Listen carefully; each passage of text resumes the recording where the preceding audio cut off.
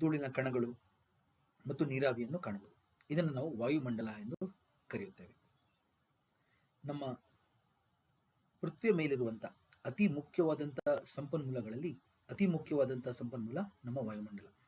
ಯಾಕೆಂದರೆ ನಮ್ಮ ವಾಯುಮಂಡಲದಿಂದ ನಮ್ಗೆ ಹಲವಾರು ಉಪಯೋಗಗಳಿದೆ ಸ್ನೇಹಿತರೆ.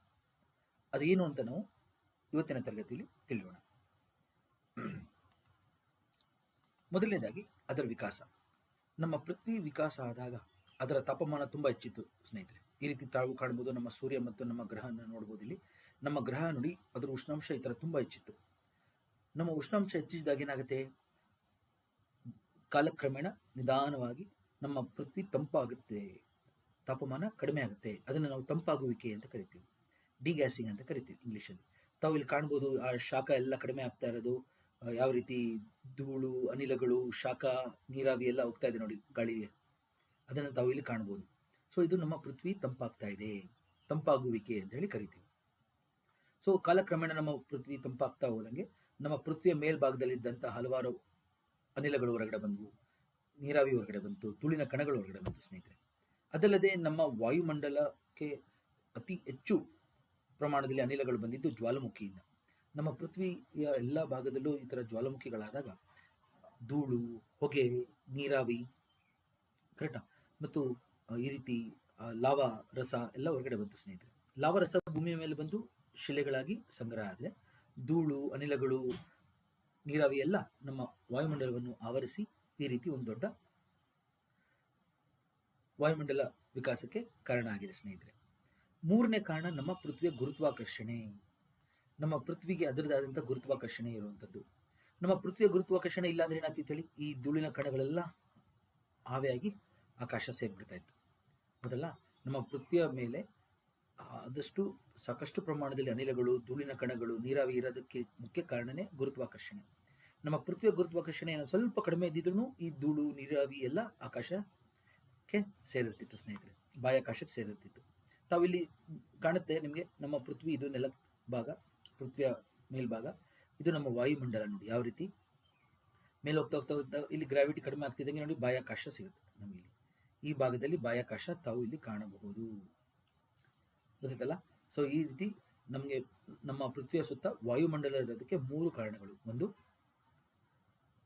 ತಂಪಾಗುವಿಕೆ, ಎರಡು ಗುರುತ್ವಾಕರ್ಷಣೆ, ಮತ್ತು ಮೂರು ಜ್ವಾಲಾಮುಖಿಗಳು. ಇದನ್ನು ತಾವು ಇಲ್ಲಿ ಗಮನಿಸಬೇಕು. ನೆಕ್ಸ್ಟ್ ನೋಡಿ ಸ್ನೇಹಿತರೆ, ಇಲ್ಲಿ ನಮ್ಮ ವಾಯುಮಂಡಲ ಅತಿ ಮುಖ್ಯವಾದಂಥ ಸಂಪನ್ಮೂಲ ಅಂತ ಹೇಳಿದೆ ನಾನು. ಯಾಕೆ ಆ ಥರ ಅಂದೆ ಅಂದರೆ ನೋಡಿ ನಮ್ಮ ವಾಯುಮಂಡಲ ನಮ್ಮ ಸೂರ್ಯನಿಂದ ಬರುವಂಥ, ನಮ್ಮ ನಕ್ಷತ್ರ ಸೂರ್ಯನಿಂದ ಬರುವಂಥ ಎಕ್ಸ್ರೇ UV ವಿಕಿರಣವನ್ನು ತಡೆಯುತ್ತದೆ, ಅದರಿಂದ ನಮ್ಮನ್ನು ರಕ್ಷಿಸುತ್ತದೆ ಸ್ನೇಹಿತರೆ. ಸೊ ನಮ್ಮ ವಾಯುಮಂಡಲ ನಮ್ಮ ಸೂರ್ಯನಿಂದ ಬರುವಂಥ UV ಕಿರಣಗಳು, ಎಕ್ಸ್ರೇ ಕಿರಣಗಳನ್ನ ತಡೆಯುತ್ತೆ. ಯಾವ ರೀತಿ ಅಂತೇಳಿ ನೋಡೋಣ. ಅದಲ್ಲದೆ ನಮ್ಮ ಬಾಹ್ಯಾಕಾಶದಿಂದ ಬರುವಂಥ ಉಲ್ಕೆಗಳು, ಶುದ್ಧಗ್ರಹಗಳು, ಧೂಮಕೇತುಗಳಿಂದ ಕೂಡ ನಮ್ಮನ್ನ ರಕ್ಷಣೆ ಕೊಡುತ್ತೆ ಸ್ನೇಹಿತರೆ ನಮ್ಮ ವಾಯುಮಂಡಲ.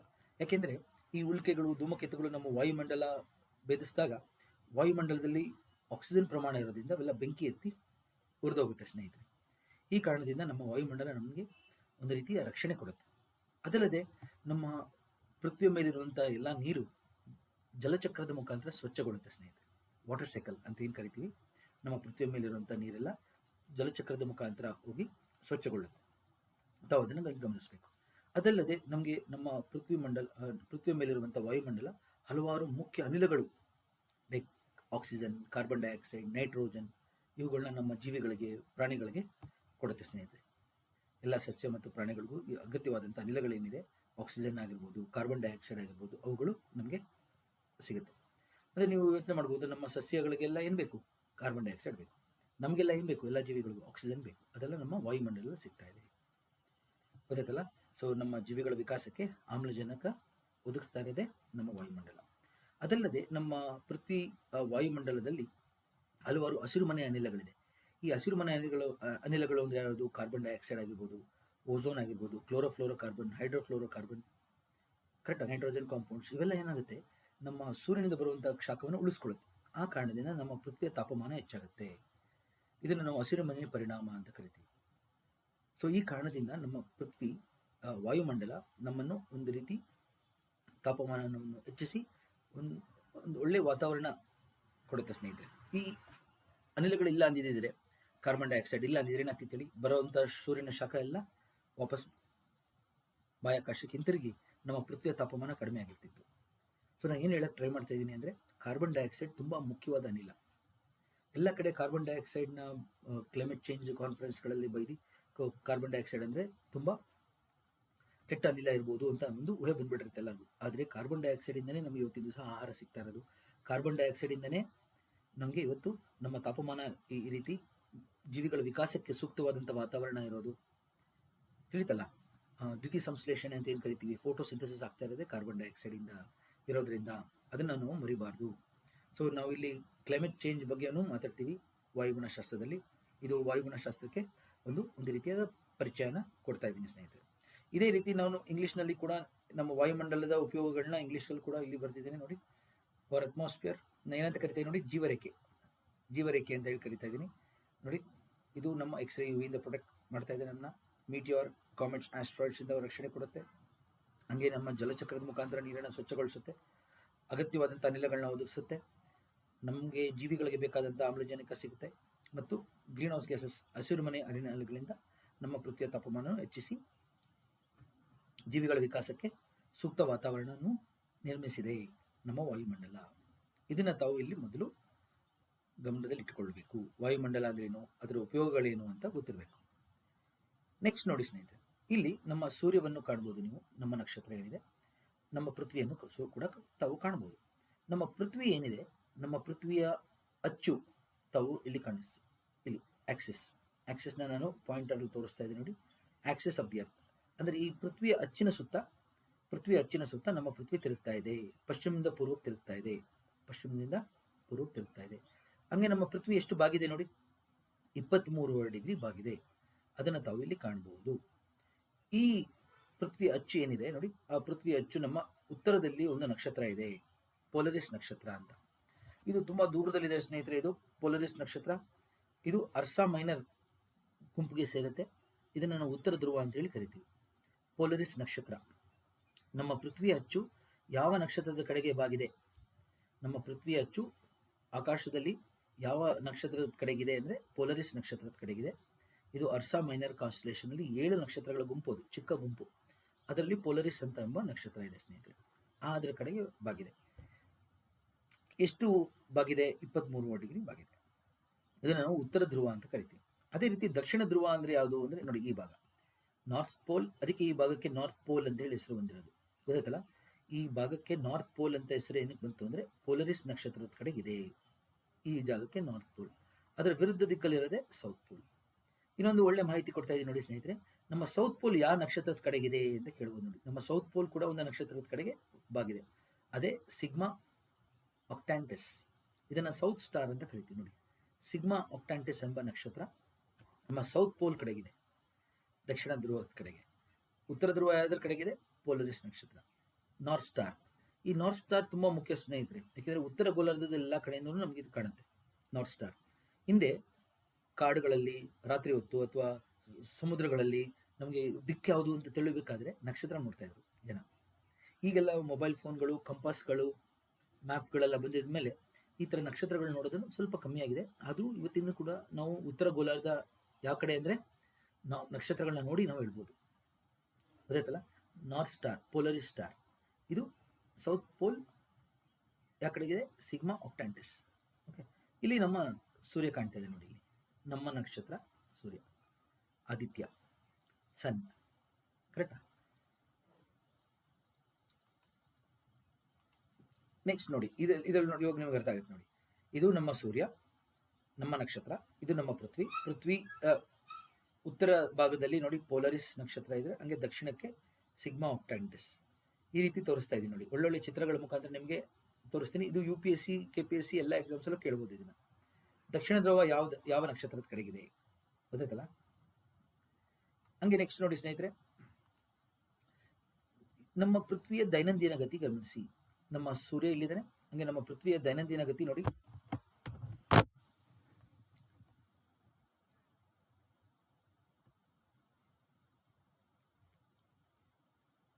ಒಂದು ನಿಮಿಷ, ನಾನು ಇಲ್ಲಿ ಸನ್ ಅಂತ ಬರೀತೀನಿ ನೋಡಿ. ನಮ್ಮ ನಕ್ಷತ್ರ ಇದು, ಇದು ನಮ್ಮ ಪೃಥ್ವಿ, ಇದು ಅರ್ಥ. ತಮ್ಮೆಲ್ಲರಿಗೂ ಇಲ್ಲಿ ಕಾಣ್ತಾ ಇದೆ. ಇದು ನೋಡಿ, ಈ ದೈನಂದಿನ ಗತಿ ಪಶ್ಚಿಮದಿಂದ ಪೂರ್ವಕ್ಕೆ ತಿರುಗ್ತಾ ಇರೋದನ್ನ ತಾವು ಇಲ್ಲಿ ಗಮನಿಸಿ. ಪಶ್ಚಿಮದಿಂದ ಪೂರ್ವಕ್ಕೆ ಯಾವ ರೀತಿ ತಿರುಗ್ತಾ ಇದೆ. ಇದು ನಮ್ಮ ನಾರ್ತ್ ಪೋಲ್, ಉತ್ತರ ಧ್ರುವ, ಹೌದಲ್ಲ? ಹಾ, ಇದು ನಮ್ಮ ಸೌತ್ ಪೋಲ್, ಈ ಭಾಗ ನೋಡಿ. ಗಮನಿಸಿ ಎಲ್ಲರೂ, ಇದು ದಿನ ಮತ್ತು ರಾತ್ರಿ, ಗೊತ್ತಾಗುತ್ತಲ್ಲ ಎಲ್ಲರಿಗೂ? ಇದು ದಿನ ಮತ್ತು ರಾತ್ರಿ, ಈ ಕಡೆದು ರಾತ್ರಿ. ಅಂದ್ರೆ ನಮ್ಮ ಪೃಥ್ವಿ ದೈನಂದಿನ ಗತಿಯಿಂದ ನಮ್ಗೆ ಏನು ಸಿಗುತ್ತೆ ಅಂದ್ರೆ ದಿನ ಮತ್ತು ರಾತ್ರಿ ಸಿಗುತ್ತೆ. ನಮ್ಮ ಪೃಥ್ವಿಯ ಯಾವ ಭಾಗ ಸೂರ್ಯನ ಕಡೆಗಿದೆ ಅದು ದಿನ, ಇನ್ನೊಂದು ಭಾಗ ರಾತ್ರಿ, ನೈಟ್. ಅದನ್ನು ತಾವಿಲ್ಲಿ ಗಮನಿಸಬಹುದು. ಈ ಎರಡನ್ನು ಬೇರೆಪಡಿಸುವಂತ ರೇಖೆಗೆ ಸರ್ಕಲ್ ಆಫ್ ಇಲ್ಯುಮಿನೇಷನ್ ಅಥವಾ ಟರ್ಮಿನೇಟರ್ ಲೈನ್ ಅಂತ ಕರಿತೀವಿ. ನಾವು ಕಟ್ಕೊಳ್ಳಿ ಸ್ನೇಹಿತರೆ, ಟರ್ಮಿನೇಟರ್ ಲೈನ್ ಅಂದ್ರೆ ದಿನ ಮತ್ತು ರಾತ್ರಿಯನ್ನು ಬೇರ್ಪಡಿಸುವಂತ ರೇಖೆಯಲ್ಲಿ ಕಾಣ್ತಾ ಇದೆ ನೋಡಿ ನಿಮಗೆ. ತಾವು ಇಲ್ಲಿ ಗಮನಿಸಬೇಕು ಇದನ್ನ. ದಿನ ಮತ್ತು ರಾತ್ರಿಯನ್ನು ಬೇರ್ಪಡಿಸುವಂತ ರೇಖೆಗೆ ಏನಂತ ಕರೀತೀವಿ? ಟರ್ಮಿನೇಟರ್. ಟರ್ಮಿನೇಟರ್ ಅಂದ್ರೆ ಏನು? ದಿನ ಕೊನೆಗೊಂಡು ರಾತ್ರಿ ಶುರುವಾಗುವಂಥದ್ದು. ಅಂದ್ರೆ ನೀವು ಒಂದು ವಿಷಯ ಗಮನಿಸ್ಬೇಕಿಲ್ಲಿ, ನಮ್ಮ ಸೂರ್ಯ ನೋಡಿ ಅಲ್ಲೇ ಇದೆ, ನಮ್ಮ ಪೃಥ್ವಿ ತಿರುಗ್ತಾ ಇರೋದು ಈ ರೀತಿ. ಸೂರ್ಯೋದಯ ಸೂರ್ಯಾಸ್ತ ಅಂತ ಹೇಳಿ ತಪ್ಪು. ಅಂದ್ರೆ ಏನಾಗ್ತಾ ಇದೆ ಅಂದ್ರೆ, ನಮ್ಮ ಪೃಥ್ವಿ ತಿರುಗೋದ್ರಿಂದ ನಮ್ಗೇನ್ ಅನ್ಸುತ್ತೆ, ಒಂದ್ ಕಡೆ ಸೂರ್ಯ ಹುಟ್ತಾ ಇದ್ದಾನೆ ಅಂದ್ರೆ ಇನ್ನೊಂದ್ ಕಡೆ ಸೂರ್ಯ ಮುಳುಗ್ತಾ ಇದ್ದಾನೆ ಅನ್ನೋ ಒಂದು ಅನುಭವ ಸಿಗುತ್ತೆ, ಹೌದಲ್ವಾ? ಸೊ ನಮ್ಮ ಪೃಥ್ವಿ ತಿರುಗೋದ್ರಿಂದ ನಮ್ಗೇನ್ ಅನುಭವ ಆಗುತ್ತೆ ಅಂದ್ರೆ, ಸೂರ್ಯ ಹುಟ್ತಾ ಇದ್ದಾನೆ, ಸೂರ್ಯ ಮುಳುಗ್ತಾ ಇದ್ದಾನೆ ಅಂತ ಅನ್ಸುತ್ತೆ ನಮ್ಗೆ. ಆದ್ರೆ ಸೂರ್ಯ ಹುಟ್ಟೋದಲ್ಲ ಅದು, ನಮ್ಮ ಪೃಥ್ವಿ ತಿರುಗೋದ್ರಿಂದ ನಮ್ಗೆ ಆಗುವಂತ ಅನುಭವ, ಗೊತ್ತಾಯ್ತಲ್ಲ? ಮತ್ತೆ ಇಲ್ಲಿ ನೋಡಿ, ದಿನ ಮತ್ತು ರಾತ್ರಿ ಯಾವ ರೀತಿ ಆಗ್ತಾ ಇದೆ ಅಂತ ಹೇಳಿ ಗಮನಿಸಿ. ಈ ದಿನದ ಹೊತ್ತಲ್ಲಿ ನೋಡಿ, ಈ ಭಾಗಕ್ಕೆ ಬೆಳಕು ಬೀಳ್ತಾ ಇದೆ ನೋಡಿ, ನೇರವಾಗಿ ಸೂರ್ಯನಿಂದ ಬೆಳಕು ಬೀಳ್ತಾ ಇದೆ. ಈ ಭಾಗದಲ್ಲಿ ತಾವು ಗಮನಿಸಿ, ಯಾವಾಗ ಬೆಳಕು ಬೀಳುತ್ತೆ ಏನಾಗುತ್ತೆ ಗಮನಿಸಿ. ಈ ಭಾಗದಲ್ಲಿ ಬೆಳಕು ಬೀಳ್ತಿದ್ದಂಗೆ ಇಲ್ಲಿ ಬೆಳಕು, ದಿನ, ಲೈಟ್, ಬೆಳಕಿದೆ, ಲೈಟ್ ಇದೆ. ಇನ್ನೊಂದು ಕಡೆ ನೋಡಿ ಬೆಳಕಿಲ್ಲ, ಕತ್ಲೆ, ರಾತ್ರಿ, ಡಾರ್ಕ್ನೆಸ್. ಡಾರ್ಕ್ನೆಸ್ ಡಾರ್ಕ್ನೆಸ್ ಅಂದ್ರೇನು? ಬೆಳಕಿಲ್ದೇ ಇರೋದೆ ಕತ್ಲು. ಕತ್ಲು ಅಂದ್ರೇನು? ಬೆಳಕಿಲ್ದೇ ಇರೋದು ಕತ್ಲು. ನಾವು ಕಟ್ಕೊಳ್ಳಿ. ಸೊ ಬೆಳಿಗ್ಗೆ ಹೊತ್ತು ಏನಾಗುತ್ತೆ, ಈ ಥರ ಶಾಖನೂ ಬರ್ತಾ ಇದೆ, ಕರೆಕ್ಟ್ ಆಗಿ ಹೀಟ್ ಕೂಡ ಬರ್ತಾ ಇದೆ, ಸೂರ್ಯನಿಂದ ನಮಗೆ ಶಾಖ ಕೂಡ ಬರುತ್ತೆ. ಆ ಶಾಖ ಎಲ್ಲ ಬಿದ್ದು ಭೂಮಿಯ ತಾಪಮಾನ ಹೆಚ್ಚಾಗುತ್ತೆ, ಹೌದಲ್ವಾ? ಟೆಂಪರೇಚರ್ ಹೆಚ್ಚಾಗುತ್ತೆ. ಅದೇ ರಾತ್ರಿ ಹೊತ್ತು ಏನಾಗುತ್ತೆ, ರಾತ್ರಿ ಹೊತ್ತು ಸೂರ್ಯನಿಂದ ಬಂದಂಥ ಶಾಖ ಎಲ್ಲ ಹೊಟ್ಟೋಗುತ್ತೆ, ಭೂಮಿ ತಂಪಾಗುತ್ತೆ. ಆಗ ರಾತ್ರಿ ಹೊತ್ತು ನಮಗೆ ಚಳಿ ಆಗುತ್ತೆ, ಗೊತ್ತಾಯ್ತಲ್ವಾ? ಈಗ ಗೊತ್ತಾಗಿದೆ ಎಲ್ಲರಿಗೂ, ರಾತ್ರಿ ಹೊತ್ತು ಏನಕ್ಕೆ ನಮ್ಗೆ ಚಳಿ ಆಗುತ್ತೆ ಅಂದರೆ ಭೂಮಿಯ ತಾಪಮಾನ ಕಡಿಮೆ ಆಗೋಗುತ್ತೆ. ಯಾಕೆಂದರೆ ಆ ಭಾಗಕ್ಕೆ ಶಾಖ ಬೀಳ್ತಾ ಇಲ್ಲ. ಸೊ ಚಳಿ ಅಂದ್ರೇನು? ಶಾಖ ಇಲ್ದಿರದೆ ಚಳಿ, ಗೊತ್ತಾಯ್ತಲ್ಲ? ಅದಕ್ಕೆ ನೀವು ನೋಡಿರ್ಬೋದು, ಮಧ್ಯರಾತ್ರಿಯಿಂದ ಬೆಳಗಿನ ಜಾವ ನಮ್ಗೆ ಚಳಿ ಆಗುತ್ತೆ, ಗೊತ್ತಾಯ್ತಲ್ಲ? ಈ ಕಾರಣಕ್ಕೆ. ಓಕೆ, ಸೊ ತಾವು ಗಮನಿಸಿ. ಇದು ನೋಡಿ ವಾರ್ಷಿಕ ಗತಿ. ವಾರ್ಷಿಕ ಗತಿ ಅಂದರೆ ನಮ್ಮ ಪೃಥ್ವಿ ಸೂರ್ಯನ ಸುತ್ತ ಯಾವ ರೀತಿ ಪ್ರದಕ್ಷಿಣೆ ಆಗ್ತಾ ಇರೋದನ್ನು ಗಮನಿಸಿ. ಒಂದೆರಡು ನಿಮಿಷ ನಾನು ಇಲ್ಲಿ ಪಾಸ್ ಮಾಡ್ತಿದ್ದೀನಿ. ನೋಡಿ ಯಾವ ರೀತಿ ನಮ್ಮ ಪೃಥ್ವಿ ತಿರುಗ್ತಾ ಇದೆ. ದೈನಂದಿನ ಗತಿ ಇದೆ, ವಾರ್ಷಿಕ ಗತಿ ಇದೆ. ದೈನಂದಿನ ಗತಿ ಮತ್ತು ವಾರ್ಷಿಕ ಗತಿ ಅಂದರೆ ರೊಟೇಟ್ ಆಗ್ತಾನೆ ಸೂರ್ಯನ ಸುತ್ತ ಪ್ರದಕ್ಷಿಣೆ ಆಗ್ತಾ ಇರೋದು. ಅಂದರೆ ಒಂದು ಸತಿ ನಮ್ಮ ಪೃಥ್ವಿ ಸೂರ್ಯನ ಸುತ್ತ ಒಂದು ಸತಿ ಪ್ರದಕ್ಷಿಣೆ ಆಗ್ತದೆ, ಅದು 1 ವರ್ಷ. ಇದನ್ನು ಒಂದು ಕಕ್ಷ ಮಾರ್ಗ ಅಂತ ಕರಿತೀವಿ. ನೀವೇನು ಕಾಣ್ತಾ ಇದ್ದೀರಾ, ನೋಡ್ತಾ ಇದ್ದೀರಾ ಅಂದರೆ ನಮ್ಮ ಪೃಥ್ವಿಯ ಕಕ್ಷ ಮಾರ್ಗ, ಆರ್ಬಿಟ್. ಸೂರ್ಯನ ಸುತ್ತ ಯಾವ ರೀತಿ ಕಕ್ಷ ಮಾರ್ಗ ಇದೆ ನೋಡಿ, ಗೋಲಾಕಾರದ ವಿರುದ್ಧ ಪ್ರದಕ್ಷಿಣೆಯ ಕಕ್ಷ ಮಾರ್ಗ, ಆಯ್ತಾ? ಸನ್ ನಿಧಾನಕ್ಕೆ ತಿರುಗ್ತಾ ಇರೋದು ಸಹ ನೀವಲ್ಲಿ ಕಾಣ್ಬೋದು, ಸನ್ ನಿಧಾನಕ್ಕೆ ತಿರುಗ್ತಾ ಇರೋದು. ಓಕೆ, ಹಂಗೆ ನಮ್ಮ ಅರ್ತ್ ನೋಡಿ, ಅರ್ತ್ ಕೂಡ ತಿರುಗ್ತಾ ತಿರುಗ್ತಾ ಸೂರ್ಯನ ಸುತ್ತ ಪ್ರದಕ್ಷಿಣೆ ಆಗ್ತಾ ಇದ್ದಾನೆ, ಇಲ್ಲಿ ನೋಡಿ, ಅದನ್ನು ಗಮನಿಸಿ. ಸೊ ನಮ್ಮ ಅರ್ಥ ಏನಿದೆ, ಒಂದ್ಸತಿ ರೊಟೇಟ್ ಆದ್ರೇನು ಒಂದು ದಿನ, ಕರೆಕ್ಟ್ ಅಲ್ವಾ? 24 ಗಂಟೆ ತಗೊಳುತ್ತೆ ಅಪ್ರಾಕ್ಸಿಮೇಟ್ಲಿ. ಅದೇ ನಮ್ಮ ಸೂರ್ಯನ ಸುತ್ತ ಪ್ರದಕ್ಷಿಣೆ ಹಾಕಬೇಕು ಅಂದರೆ 365 ಸತಿ ತಿರುಗಬೇಕದು. ಎಷ್ಟು ಸತಿ ತಿರುಗಬೇಕು? 360 ಸತಿ ತಿರುಗಿರುತ್ತೆ. ಅದಕ್ಕೆ ನಮಗೆ 365 ದಿವಸಗಳು, ಗೊತ್ತಾಯ್ತಲ್ಲ ಎಲ್ಲರಿಗೂ? ನಮ್ಮ ಪೃಥ್ವಿ ಸೂರ್ಯನ ಸುತ್ತ ಗೋಲಾಕಾರದ ವಿರುದ್ಧ ಕಕ್ಷ ಮಾರ್ಗದಲ್ಲಿ ಪ್ರದಕ್ಷಿಣೆ ಹಾಕುತ್ತದೆ. ಸೂರ್ಯನ ಸುತ್ತ ಒಂದು ಸತಿ ತಿರುಗೋದಕ್ಕೆ, ಸೂರ್ಯನ ಸುತ್ತ ಪ್ರದಕ್ಷಿಣೆ ಹಾಕ್ಲಿಕ್ಕೆ 365 ಸತಿ ತಿರುಗಿರುತ್ತೆ ನಮ್ಮ, ಅಂದರೆ ಸ್ಪಿನ್ 365 ಸತಿ ಸ್ಪಿನ್ ಆಗಿರುತ್ತೆ ಅರ್ಥ. ಅದಕ್ಕೆ ನಮಗೆ 365 ದಿವಸಗಳು, ಗೊತ್ತಾಯ್ತಲ್ಲ? ಒಂದು ವರ್ಷದಲ್ಲಿ ನಮಗೆ 365 ದಿವಸ ಏನಕ್ಕೆ ಅಂದರೆ ಈ ಕಾರಣಕ್ಕೆ. ವಾರ್ಷಿಕ ಗತಿ ಗೊತ್ತಾಯ್ತಲ್ಲ ಎಲ್ಲರಿಗೂ? ನೋಡಿ, ವಾರ್ಷಿಕ ಗತಿ ವಿರುದ್ಧ ಪ್ರದಕ್ಷಿಣೆಯ ಗೋಲಾಕಾರದ ಕಕ್ಷ ಮಾರ್ಗ ಆಗೋದ್ರಿಂದ ಕೆಲವು ಕಡೆ ಸೂರ್ಯನಿಗೆ ಹತ್ರ ಬಂದಿರ್ತಾನೆ ನೋಡಿ, ಅದನ್ನ ನೀಚ ಸ್ಥಾನ ಅಂತ ಕರಿತೀವಿ. ಪೆರಿಲಿಯನ್, ಪೆರಿ ಅಂದರೆ ನಿಯರ್ ಅಂತ, ನಿಯರ್.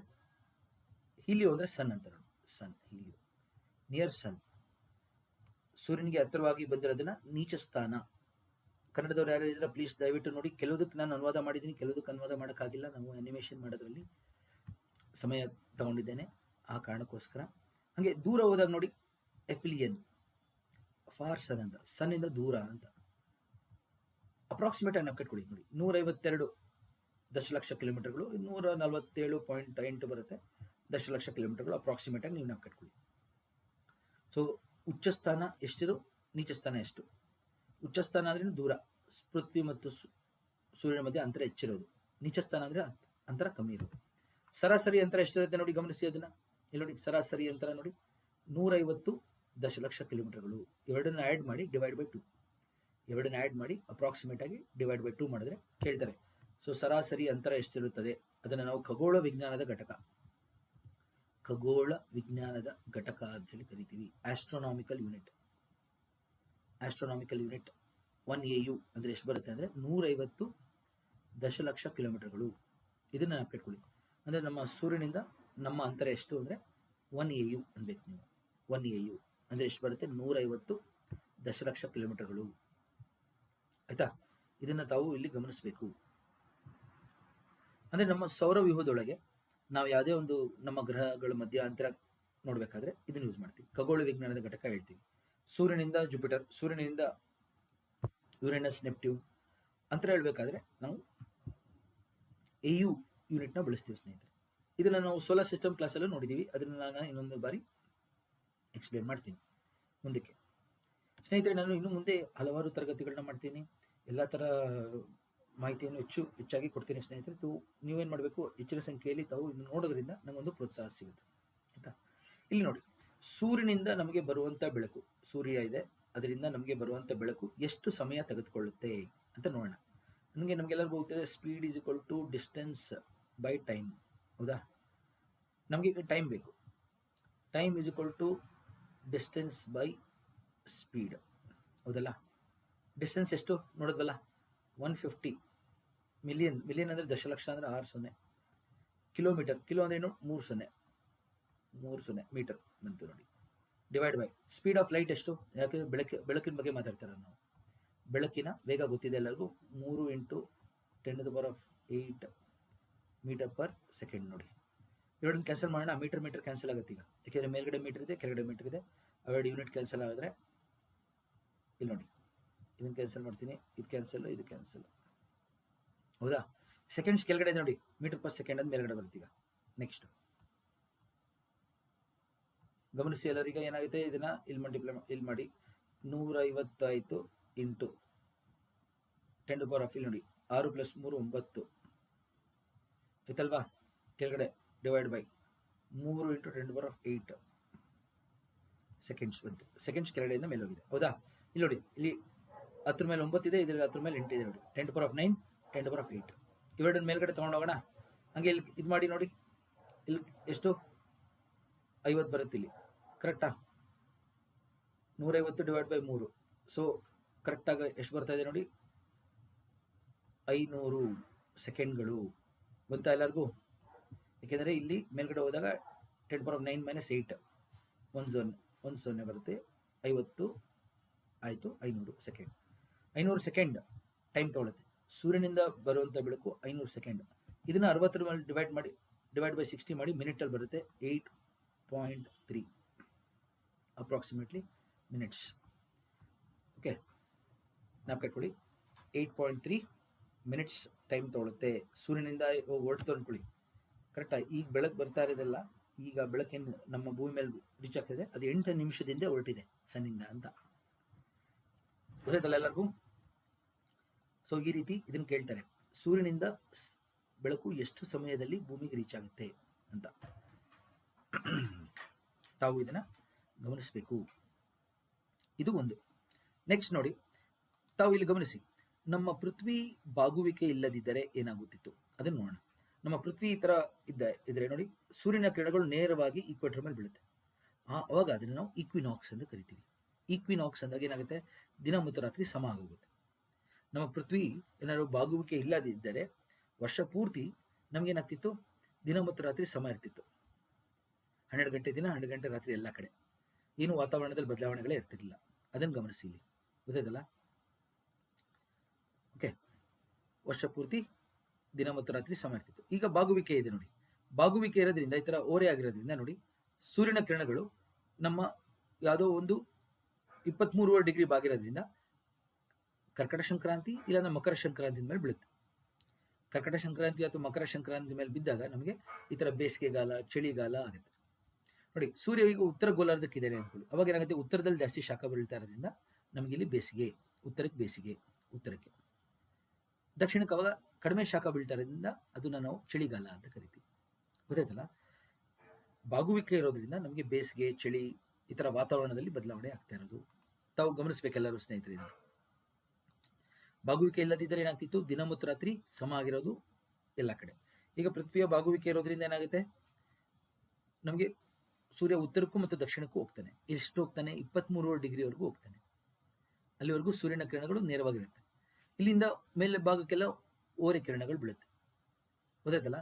ಸೊ ಸೂರ್ಯನ ಕಿರಣಗಳು ನೇರವಾಗಿ ಎಲ್ಲಿವರೆಗೂ ಬೀಳುತ್ತೆ ಅಂದರೆ ವರ್ಷ ಪೂರ್ತಿ ಕರ್ಕಟ ಸಂಕ್ರಾಂತಿ ಮತ್ತು ಮಕರ ಸಂಕ್ರಾಂತಿ ಮಧ್ಯ. ಅದರಿಂದ ಮೇಲೆ ಮತ್ತು ಅದರಿಂದ ಕೆಳಗಡೆ ಓರೆ ಕಿರಣಗಳಿರುತ್ತೆ. ಮತ್ತು ಬಾಗುವಿಕೆ ಇಲ್ಲದಿದ್ದರೆ ನಮಗೆ ಋತುಗಳಿರ್ತಿರಲಿಲ್ಲ. ಬಾಗುವಿಕೆ ಇಲ್ಲದಿದ್ದರೆ ಋತುಗಳು ಯಾವುದೂ ಇರ್ತಾನೆ ಇರಲಿಲ್ಲ. ವರ್ಷ ಪೂರ್ತಿ 12 ಗಂಟೆ ದಿನ ರಾತ್ರಿ ಸಮ ಇರ್ತಿತ್ತು, ಗೊತ್ತಾಯ್ತಲ್ಲ? ನಾವು ಕಟ್ಕೊಳ್ಳಿ, ಬಾಗುವಿಕೆ ಇರೋದ್ರಿಂದ ನಮಗೆ ಬೇಸಿಗೆ, ಚಳಿ ಅಂತೆಲ್ಲ ಇಲ್ಲಿ ಋತುಗಳಿರೋದು. ಅದನ್ನು ನೋಡೋಣ. ಈಗ ಇಲ್ಲಿ ಗಮನಿಸಿ, ಈಗ ಸೂರ್ಯನ ಕಿರಣಗಳು ನೋಡಿ ಟ್ರಾಪಿಕ್ ಆಫ್ ಕ್ಯಾನ್ಸರ್ ಅದ್ರ ಮೇಲೆ ಬೀಳ್ತಾ ಇದೆ. ಕರ್ಕಟ ಸಂಕ್ರಾಂತಿ, ಈ ಕರ್ಕಟ ಸಂಕ್ರಾಂತಿ ನೋಡಿ ಭಾರತದ ಮುಖಾಂತರ ಪಾಸ್ ಆಗುತ್ತೆ. ಭಾರತ ಉತ್ತರ ಗೋಲಾರ್ಧದಲ್ಲಿರುವ ದೇಶ. ನಮ್ಮ ಭಾರತದಲ್ಲಿ 8 ರಾಜ್ಯಗಳ ಮುಖಾಂತರ ಹಾದು ಹೋಗುತ್ತೆ ಕರ್ಕಟ ಸಂಕ್ರಾಂತಿ. ಸೊ ಸೂರ್ಯನ ಕಿರಣಗಳು ನೇರವಾಗಿ ಬೀಳ್ತಾ ಇದೆ ನೋಡಿ, ಅವಾಗ ಏನಾಗುತ್ತೆ, ನಮಗೆ ಅವಾಗ ಬೇಸಿಗೆ, ಉತ್ತರ ಗೋಲಾರ್ಧದಲ್ಲಿ ಬೇಸಿಗೆ ಇರುತ್ತೆ. ದಕ್ಷಿಣ ಗೋಲಾರ್ಧದಲ್ಲಿ ಓರೆ ಕಿರಣಗಳು ಬೀಳೋದ್ರಿಂದ ನಮಗೆ ದಕ್ಷಿಣ ಗೋಲಾರ್ಧದಲ್ಲಿ ಕಡಿಮೆ ಶಾಖ ಬೀಳೋದ್ರಿಂದ ಚಳಿಗಾಲ ಇರುತ್ತೆ, ಗೊತ್ತಾಯ್ತಲ್ಲ? ಉತ್ತರದಲ್ಲಿ ನೇರವಾಗಿ ನೋಡಿ ನಮ್ಮ ಸೂರ್ಯನ ಕಿರಣಗಳು ಇಲ್ಲೇ ಬೀಳ್ತಾ ಇದೆ, ಈ ಥರ ನೇರವಾದ ಕಿರಣಗಳು. ಅದಕ್ಕೆ ನಮಗೆ ಕರ್ಕಟ ಸಂಕ್ರಾಂತಿ ಮೇಲೆ ಬೇಸಿಗೆ ಇದ್ದರೆ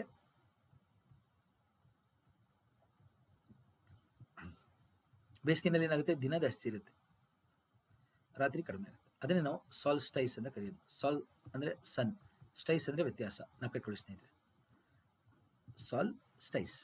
ಸಾಲ್ ಅಂದರೆ ಸನ್, ಸ್ಟೈಸ್ ಅಂದರೆ ವ್ಯತ್ಯಾಸ, ಆಯ್ತಾ? ಹಂಗೆ ಇಲ್ಲಿ ದಕ್ಷಿಣ ಗೋಲಾರ್ಧದಲ್ಲಿ ನೋಡಿ ಓರೆ ಕಿರಣಗಳು ಬೀಳ್ತಾ ಇದೆ ಹಿಂಗೆ. ಓಕೆ, ಅವಾಗ ಏನಾಗುತ್ತೆ, ಕಡಿಮೆ ಶಾಖ ಬಿದ್ದಾಗ ಏನಾಗುತ್ತೆ, ಟೆಂಪರೇಚರ್ ಕಡಿಮೆ ಆಗುತ್ತೆ. ಚಳಿಗಾಲ, ಚಳಿಗಾಲದಲ್ಲಿ ಏನಾಗುತ್ತೆ, ದಿನ ಕಮ್ಮಿ, ರಾತ್ರಿ ಜಾಸ್ತಿ. ಇದನ್ನು ನಾವು ವಿಂಟರ್ ಸಾಲಿಸ್ಟೈಸ್ ಅಂತ ಕರೆಯೋದು. ವಿಂಟರ್ ಸಾಲಿಸ್ಟೈಸ್. ಸಾಲ್ ಅಂದರೆ ಸನ್, ಸ್ಟೈಸ್ ಅಂದರೆ ವ್ಯತ್ಯಾಸ. ಓಕೆ, ಚಳಿಗಾಲ ಕನ್ನಡದಲ್ಲಿ, ಮೇಲ್ಗಡೆ ಉತ್ತರ ಗೋಲಾರ್ಧದಲ್ಲಿ ಬೇಸಿಗೆಗಾಲ. ಕನ್ನಡದಲ್ಲಿ ನೋಡಿ ಬೇಸಿಗೆಗಾಲ, ಚಳಿಗಾಲ, ಗೊತ್ತಾಯ್ತಲ್ಲ? ಪೃಥ್ವಿಯ ಬಾಗುವಿಕೆಯಿಂದ ನಮ್ಗೆ ಯಾವ ರೀತಿ ಋತುಗಳೆಲ್ಲ ಸಿಗ್ತಾ ಇದೆ ಅಂತ. ಹಂಗೆ ಸೂರ್ಯನಿಂದ ಬೀಳುವಂಥ ಶಾಖ ಕೂಡ ಆ್ಯಂಗಲ್ ಚೇಂಜ್ ಆಗುತ್ತೆ ಸ್ನೇಹಿತರೆ. ಓಕೆ, ಈ ಭಾಗದಲ್ಲಿ ಜಾಸ್ತಿ ಶಾಖ ಬೀಳುತ್ತೆ ಉಷ್ಣವಲಯದಲ್ಲಿ. ಧ್ರುವೀಯ ಪ್ರದೇಶ ಮತ್ತು ಸಮಶೀತೋಷ್ಣ ವಲಯದಲ್ಲಿ ಶಾಖ ಕಡಿಮೆ ಆಗುತ್ತೆ. ಅದನ್ನು ನೋಡೋಣ ಈಗ. ಹಂಗೆ ಈ ಕಡೆ ನೋಡಿ, ನಮ್ಮ ಪೃಥ್ವಿ ಯಾವ ಭಾಗದ ಮೇಲೆ ಸೂರ್ಯನ ಕಿರಣಗಳಿದೆ ಈಗ ನೋಡಿ, ಮಕರ ಸಂಕ್ರಾಂತಿ. ಮಕರ ಸಂಕ್ರಾಂತಿಯ ಮೇಲೆ ನೇರವಾದ ಕಿರಣಗಳು ಬೀಳ್ತಾ ಇದೆ. ಮಕರ ಸಂಕ್ರಾಂತಿ ನೋಡಿ 23 ಡಿಗ್ರಿ ದಕ್ಷಿಣ ಮಕರ. ಇಲ್ಲಿ ನೋಡಿ ಮಕರ 23 ಡಿಗ್ರಿ ದಕ್ಷಿಣದ ಮೇಲೆ ಬೀಳ್ತಾ ಇದೆ. ಅವಾಗ ಇಲ್ಲಿ ಜಾಸ್ತಿ ಶಾಖ ಬೀಳೋದ್ರಿಂದ ದಕ್ಷಿಣ ಗೋಲಾರ್ಧದಲ್ಲಿ ಬೇಸಿಗೆ ನೋಡಿ. ಆ್ಯಂಗಲ್ ನೋಡಿ, ಆ್ಯಂಗಲ್ ಆಫ್ ಇನ್ಸುಲೇಷನ್ ಅಂತ ಏನು ಕರಿತೀವಿ. ಸೌರಜನ್ಯ ಶಾಖ ಯಾವ ಕೋನದಲ್ಲಿ ಬೀಳ್ತಾ ಇದೆ, ಸೌರಜನ್ಯ ಶಾಖ ಯಾವ ಕೋನದಲ್ಲಿ ಬೀಳ್ತಾ ಇದೆ ಅಂತ ತೋರಿಸ್ತಾ ಇದೀವಿ. ಹಂಗೆ ದಕ್ಷಿಣ ಗೋಲಾರ್ಧ ಅವಾಗ ಬೇಸಿಗೆ ಇರುತ್ತೆ, ಬೇಸಿಗೆಗಾಲ. ಉತ್ತರ ಗೋಲಾರ್ಧದಲ್ಲಿ ಚಳಿಗಾಲ ಇರುತ್ತೆ, ವಿಂಟರ್. ಗೊತ್ತಾಯ್ತಲ್ಲ? ಈ ರೀತಿ ನಮಗೆ ಇದು ಅರ್ಥ ಆಗ್ಬಿಟ್ರೆ ಪೃಥ್ವಿಯ ಬಾಗುವಿಕೆ, ನಮಗೆ ಋತುಗಳು ಅರ್ಥ ಆಗುತ್ತೆ.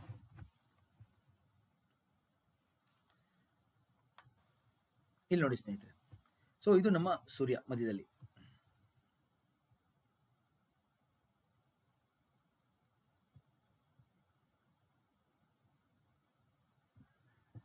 ಸೂರ್ಯನ ಮಧ್ಯದಲ್ಲಿ ಬರೋಣ.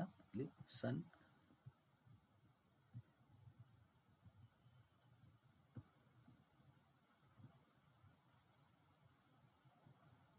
ಇಲ್ಲಿ ನೋಡಿ, ಇದು ನಮ್ಮ ಪೃಥ್ವಿ. ಇದು ನಮ್ಮ ಪೃಥ್ವಿಯ ಯಾವ ಭಾಗಕ್ಕೆ ಸೂರ್ಯನ ನೇರ ಕಿರಣಗಳು ಬೀಳ್ತಾ ಇದೆ ಗಮನಿಸಿ. ಈಗ ಪೃಥ್ವಿ ಈ ರೀತಿ ಬಾಗಿದೆ. ಯಾವ ತಿಂಗಳಿದು? ಡಿಸೆಂಬರ್ ತಿಂಗಳು ಅಂತ ತಗೋಣ. ಡಿಸೆಂಬರ್ 22ಕ್ಕೆ, ಡಿಸೆಂಬರ್ 22ನೇ ತಾರೀಕು ಸೂರ್ಯನ ಕಿರಣಗಳು ನಮಗೆ ಮಕರ ಸಂಕ್ರಾಂತಿ ಮೇಲೆ ಬೀಳುತ್ತೆ. ಅದನ್ನು ಗಮನಿಸಿ. ಮಕರ ಸಂಕ್ರಾಂತಿ ಇಲ್ಲಿದೆ. ದಕ್ಷಿಣ ಗೋಲಾರ್ಧ, ಅವಾಗ ದಕ್ಷಿಣ ಗೋಲಾರ್ಧದಲ್ಲಿ ಬೇಸಿಗೆ, ಜಾಸ್ತಿ ಶಾಖ ಬೀಳ್ತಾ ಇರುತ್ತೆ ಇಲ್ಲಿ, ಅದಕ್ಕೆ ಬೇಸಿಗೆ. ಉತ್ತರಕ್ಕೆ ಓರೆ ಕಿರಣಗಳು ಬೀಳ್ತಾ ಇರುತ್ತೆ ನೋಡಿ, ಹಿಂಗೆ ಸ್ಲ್ಯಾಂಟ್ ರೇಸ್ ಬೀಳ್ತಾ ಇರುತ್ತೆ, ಹಿಂಗೆ ಸ್ಲ್ಯಾಂಟ್ ರೇಸ್.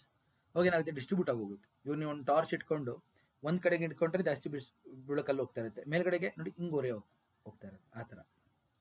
ಉತ್ತರಕ್ಕೆ ಕಡಿಮೆ ಶಾಖ ಹೋಗ್ತಾ ಇದೆ ನೋಡಿ. ಆವಾಗ ನಮಗೆ ಏನಾಗುತ್ತೆ, ಉತ್ತರಕ್ಕೆ ಚಳಿಗಾಲ. ಅವಾಗ ಚಳಿಗಾಲದಲ್ಲಿ ಏನಾಗುತ್ತೆ, ಹಿಮ ಎಲ್ಲ ಬೀಳುತ್ತೆ, ಹೌದಾ? ಎಲ್ಲ ಕಡೆ ಹಿಮ ಎಲ್ಲ ಬಿದ್ದು ಉತ್ತರದಲ್ಲಿ ಹಿಮಾಲಯ ಭಾಗ ಆಗಿರ್ಬೋದು, ಓಕೆ, ಸೈಬೀರಿಯಾ ಆಗಿರ್ಬೋದು, ಆ ಭಾಗದಲ್ಲೆಲ್ಲ ಹಿಮ ಬೀಳ್ತಾ ಇರುತ್ತೆ. ಕೆನಡಾ, ಕರೆಕ್ಟಾ, ಗ್ರೀನ್ಲ್ಯಾಂಡ್, ಯುರೋಪ್ ಭಾಗ, ನಮ್ಮ ಹಿಮಾಲಯ ಪರ್ವತಗಳು, ಇವೆಲ್ಲ ಏನಾಗುತ್ತೆ, ಹಿಮದಿಂದ ಕವಿದಿರುತ್ತೆ. ಎಷ್ಟೋ ಭಾಗ ಹಿಮ ಬಿದ್ದಿರುತ್ತೆ ನಮಗೆ. ಅವಾಗ ನೀವೇನ ಈಗ ಜಮ್ಮು ಕಾಶ್ಮೀರ, ಲಡಾಖ್ಗೆಲ್ಲ ಹೋದರೆ ಹಿಮ ನೋಡ್ಬೋದು, ಆಯಿತಾ? ಇನ್ನೂ ಚಳಿಗಾಲದಲ್ಲಿ ನಾವು ಫೆಬ್ರವರಿ ಆದ್ರೂ ಸ್ವಲ್ಪ ಚಳಿಗಾಲ ಇನ್ನೂ ಮುಗ್ದಿಲ್ಲ ಉತ್ತರ ಗೋಲಾರ್ಧದಲ್ಲಿ. ನಾವು ದಕ್ಷಿಣ ಭಾಗದಲ್ಲಿದ್ದೀವಿ, ಭಾರತದ ದಕ್ಷಿಣ ಭಾಗದಲ್ಲಿದ್ದೀವಿ, ಕರೆಕ್ಟಾ? ಸೊ ಟ್ರಾಪಿಕ್ ಆಫ್ ಕ್ಯಾನ್ಸರ್ ದಕ್ಷಿಣದಲ್ಲಿ ಅಷ್ಟು ನಮಗೆ ಚಳಿ ಆಗಲ್ಲ. ಆದರೆ ಉತ್ತರ ಭಾರತದಲ್ಲಿ ನಾವು ಕಟ್ಕೊಳ್ಳಿ ಸ್ನೇಹಿತರೆ. ಸೊ ನಮಗೆಲ್ಲ ತುಂಬ ಚಳಿಯಿಂದ ಹೊರಗಡೆ ಬರ್ತಾ ಇದ್ದಾರೆ ಅವ್ರು ನಿಧಾನಕ್ಕೆ ಈಗ, ಆಯಿತಾ? ಡಿಸೆಂಬರ್ ನಾವು ಕಟ್ಕೊಳ್ಳಿ, ಡಿಸೆಂಬರ್ ಜನವರಿಲೆಲ್ಲ ನಾನು ಮಾತಾಡ್ತಾ ಇರೋದು ಡಿಸೆಂಬರ್ ಭಾಗಕ್ಕೆ. ಆವಾಗ ಉತ್ತರದಲ್ಲಿ ಫುಲ್ ಹಿಮ ಬಿದ್ದಿರುತ್ತೆ, ಎಲ್ಲ ಹಿಮ ಬಿದ್ದಿರುತ್ತೆ, ಏನು ಗಿಡಗಳು ಬೆಳೆಯೋದಕ್ಕೆ ಸಾಧ್ಯ ಆಗಲ್ಲ ಆವಾಗ, ಎಲ್ಲ ಹಿಮ ಇರೋದ್ರಿಂದ. ಅದೇ ಡಿಸೆಂಬರ್, ಜನವರಿ, ಫೆಬ್ರವರಿ, ಮಾರ್ಚಿಗೆ ನೋಡಿ, ಸೂರ್ಯನ ಕಿರಣಗಳು ಈಕ್ವೇಟರ್ ಮೇಲೆ ಬೀಳ್ತಾ ಇದೆ ನೋಡಿ. ಅಂದರೆ ಸೂರ್ಯ ಎಲ್ಲಿಂದ ಎಲ್ಲಿಗೆ ಹೋಗ್ತಾ ಇದ್ದಾನೆ, ದಕ್ಷಿಣದಿಂದ ಉತ್ತರಕ್ಕೆ ಬರ್ತಾ ಇದ್ದಾನೆ. ಆದರೆ ಯಾವಾಗ ಸೂರ್ಯ ಈಕ್ವೇಟರ್ ಮೇಲೆ ಬರ್ತಾನೆ ಅವಾಗ ದಿನ ಮತ್ತು ರಾತ್ರಿ ಸಮ ಆಗುತ್ತೆ. ಇದನ್ನೇ ನಾವು ಈಕ್ವಿನಾಕ್ಸ್ ಅಂತ ಕರೆಯೋದು. ಈಕ್ವಿನಾಕ್ಸ್ ಅಂದ್ರೆ ಏನು ಹೇಳಿದ್ವಿ ಆಗಲೇ, ದಿನ ಮತ್ತು ರಾತ್ರಿ ಸಮ ಆಗೋದನ್ನ ಈಕ್ವಿನಾಕ್ಸ್. ಪೃಥ್ವಿ ಬಾಗಿದೆ, ಆದರೆ ಅದರ ಜಾಗ ನೋಡಿ ಬದಲಾಗಿದೆ. ಈಗ ಈಕ್ವೇಟರ್ ಮೇಲೆ ಸೂರ್ಯನ ಕಿರಣಗಳು ನೇರವಾಗಿ ಬೀಳ್ತಾ ಇದೆ, ದಿನ ಮತ್ತು ರಾತ್ರಿ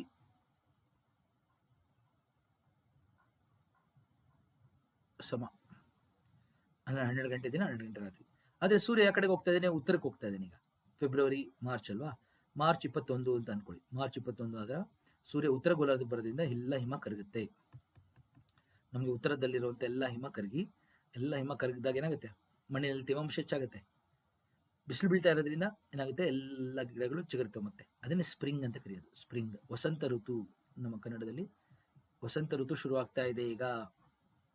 ಸ್ಪ್ರಿಂಗ್ ಅಥವಾ ವರ್ನಲ್, ಅದಕ್ಕೆ ಇನ್ನೊಂದು ಪದನೇ ವರ್ನಲ್. ನಾವು ಕಟ್ಕೊಳ್ಳಿ, ವರ್ನಲ್, ಸ್ಪ್ರಿಂಗ್ ಅಥವಾ ವರ್ನಲ್. ನಮಗೆ ಉತ್ತರ ಗೋಲಾರ್ಧದಲ್ಲಿ ಏನಾಗುತ್ತೆ, ಎಲೆಗಳೆಲ್ಲ ಚಿಗುರಕ್ಕೆ ಶುರುವಾಗುತ್ತೆ. ಎಲ್ಲ ಮಣ್ಣಲ್ಲಿ ಮೇಲಿದ್ದಂಥ ಹಿಮ ಕರಗೋದ್ಮೇಲೆ ಎಲೆಗಳು, ಗಿಡಗಳೆಲ್ಲ ಮತ್ತೆ ಚಿಗುರ್ತವೆ. ಅದನ್ನು ವಸಂತ ಋತು ಅಂತ ಕರಿತೀವಿ. ನಾವೀಗ ವಸಂತ ಋತು ಎಂಟರ್ ಆಗ್ತಾ ಇದ್ದೀವಿ ಈಗ, ಆಯ್ತಾ? ಹಂಗೆ ದಕ್ಷಿಣ ಗೋಲಾರ್ಧದಲ್ಲಿ ನೋಡಿ ಏನಾಗೋಗುತ್ತೆ, ಇಲ್ಲಿ ಈ ಭಾಗ ದಕ್ಷಿಣ ಗೋಲಾರ್ಧ, ಈ ಭಾಗದಲ್ಲಿ ನಾನು ಒಂದು ಲೇಸರ್ ಪಾಯಿಂಟರ್ ಮುಖಾಂತರ ತೋರಿಸ್ತೀನಿ ನಿಮಗೆ. ಇಲ್ಲಿ ನೋಡಿ, ಇಲ್ಲಿದೆ ನಾನು. ದಕ್ಷಿಣ ಗೋಲಾರ್ಧ ಭಾಗದಲ್ಲಿ ಮಾರ್ಚಲ್ಲಿ ನೋಡಿ ಸೂರ್ಯನ ಕಿರಣಗಳು ಕಮ್ಮಿ ಆಗುತ್ತೆ. ಯಾವಾಗ ಸೂರ್ಯನ ಕಿರಣಗಳು ಕಮ್ಮಿ ಆಗುತ್ತೆ, ಫೋಟೋಸಿಂಥಸಿಸ್ ಪ್ರಮಾಣ ಕಮ್ಮಿಯಾಗಿ ಅಲ್ಲಿರೋ ಗಿಡಗಳೇನಾಗುತ್ತೆ, ಎಲೆಗಳೆಲ್ಲ ಏನಾಗುತ್ತೆ, ನೀರನ್ನ ಉಳಿಸ್ಕೊಳ್ಳೋಕೆ ಟ್ರೈ ಮಾಡ್ತವೆ ಗಿಡಗಳೆಲ್ಲ.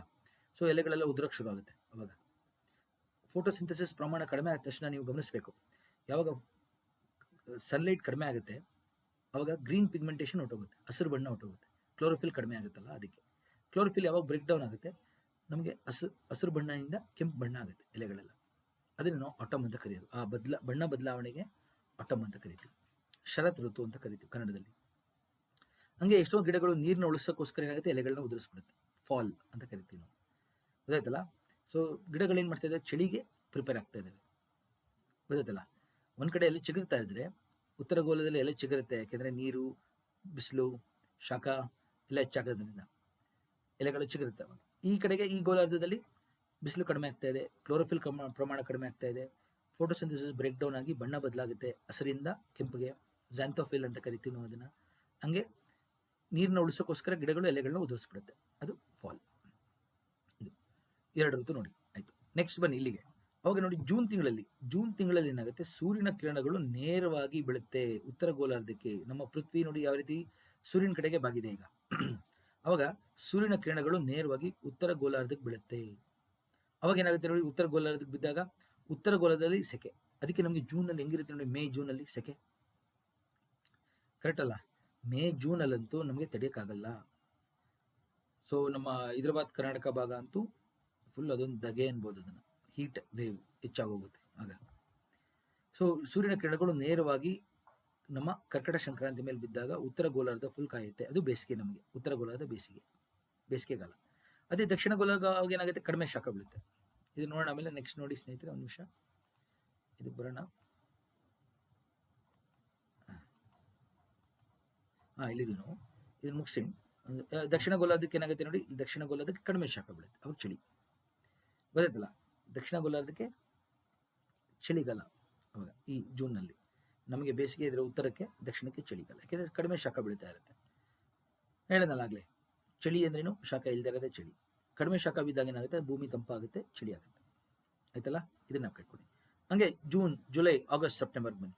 ಸೆಪ್ಟೆಂಬರ್ ಬರ್ತಿದ್ದಂಗೆ ಏನಾಗುತ್ತೆ, ಮತ್ತೆ ಸೂರ್ಯನ ಕಿರಣಗಳು ಈಕ್ವೇಟರ್ ಮೇಲೆ ಬೀಳುತ್ತೆ. ಸೂರ್ಯನ ಕಿರಣಗಳು ಈಕ್ವೇಟರ್ ಮೇಲೆ. ಯಾವಾಗ ಈಕ್ವೇಟರ್ ಮೇಲೆ ಬೀಳ್ತಾ ಇದೆ ನೋಡಿ, ಅದನ್ನು ಗಮನಿಸಿ. ಎಲ್ಲಿಂದ ಬರ್ತಾ ಇದ್ದಾನೆ ಸೂರ್ಯ? ಯಾವಾಗ ಉತ್ತರದಿಂದ ದಕ್ಷಿಣಕ್ಕೆ ಹೋಗ್ತಾ ಇದ್ದಾನೆ ಸೂರ್ಯ, ಉತ್ತರದಿಂದ ದಕ್ಷಿಣಕ್ಕೆ. ಅವಾಗ ಏನಾಗುತ್ತೆ, ಉತ್ತರ ಗೋಲಾರ್ಧದಲ್ಲಿ ಎಲ್ಲ ಕಡೆ ಏನಾಗುತ್ತೆ, ಸೂರ್ಯನ ಕಿರಣಗಳು ಕಡಿಮೆ ಆಗ್ತಾ ಹೋದಂಗೆ ಕ್ಲೋರೋಫಿಲ್ ಬ್ರೇಕ್ ಡೌನ್ ಆಗುತ್ತೆ, ಫೋಟೋಸಿಂಥಸಿಸ್ ರೇಟ್ ಕಮ್ಮಿ ಆಗುತ್ತೆ, ಝ್ಯಾಂಥೋಫಿಲ್ಸ್ ಪ್ರಮಾಣ ಹೆಚ್ಚಾಗುತ್ತೆ, ಕಲರ್ ರೆಡ್ ಆಗುತ್ತೆ, ಎಲೆಗಳಲ್ಲಿ ಬಣ್ಣ ಬದಲಾಗುತ್ತೆ. ಗೊತ್ತಾಯ್ತಾ? ಎಷ್ಟೋ ಮರಗಳು ಎಲೆಗಳನ್ನು ಉದುರಿಸುತ್ತೆ ಮಾಯಿಶ್ಚರ್ ಕನ್ಸರ್ವ್ ಮಾಡೋಕ್ಕೋಸ್ಕರ. ಓಕೆ, ಡೆಸಿಡಿಯಸ್ ಪ್ಲಾಂಟ್ಸ್ ಎಸ್ಪೆಷಲಿ, ಅದನ್ನೇ ನಾವು ಆಟಮ್ ಅಂತ ಕರೀತೀವಿ, ಫಾಲ್ ಅಂತ ಕರೀತೀವಿ. ಗೊತ್ತಾಯ್ತಲ್ಲ, ಉತ್ತರ ಗೋಲಾರ್ಧ ಫಾಲ್ ಸೀಸನ್ ಹೋಗುತ್ತೆ, ನಾವು ಕಟ್ಕೊಳ್ಳಿ. ಅದೇ ದಕ್ಷಿಣ ಗೋಲಾರ್ಧ ಏನಾಗುತ್ತೆ, ಸೂರ್ಯನ ಶಾಖ ಬರ್ತಾ ಇರೋದ್ರಿಂದ ಚಳಿಗಾಲದಲ್ಲಿ ಇಲ್ಲಿ ವಿಂಟರಲ್ಲಿ ಬಿದ್ದಿರುತ್ತಲ್ಲ ಸ್ನೋ, ಅದೆಲ್ಲ ಕರಗಕ್ಕೆ ಶುರು ಆಗುತ್ತೆ. ಮಣ್ಣಿನ ತಾಪಮಾನ ಹೆಚ್ಚಾಗಿ ಮತ್ತೆ ಉಷ್ಣಾಂಶ ಹೆಚ್ಚಾಗಿ ಎಲೆಗಳು ಮತ್ತೆ ಚಿಗುರಕ್ಕೆ ಶುರು ಆಗುತ್ತೆ, ಗಿಡಗಳು ಚಿಗುರಕ್ಕೆ. ಅದು ವಸಂತ ಋತು. ದಕ್ಷಿಣ ಗೋಲಾರ್ಧದಲ್ಲಿ ವಸಂತ ಋತು ಬರುತ್ತೆ. ಸೆಪ್ಟೆಂಬರ್ಗೆ ಉತ್ತರಕ್ಕೆ ಆಟಮ್ ಆದರೆ ದಕ್ಷಿಣಕ್ಕೆ ಸ್ಪ್ರಿಂಗ್, ನಾವು ಕಟ್ಕೊಳ್ಳಿ. ಇದು ಬದಲಾವಣೆ. ಅದಾದ್ಮೇಲಿಂದ ನೋಡಿ, ಸೆಪ್ಟೆಂಬರ್, ಅಕ್ಟೋಬರ್, ನವೆಂಬರ್, ಡಿಸೆಂಬರ್. ಡಿಸೆಂಬರಲ್ಲಿ ಮತ್ತೆ ಏನಾಗುತ್ತೆ, ಸೂರ್ಯ ದಕ್ಷಿಣ ಗೋಲಾರ್ಧದಲ್ಲಿದ್ದಾನೆ ಈಗ, ಸಂಪೂರ್ಣವಾಗಿ ದಕ್ಷಿಣ ಗೋಲಾರ್ಧದಲ್ಲಿ ಬೇಸಿಗೆ.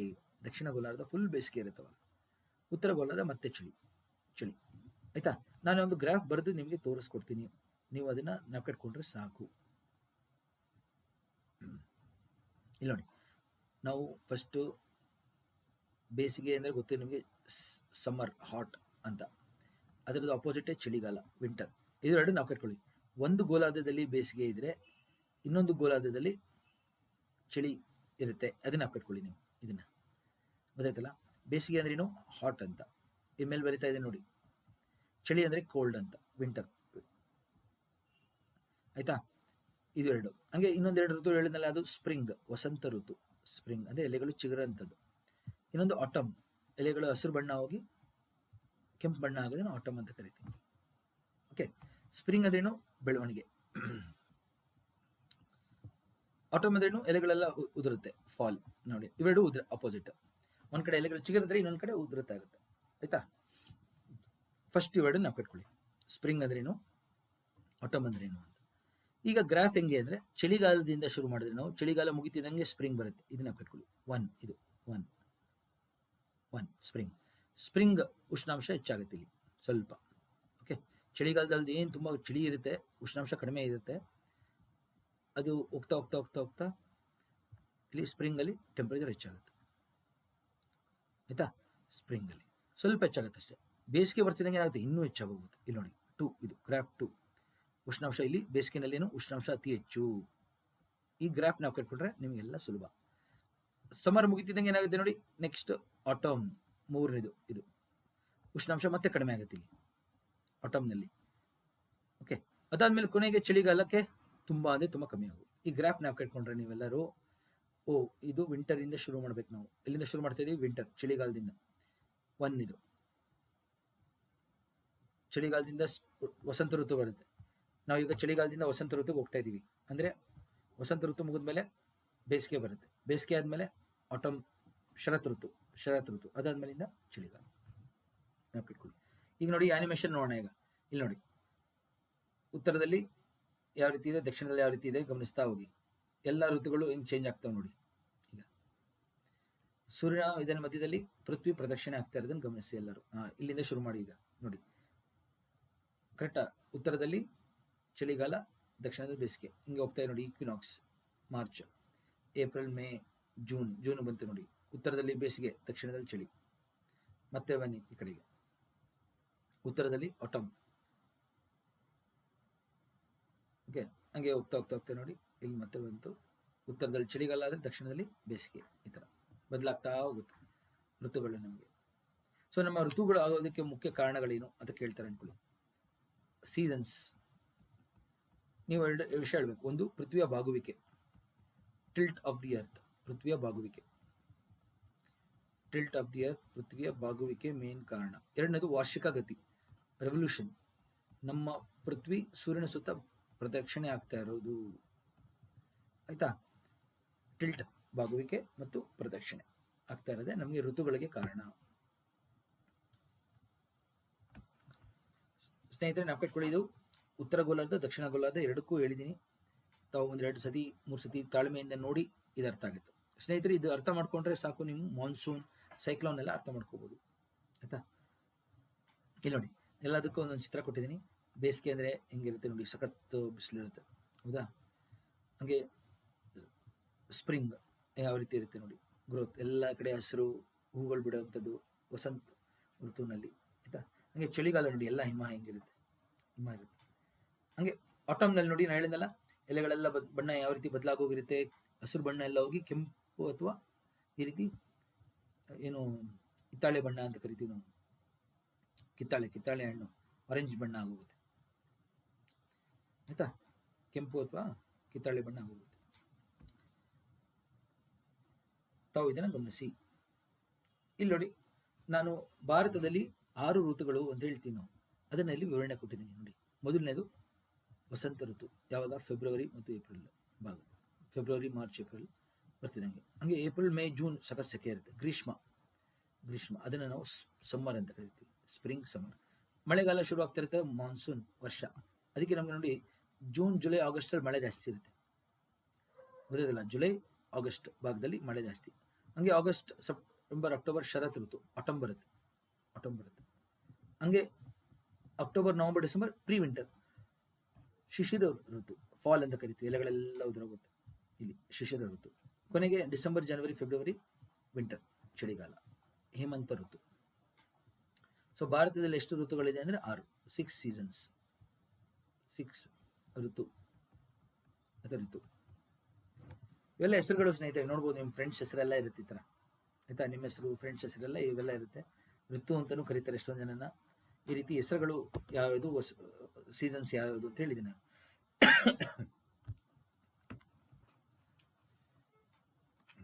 ನೆಕ್ಸ್ಟ್ ಗಮನಿಸಿ, ನೋಡಿ ಯಾವ ರೀತಿ ಬದಲಾಗ್ತಾ ಇದೆ ನೋಡಿ ಎಲ್ಲ ಋತುಗಳು. ಒಂದೇ ಜಾಗದಲ್ಲಿ ನಾವು ನಿಂತು ತೆಗೆದಿರೋಂಥ ಚಿತ್ರ ಇದು. ಒಂದೇ ವರ್ಷ ಆ ಜಾಗದಲ್ಲಿ ಯಾವ ರೀತಿ ಮರಗಳು ಬದಲಾಗುತ್ತೆ ನೋಡಿ.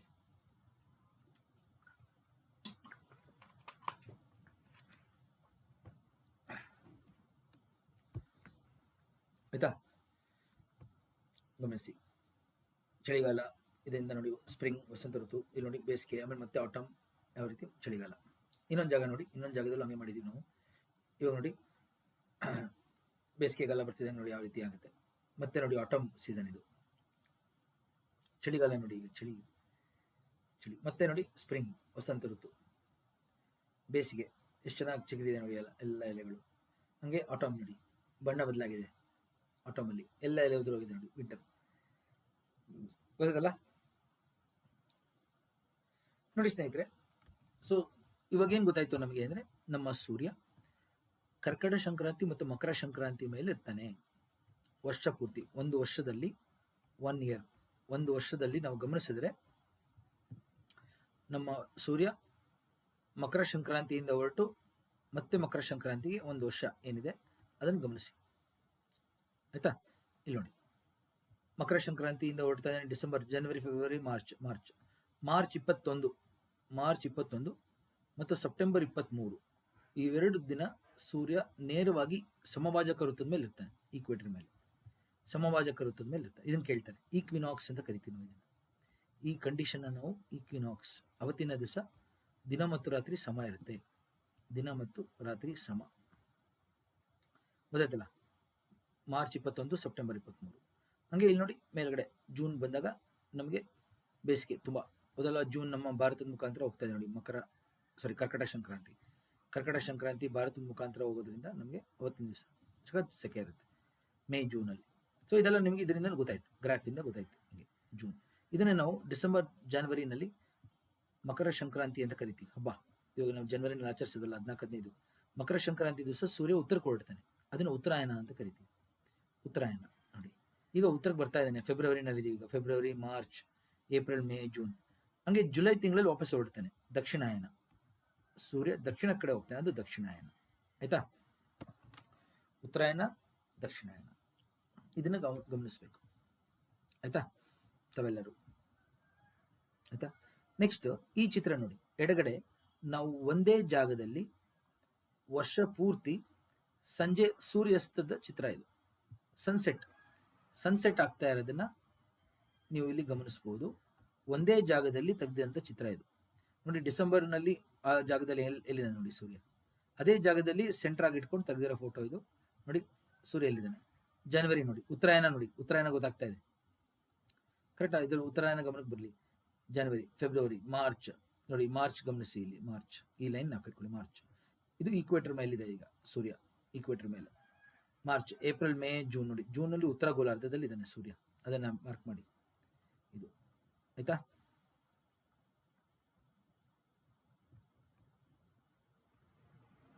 ಆಯ್ತಾ?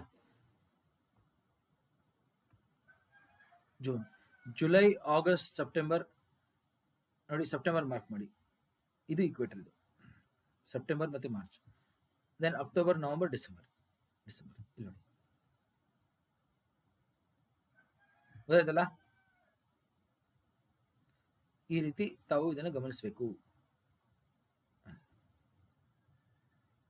ಒಂದು ವರ್ಷ ಯಾವ ರೀತಿ ಕಾಣುತ್ತೆ ನೋಡಿ, ಅದನ್ನೇ ನಾನು ಇಲ್ಲಿ ಗ್ರಾಫಲ್ಲಿ ತೋರಿಸಿರೋದು.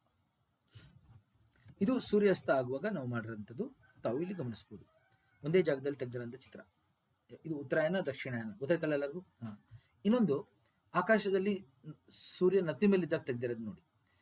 ಒಂದು ವರ್ಷ ಪೂರ್ತಿ, ಒಂದು ವರ್ಷ ಪ್ರತಿದಿನ ಒಂದೇ ಜಾಗದಲ್ಲಿ ನೋಡಿ, ಒಂದೇ ಜಾಗದಲ್ಲಿ ಒಂದು ವರ್ಷ ಪೂರ್ತಿ ಮಧ್ಯಾಹ್ನ 12 ಗಂಟೆ ನೂನ್ 12 PM ನೀವು ಆಕಾಶದಲ್ಲಿ ಸೂರ್ಯ ಎಲ್ಲಿದ್ದಾನೆ ಅಂತ ಗುರುತಾಕಿದ್ರೆ ಈ ರೀತಿ 8 ನಂಬರ್ ಇದೆ ನೋಡಿ, ಆ ಆಕಾರದಲ್ಲಿ ಒಂದು ಚಿತ್ರ ಬರುತ್ತೆ. ಅಂದರೆ ವರ್ಷ ಪೂರ್ತಿ ಒಂದೇ ಜಾಗದಲ್ಲಿ ಮಧ್ಯಾಹ್ನ 12 ಗಂಟೆಗೆ ಸೂರ್ಯ ಎಲ್ಲಿದ್ದಾನೆ ಅದನ್ನು ನಾವು ಗುರುತಾಕಿದ್ರೆ, ಅದನ್ನೆಲ್ಲ ಸೇರಿಸಿದ್ರೆ ವರ್ಷ ಪೂರ್ತಿ ಈ 8 ಆಕಾರದಲ್ಲಿ 365 ದಿವಸ ಹಿಂಗೆ ಕಾಣುತ್ತೆ ನೋಡಿ. 365 ಡಾಟ್ ಇದೆ ಇದರಲ್ಲಿ. ಎಷ್ಟು ಡಾಟ್ ಇದೆ ಇದರಲ್ಲಿ? 365 ಡಾಟ್ಸ್ ಇದೆ. ಸಂದು ಲೊಕೇಶನ್ ತೋರಿಸ್ತಾ ಇದೆ. ಅದನ್ನೆಲ್ಲ ಸೇರಿಸಿದ್ರೆ ಅನಲಿಮ ಅಂತ ಕರಿತೀವಿ. ಎಕ್ಸಾಂಪಲ್ ಕೇಳ್ತಾರೆ, ಅನಲಿಮ ಅಂದ್ರೆ ಏನು? ಅನಲಿಮ ಅಂದ್ರೆ 8 shape diagram. Okay, 8 shaped diagram. Okay, 8 shape diagram, 8ನೇ ನಂಬರ್ ರೀತಿ ಬರುವಂತ ಒಂದು ಚಿತ್ರ ಅನಲಿಮ ಅಂದ್ರೆ. ಇದನ್ನ UPSC ಎಕ್ಸಾಮಲ್ಲಿ ಕೇಳ್ತಾರೆ, ತಾವೆಲ್ಲರೂ ನೆನಪಿಟ್ಕೊಳ್ಳಿ. KPSC ನಲ್ಲೂ ಕೇಳ್ಬೋದು, PSI ನಲ್ಲಿ ಕೇಳ್ಬೋದು. ಯಾಕೆಂದ್ರೆ ಈ ಥರದ್ದೇನೆ ಹುಡುಕ್ತಾ ಇರ್ತಾರೆ ಅವರು. ನಿಮ್ಗೆ ಗೊತ್ತಿರಲ್ಲ ಅಂದ ತಕ್ಷಣ ಏನಾಗುತ್ತೆ, ಕೇಳಲ್ಲ ಅಂತಲ್ಲ, ಆಯ್ತಲ್ಲ? ಎಕ್ಸಾಮ್ಗಳಲ್ಲಿ ಇದನ್ನ ಆಲ್ರೆಡಿ ಪೇಪರ್ ಸೆಟ್ ಆಗೋಗಿದೆ, ಇದು ಕೇಳ್ತಾರೆ ಇದನ್ನ, ಗೊತ್ತಲ್ಲ? ಸೊ ನಾನು ಹೇಳಿದ್ದೀನಿ ನೋಡಿ. ಮತ್ತೆ ಎಕ್ಸಾಮಲ್ಲಿ ಬಂದಾಗ ನೀವು ನನಗೆ ಕಮೆಂಟ್ ಹಾಕಬೇಕು, ಸರ್ ನೀವು ಹೇಳಿದ ಕ್ವಶನ್ ಬಂದಿದೆ ಅಂತ, ಗೊತ್ತಾಯ್ತಲ್ಲ? ಇದುವರೆಗೂ ಯಾರು ಮಾಡ್ತಾ ಇಲ್ಲ ಇದನ್ನು. ನನ್ನ ಕ್ಲಾಸ್ ನೋಡಿ ಬೇರೆಯವ್ರು ಮಾಡ್ಬೋದು, ಓಕೆ? ಇಲ್ಲ ಅಂದರೆ ಇದನ್ನು ಎಕ್ಸಾಮ್ ಬಂದಮೇಲೆ ಮಾಡ್ಬೋದು, ನೆನಪಿಟ್ಕೊಳ್ಳಿ. ನೆಕ್ಸ್ಟ್ ನೋಡಿ, ಸೌರಜನ್ಯ ಶಾಖ ಮತ್ತು ಭೂವಿಕಿರಣ. ನಮ್ಮ ಸೂರ್ಯನಿಂದನೇ ನಮಗೆಲ್ಲ ಬೆಳಕು ಬರ್ತಾ ಇರೋದು. ನಮ್ಮ ಸೂರ್ಯನೇ ನಮಗೆ ಬೆಳಕು ಮತ್ತು ನೈಸರ್ಗಿಕ ಬೆಳಕು ಶಾಖ ಕೊಡ್ತಾ ಇರುವಂಥ ನಕ್ಷತ್ರ. Sun is our star, parent star, mother star, source of light and heat energy. ನಮಗೆಲ್ಲ ಬೆಳಕು ಶಾಖ ನೈಸರ್ಗಿಕವಾಗಿ ಸಿಗ್ತಾ ಇರೋದೇ ನಮ್ಮ ನಕ್ಷತ್ರ ಸೂರ್ಯನಿಂದ. ನಮ್ಮ ಸೂರ್ಯನಿಂದ ಏನು ಶಾಖ ಬರ್ತಾ ಇದೆಯಲ್ಲ ನಮ್ಮ ಪೃಥ್ವಿ ಕಡೆಗೆ, ಅದನ್ನು ನಾವು ಸೌರಜನ್ಯ ಶಾಖ ಅಂತ ಕರಿತೀವಿ. ಇನ್ಸುಲೇಷನ್ ಕೇಳಿರ್ತಾರ ಪದನ ಎಲ್ಲರೂ, ಅಂದರೆ ಇನ್ಕಮಿಂಗ್ ಅಂತ. ಇನ್ಕಮಿಂಗ್ ಅಂದ್ರೆ ಸೂರ್ಯನಿಂದ ಬರ್ತಾ ಇರೋದು, ಸೋಲಾರ್ ರೇಡಿಯೇಷನ್. ಇದರ ಶಾರ್ಟ್ ಫಾರ್ಮೇ ಇನ್ಸುಲೇಷನ್, ಆಯ್ತಾ? ಇದರ ಶಾರ್ಟ್ ಫಾರ್ಮೇ ಇನ್ಕಮಿಂಗ್ ಸೋಲಾರ್ ರೇಡಿಯೇಷನ್ ಅಂತ ಕರಿತೀವಿ, ಇನ್ಸುಲೇಷನ್. ಕನ್ನಡದಲ್ಲಿ ಸೌರಜನ್ಯ ಶಾಖ. ಇದು ಯಾವ ರೀತಿ ಇರುತ್ತೆ ಅಂದರೆ ನೋಡಿ, ನಾವು ಸ್ಕೂಲ್ನಲ್ಲಿ ಸನ್ ರೇಸ್ ಅಂತ ಇದ್ವಿ, ಹೌದಾ? ಅದಷ್ಟೇ, ಸನ್ ರೇಸ್ನೇ ಈ ಥರ ಕರೀತಾರೆ. ಇದು ಯಾವ ರೀತಿಯಪ್ಪ ಅಂದರೆ ಶಾರ್ಟ್ ವಿಕಿರಣ ಸ್ನೇಹಿತರೆ. ಇದು ಶಾರ್ಟ್ ವೇವ್ ಲೆಂತ್ ಇರುತ್ತೆ. ಶಾರ್ಟ್ ವೇವ್ ಲೆಂತ್, ಇದರ ವೇವ್ ಲೆಂತ್ ತುಂಬ ಕಮ್ಮಿ ಇರುತ್ತೆ. ಯಾವ್ಯಾವ್ದು ಬರ್ತಾ ಇರುತ್ತೆ ಸರ್ ಅಂದರೆ, ಎಕ್ಸ್ರೇ ಬರುತ್ತೆ ಸೂರ್ಯನಿಂದ, ನಮಗೆ ಅಲ್ಟ್ರಾ ವೈಲೆಟ್ ಬರುತ್ತೆ ಸೂರ್ಯನಿಂದ, ವಿಸಿಬಲ್ ವಿಕಿರಣ ಬರುತ್ತೆ ನೋಡಿ, ವಿಸಿಬಲ್ ಮತ್ತು ನಿಯರ್ ಇನ್ಫ್ರಾರೆಡ್ ವಿಕಿರಣಗಳು ಬರುತ್ತೆ ಸೂರ್ಯನಿಂದ. ನಾವು ಕಟ್ಕೊಳ್ಳಿ, ಇದನ್ನ ಯಾರು ಹೇಳಲ್ಲ ಯಾವ್ದು ಬರ್ತಾ ಇದೆ ಅಂತ, ಇದನ್ನ ಒಂದೇ ಕಡೆ ಹೇಳಿದೆ ನಾನು. ಸೂರ್ಯನಿಂದ ಬರ್ತಾ ಇರೋದಿಷ್ಟು x-ray, U V, visible, infrared. ನೀವು ಕೇಳ್ಬೋದು ಸರ್ ಗಾಮ ಬರೋದಿಲ್ವಾ ಅಂತ. ಇಲ್ಲ, ಸೂರ್ಯನಲ್ಲಿ ಗಾಮ ಉತ್ಪಾದನೆ ಆಗುತ್ತೆ, ಆದರೆ ಗಾಮ ಬರಲ್ಲ. ಸೂರ್ಯನ ಕೇಂದ್ರ ಭಾಗದಲ್ಲಿ ಗಾಮ ಉತ್ಪಾದನೆ ಆದರೂ ಅದು ಬರೋದಿಲ್ಲ ನಮಗೆ ಬರ್ತಾ ಇರೋದು ಎಕ್ಸ್ರೇ, ಯು ವಿ, ವಿಸಿಬಲ್ ಮತ್ತು ನಿಯರ್ ಇನ್ಫ್ರಾರೆಡ್. ಆಯ್ತಾ? ವಿಸಿಬಲ್ ವಿಕಿರಣನೇ ನಾವು ಬಿಳಿ ಬಣ್ಣ, ವಿಗ್ಬಿಯಾರ್ ಅಂತ ಕರೆಯೋದು. 400 ನ್ಯಾನೋಮೀಟರ್ ವೇವ್ಲೆಂತಿಂದ 700 ನ್ಯಾನೋಮೀಟರ್ ವೇವ್ಲೆಂತ್ವರೆಗೂ ನಮಗೆ ವಿಸಿಬಲ್ ಲೈಟ್ ಇರುತ್ತೆ. ಇದನ್ನೇ ನಾವು ವಿಬ್ಗ್ಯಾರ್ ಅಂತ ಕರೆಯೋದು. ಆಯ್ತಾ? ನಾವು ಕಟ್ಕೊಳ್ಳಿ ಸ್ನೇಹಿತರೆ,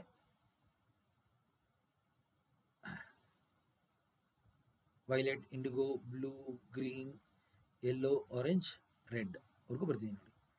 ಅದನ್ನ ಒಂದ್ಸತಿ ಝೂಮ್ ಮಾಡ್ತೀನಿ ನಿಮ್ಗೆಲ್ಲರಿಗೂ ಕಾಣಲಿ ಅಂತ ನೋಡಿ. ಇಲ್ಲಿ 400ರಿಂದ 700 violet, indigo, blue, green, yellow, orange, red 7 ಬಣ್ಣವನ್ನು ಸೇರಿದ್ರೆ ವೈಟ್ ಲೈಟ್. ಇದೇ ವಿಸಿಬಲ್ ಲೈಟ್. ನಮ್ಗೆ ಹೊರಗಡೆ ನೋಡಿ, ದಿನದೊತ್ತಲ್ಲಿ ಹೊರಗಡೆ ನೋಡಿದ್ರೆ ಅದು ನಮಗೆ ವೈಟ್ ಲೈಟ್, ಅದು ವಿಸಿಬಲ್ ಲೈಟ್. 400 ನ್ಯಾನೋಮೀಟರ್ಗಿಂತ ಕಡಿಮೆ ಇರುತ್ತೆ ಯು ವಿ, ಎಕ್ಸ್ರೇ. ಇದು ರೆಡ್ ಆದಮೇಲೆ ನೋಡಿ ಇನ್ಫ್ರಾರೆಡ್, ವೈಲೆಟ್ಗಿಂತ ಮುಂಚೆ ಅಲ್ಟ್ರಾ ವೈಲೆಟ್. ಈ ರೀತಿ ನಾವು ಕಟ್ಕೊಳ್ಬೇಕು ನೀವು. ಆಯ್ತಾ? ವೈಲೆಟ್ಗಿಂತ ಈ ಕಡೆ ಕಡಿಮೆ ಅಲ್ಟ್ರಾ ವೈಲೆಟ್, ಎಕ್ಸ್ರೇ. ರೆಡ್ ಆದಮೇಲೆ ನಿಯರ್ ಇನ್ಫ್ರಾರೆಡ್. ಆಯ್ತಾ? ನಾವು ಕಟ್ಕೊಳ್ಳಿ, ಇದು ಸೂರ್ಯನಿಂದ ಬರ್ತಾ ಇರೋದಲ್ಲ, ಶಾರ್ಟ್ ವೇವ್ ವಿಕಿರಣಗಳು. ಶಾರ್ಟ್ ವೇವ್ ಇದೇನಾಗುತ್ತೆ, ಶಾರ್ಟ್ ವೇವ್ ವಿಕಿರಣ ಬಂದಾಗ ನಮ್ಮ ವಾಯುಮಂಡಲನ ಭೇದಿಸಿ ಒಳಗೆ ಬರ್ತಾ ಇದೆ ನೋಡಿ. ಭೂಮಿ ತಾಪಮಾನ ಹೆಚ್ಚಾಗುತ್ತೆ. ಇದು ದಿನ.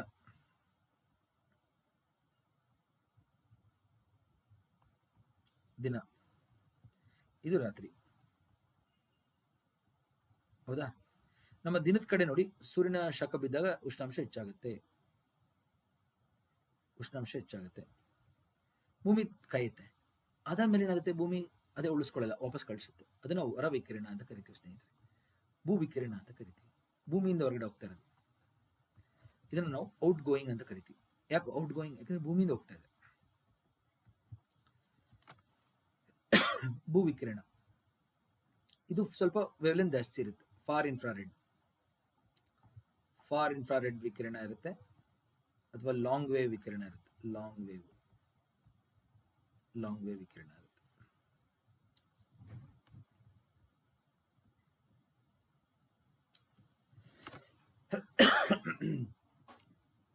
ಗೊತ್ತಾಯ್ತಲ್ಲ? ಲಾಂಗ್ ವೇವ್ ಲೆಂತ್ ಇರುತ್ತೆ. ಇದ್ರ ಬಗ್ಗೆ ತಿಳಿಯೋಣ ಮುಂದಕ್ಕೆ ಹೋಗ್ತಾ ಗ್ರೀನ್ ಹೌಸ್ ಗ್ಯಾಸಸ್ ಎಲ್ಲ ಬರುತ್ತೆ ನೆಕ್ಸ್ಟ್. ಇದ್ರ ಬಗ್ಗೆ ನೆಕ್ಸ್ಟ್ ಇನ್ನೊಂದು ಸ್ವಲ್ಪ ನೋಡೋಣ ಸ್ನೇಹಿತರೆ. ಇಲ್ಲಿ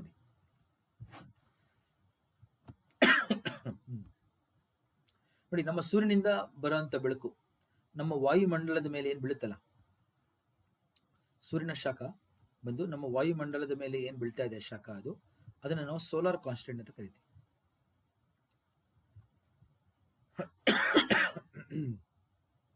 ತಾವಿಲ್ಲಿ ಗಮನಿಸಿ, ಸೂರ್ಯನಿಂದ ಬರುವಂತ ಬೆಳಕೆಲ್ಲ ಬಂದು ನಮ್ಮ ವಾಯುಮಂಡಲದ ಮೇಲ್ಭಾಗದಲ್ಲಿ ಬೀಳುತ್ತೆ. ಆಯ್ತಾ? ಆ ವಾಯುಮಂಡಲ ಮೇಲ್ಭಾಗದಲ್ಲಿ ಎಷ್ಟು ಶಾಖ ಬೀಳುತ್ತೆ, ಯಾಕೆಂದ್ರೆ ಇದು ಬಾಹ್ಯಾಕಾಶ, ಸ್ಪೇಸ್ ಇದು. ಅದನ್ನ ನಾವು ಸೋಲಾರ್ ಕಾನ್ಸ್ಟೆಂಟ್, ಓಕೆ, ಸೋಲಾರ್ ಸ್ಥಿರ ಕಾನ್ಸ್ಟೆಂಟ್ ಅಂತ ಕರಿತೀವಿ. ಇಲ್ಲಿ ನೋಡಿ, 1373 ವ್ಯಾಟ್ ಪರ್ ಮೀಟರ್ ಸ್ಕ್ವೇರ್ ಅಷ್ಟು ಶಾಖ ಬೀಳುತ್ತೆ. ಅದನ್ನ ಸೋಲಾರ್ ಕಾನ್ಸ್ಟೆಂಟ್. ನಮ್ಮ ವಾಯುಮಂಡಲದ ಮೇಲೆ ಎಷ್ಟು ಸೂರ್ಯನ ಶಾಖ ಬೀಳುತ್ತೆ ಅಂತ ಕೇಳ್ತಾರೆ ಎಕ್ಸಾಮಲ್ಲಿ, ಅದನ್ನ ಸೋಲಾರ್ ಕಾನ್ಸ್ಟೆಂಟ್ ಅಂತ ಕರಿತೀವಿ. ಅದು ಬಿದ್ದಿದ್ದೆಲ್ಲ ಒಳಗೆ ಬರಲ್ಲ, ಹೌದಾ? ಯಾಕೆಂದ್ರೆ ನಮ್ಮ ಆಕಾಶದಲ್ಲಿ ಮೋಡಗಳಿದೆ, ಧೂಳಿದೆ, ಕರೆಕ್ಟಾ? ಹಂಗೆ ನಮ್ಮ ವಾಯುಮಂಡಲದಲ್ಲಿ ಮೋಡಗಳಿದೆ, ಧೂಳು, ಮೋಡಗಳು ಇವೆಲ್ಲ ಏನ್ ಮಾಡುತ್ತೆ, ಬರೋಂಥ ಶಾಖನ ವಾಪಸ್ಸು ಪ್ರತಿಫಲನ, ರಿಫ್ಲೆಕ್ಟ್ ಮಾಡಿಬಿಡುತ್ತೆ. ಸೊ ಭೂಮಿಗೆ ಬಂದು ರೀಚ್ ಆಗೋದು ಎಷ್ಟು ಇದೆಯಲ್ಲ ಶಾಖ, ಅದನ್ನ ಸೋಲಾರ್ ಫ್ಲಕ್ಸ್ ಅಂತ ಕರಿತೀವಿ. ಸೊ ನಮ್ಮ ಭೂಮಿಯ ವಾಯುಮಂಡಲದ ಮೇಲೆ ಬೀಳೋದು ಶಾಖ ಸೋಲಾರ್ ಕಾನ್ಸ್ಟೆಂಟ್. ಅದಾದ್ಮೇಲೆ ಎಷ್ಟು ಶಾಖ ಬಂದು ಭೂಮಿ ಮೇಲೆ ಬೀಳುತ್ತೆ ಅದನ್ನು ನಾವು ಸೋಲಾರ್ ಫ್ಲಕ್ಸ್ ಅಂತ ಕರಿತೀವಿ. Solar flux. ಈ ಸೋಲಾರ್ ಫ್ಲಕ್ಸ್ ಯಾವ್ದ್ರ ಮೇಲೆ ಡಿಪೆಂಡ್ ಆಗುತ್ತೆ, ನಮ್ಮ ವಾಯುಮಂಡಲದಲ್ಲಿ ಯಾವ ರೀತಿ ಮೋಡಗಳಿದೆ, ನೀರಾವಿ ಇದೆ, ಧೂಳಿದೆ, ಕರೆಕ್ಟಾಗಿ ಕೆಲವೊಮ್ಮೆ ನೀವು ನೋಡಿರ್ತೀರ ಮಂಜು ಮುಚ್ಚಿರುತ್ತೆ, ಅದು ಮತ್ತು ತುಂಬ ಧೂಳಿರುತ್ತೆ, ಅದೆಲ್ಲ ಸೂರ್ಯನ ಶಾಖವನ್ನು ವಾಪಸ್ಸು ಪ್ರತಿಫಲನಗೊಳಿಸುತ್ತೆ. ಸೋಲಾರ್ ಫ್ಲಕ್ಸ್ ಕಮ್ಮಿ ಆಗುತ್ತೆ, ಹೌದಲ್ಲ? ಸೋಲಾರ್ ಫ್ಲಕ್ಸ್ ಕಮ್ಮಿ ಆಗುತ್ತೆ. ಅದಲ್ಲದೆ ಸೋಲಾರ್ ಫ್ಲಕ್ಸ್ ಅಲ್ಲದೆ ನಮ್ಮ ಭೂಮಿಯ ಮೇಲೆ ಬಿದ್ದಾಗ ಕೆಲವಷ್ಟು ಬೆಳಕು ವಾಪಸ್ ಹಿಂತಿರುಗುತ್ತೆ. ಅದನ್ನು ಆಲ್ಬಿಡೋ ಅಂತ ಕರಿತೀವಿ ನಾವು. ಆಲ್ಬಿಡೋ ಪ್ರತಿಫಲನಾಂಕ ಅಂತ ಕರಿತೀವಿ. ಆಲ್ಬಿಡೋ ಆಲ್ಬಿಡೋ ಅಂದರೆ ಎಷ್ಟು ಶಾಖ ಭೂಮಿಯ ಮೇಲೆ ಬಿದ್ದು ವಾಪಸ್ ಹಿಂತಿರುಗುತ್ತೆ. ಭೂಮಿ ಹೀರ್ಕೊಳ್ಳೋಕ್ಕಿಂತ ಮುಂಚೆನೆ, ಭೂಮಿಯ ಶಾಖನ ಹೀರ್ಕೊಳ್ಳೋಕ್ಕಿಂತ ಮುಂಚೆನೆ ವಾಪಸ್ ಪ್ರತಿಫಲನಗೊಳ್ಳುತ್ತಲ್ಲ, ಅದನ್ನು ನಾವು ಆಲ್ಬಿಡೋ ಅಂತ ಕರಿತೀವಿ. ಅದನ್ನು ನೋಡೋಣ. ಆಲ್ಬಿಡೋ ನೋಡಿ. ಸೊ ಏನಾಗುತ್ತೆ ನೋಡಿ, ಪ್ರತಿಫಲನಾಂಕ ಅಂದರೆ ಭೂಮಿಯ ಮೇಲೆ ಬೀಳುವಂಥ ಶಾಖ ಎಷ್ಟು ವಾಪಸ್ ಹಿಂತಿರುಗುತ್ತೆ, ನಮ್ಮ ಭೂಮಿ ಹೀರ್ಕೊಳ್ಳೋಕ್ಕಿಂತ ಮುಂಚೆ ಎಷ್ಟು ವಾಪಸ್ ಹಿಂತಿರುಗುತ್ತೆ. ಅಂದರೆ ಮೋಡಗಳಿಂದನೇ ಜಾಸ್ತಿ ನೋಡಿ, ಅತಿ ಹೆಚ್ಚು ಪ್ರತಿಫಲನಾಂಕ ಇರೋದು ಮೋಡಗಳಿಂದ. ಹಂಗೆ ಹಿಮ ಬಿದ್ದಿರುತ್ತಲ್ಲ, ಅದು ಸ್ನೋ ನೋಡಿ, ಸ್ನೋ ಗ್ಲೇಷಿಯರ್ ಅಂತೀವಲ್ಲ, ಅವುಗಳಿಂದ ಪ್ರತಿಫಲನಾಂಕ ಜಾಸ್ತಿ ಇರುತ್ತೆ, 50ರಿಂದ 90% ಅಷ್ಟು. ಮೋಡಗಳು ನೋಡಿ 70ರಿಂದ 80% ಅಷ್ಟು. ಗೊತ್ತಾಯ್ತಲ್ಲ? ಅಂದರೆ ಈ ಪ್ರತಿಫಲನಾಂಕ ಏನಿದೆ ಆಲ್ಬಿಡೋ, ಅದು 0 to 1 ವೇರಿ ಆಗುತ್ತೆ ಸ್ನೇಹಿತರೆ. 0 to 1. ಯಾವ್ಯಾವುದು ಬಿಳಿ ವಸ್ತುಗಳಿದೆ, ವೈಟ್ ಮೋಡಗಳು, ಹಿಮ ನದಿಗಳು, ಅವೆಲ್ಲ ಪ್ರತಿಫಲನಾಂಕ ಜಾಸ್ತಿ, ಅಂದರೆ ಬಿದ್ದಿದ್ದೆಲ್ಲ ಹಿಂತಿರುಗುತ್ತೆ ಆಕಾಶಕ್ಕೆ. ಕಪ್ಪು ವಸ್ತುಗಳಿದೆಲ್ಲ ನೋಡಿ, ತಾರ್ ರೋಡು, ನಮ್ಮ ಮನೆಗಳ ಮೇಲೆ ಮೇಲ್ಚಾವಡಿ, ಕರೆಕ್ಟ್ ಅಂಚು, ರಸ್ತೆಗಳು, ಅವೆಲ್ಲ ಕಪ್ಪಗಿರುತ್ತಲ್ಲ, ಅದೆಲ್ಲ ಏನಾಗುತ್ತೆ, ಆಲ್ಬಿಡೋ ಕಮ್ಮಿ, ಅಂದರೆ ಶಾಖನ ಹೀರ್ಕೊಳ್ಳುತ್ತೆ. ಅದಕ್ಕೆ ಸ್ನೇಹಿತರೆ, ನಾವು ಬೇಸಿಗೆಗಾಲದಲ್ಲೆಲ್ಲ ಕಪ್ಪು ಬಟ್ಟೆ ಹಾಕಬಾರ್ದು. ಬೇಸಿಗೆಗಾಲದಲ್ಲಿ ಕಪ್ ಶರ್ಟ್, ಕಪ್ ಪ್ಯಾಂಟ್ ಹಾಕೊಂಡು ಹೋದ್ರೆ ಏನಾಗುತ್ತೆ ಹೊರಗಡೆ, ಅದ್ರ ಮೇಲೆ ಕೋಟ್ ಬೇರೆ ಹಾಕೋತಾರೆ ಜನ, ಶಾಖ ಎಲ್ಲ ಹೀರ್ಕೊಳ್ಳೋದು. ಅದಕ್ಕೆ ನಮ್ಮ ಜನಗಳೆಲ್ಲ ಏನು ಮಾಡ್ತಾರೆ, ಬಿಳಿ ಶರ್ಟು ಬಿಳಿ ಪಂಚೆ ಹಾಕೋತಾರೆ, ಯಾಕೆಂದರೆ ಶಾಖ ಬಿದ್ದಿದ್ದೆಲ್ಲ ರಿಫ್ಲೆಕ್ಟ್ ಆಗುತ್ತೆ, ಸ್ವಲ್ಪ ತಂಪಾಗಿರುತ್ತೆ ಅವರಿಗೆ. ಗೊತ್ತಾಯ್ತಲ್ಲ? ಯಾಕೆ ಈ ರೀತಿ ಬಟ್ಟೆ ಧರಿಸ್ತಾರೆ, ಕವಚ ಧರಿಸ್ತಾರೆ ಅಂತ ತಾವು ಗಮನಿಸಬೇಕು. ಅದಕ್ಕೆ ನಮಗೆ ಎಷ್ಟೋ ಕಡೆ ಏನು ಮಾಡ್ತಾ ಇದ್ದಾರೆ, ತಾರ್ ರೋಡ್ನ ತೆಗೆದುಬಿಟ್ಟು ಸಿಮೆಂಟ್ ರೋಡ್ ಮಾಡ್ತಾ ಇದ್ದಾರೆ, ವೈಟ್ ಟಾಪಿಂಗ್ ಅಂತಾರೆ ಅದನ್ನು, ಕರೆಕ್ಟಾ? ಅದೆಲ್ಲ ಮಾಡ್ತಾ ಇರೋದು ಏನಕ್ಕೆ ಅಂದರೆ ಅಟ್ಲೀಸ್ಟ್ ಸ್ವಲ್ಪ ಶಾಖನ ಹಿಂತಿರುಗಿಸೋಣ ಅಂತ, ಪ್ರತಿಫಲನಾಂಕ ಹೆಚ್ಚಿಸೋಣ ಅಂತ. ಆವರೇಜ್ ನಮ್ಮ ಪೃಥ್ವಿಯ ಪ್ರತಿಫಲನಾಂಕ 0.31 ಇದೆ, 0.31 ಅಥವಾ 31% ಇದೆ. ಈಗ ಪ್ರತಿಫಲನಾಂಕ ಪೃಥ್ವಿದು ಎಷ್ಟು, 0.31 ಅಥವಾ 31%. ಆಯ್ತಾ? ಸೊ ನಾವು ಕಟ್ಕೊಳ್ಳಿ ಸ್ನೇಹಿತರೆ. ಹಂಗೆ ನೀರು ಅಷ್ಟೇ, ನೀರಿದು ಪ್ರತಿಫಲನಾಂಕ ಜಾಸ್ತಿ. ಅದೇ ನೀರು ತ್ಯಾಜ್ಯಗೊಂಡಾಗ ಕೊಳಚೆ ನೀರು ಇರುತ್ತಲ್ಲ, ಅದರದ್ದು ಪ್ರತಿಫಲನಾಂಕ ಕಮ್ಮಿ, 0 ಆಗಿಬಿಡುತ್ತೆ. ಕಪ್ಪು ಇರುತ್ತೆ ನೋಡಿ ನೀರು, ಕೊಳಚೆ ನೀರು, ಅದರದ್ದು ಪ್ರತಿಫಲನಾಂಕ ಕಮ್ಮಿ. ಸ್ವಚ್ಛವಾದ ನೀರದು ಪ್ರತಿಫಲನಾಂಕ ಜಾಸ್ತಿ. ಗೊತ್ತಾಯ್ತಲ್ಲ? ಸೊ ಈ ರೀತಿ ಸ್ನೇಹಿತರೆ, ನಮಗೆ ಪ್ರತಿಫಲನಾಂಕ ಅಂದರೆ ಸೂರ್ಯನಿಂದ ಬರುವಂಥ ಎಷ್ಟು ಬೆಳಕು ಶಾಖ ವಾಪಸ್ ಹಿಂತಿರುಗುತ್ತೆ, the amount of light reflected back before it is absorbed by the earth surface. ಆಯ್ತಾ? ಇವಾಗ ನೋಡಿ, ಸೊ ಇದೆಲ್ಲ ನೋಡಿ ಕೊನೆಗೆ ಭೂಮಿಗೆ ಮೇಲೆ ಬಂದು ರೀಚ್ ಆಗೋದು ಎಷ್ಟು, ಕಡಿಮೆ ಆಗುತ್ತೆ, ಸೋಲಾರ್ ಫ್ಲಕ್ಸ್ ಕಡಿಮೆ ಆಗುತ್ತೆ. ಈ ಭಾಗ ನೋಡಿ, ಆದ್ರೂ ಕರ್ಕಟ ಸಂಕ್ರಾಂತಿಯಿಂದ ಮಕರ ಸಂಕ್ರಾಂತಿ ನೋಡಿ, ಭಾರತ ಇಲ್ಲೇ ಇದೆ ನೋಡಿ, ಭಾರತ ಕರ್ಕಟ ಸಂಕ್ರಾಂತಿ ಪಾಸ್ ಆಗ್ತದೆ, ಈ ಭಾಗದಲ್ಲಿ ಜಾಸ್ತಿ ಬೆಳಕು ಬೀಳ್ತಾ ಇದೆ. ಹತ್ತತ್ರ ನೋಡಿ 340 ವ್ಯಾಟ್ ಅಷ್ಟು ಶಾಖ ಇಲ್ಲೇ ಬೀಳುತ್ತೆ, ಪರ್ ಸ್ಕ್ವೇರ್ ಮೀಟರ್ ಬೀಳುತ್ತೆ ಶಾಖ. ಅದಕ್ಕೆ ನಮಗೆ ಇದನ್ನು ಉಷ್ಣವಲಯ ಅಂತ ಕರೀತೀವಿ ನಾವು. ಉಷ್ಣ ಅಂದರೆ ಸಖತ್ ಜಾಸ್ತಿ ಶಾಖ ಇರುತ್ತೆ. ಆಯ್ತಾ? ಇದನ್ನು ಟಾರಿಡ್ ವಲಯ ಅಂತ ಕೂಡ ಕರಿತೀವಿ, ಟಾರಿಡ್. ಅದಾದ್ಮೇಲೆ ನೋಡಿ, ಈ ಭಾಗನ ಉಪ ಉಷ್ಣವಲಯ ಅಂತ ಕರಿತೀವಿ ನಾವು, ಸಬ್ ಟ್ರಾಪಿಕಲ್.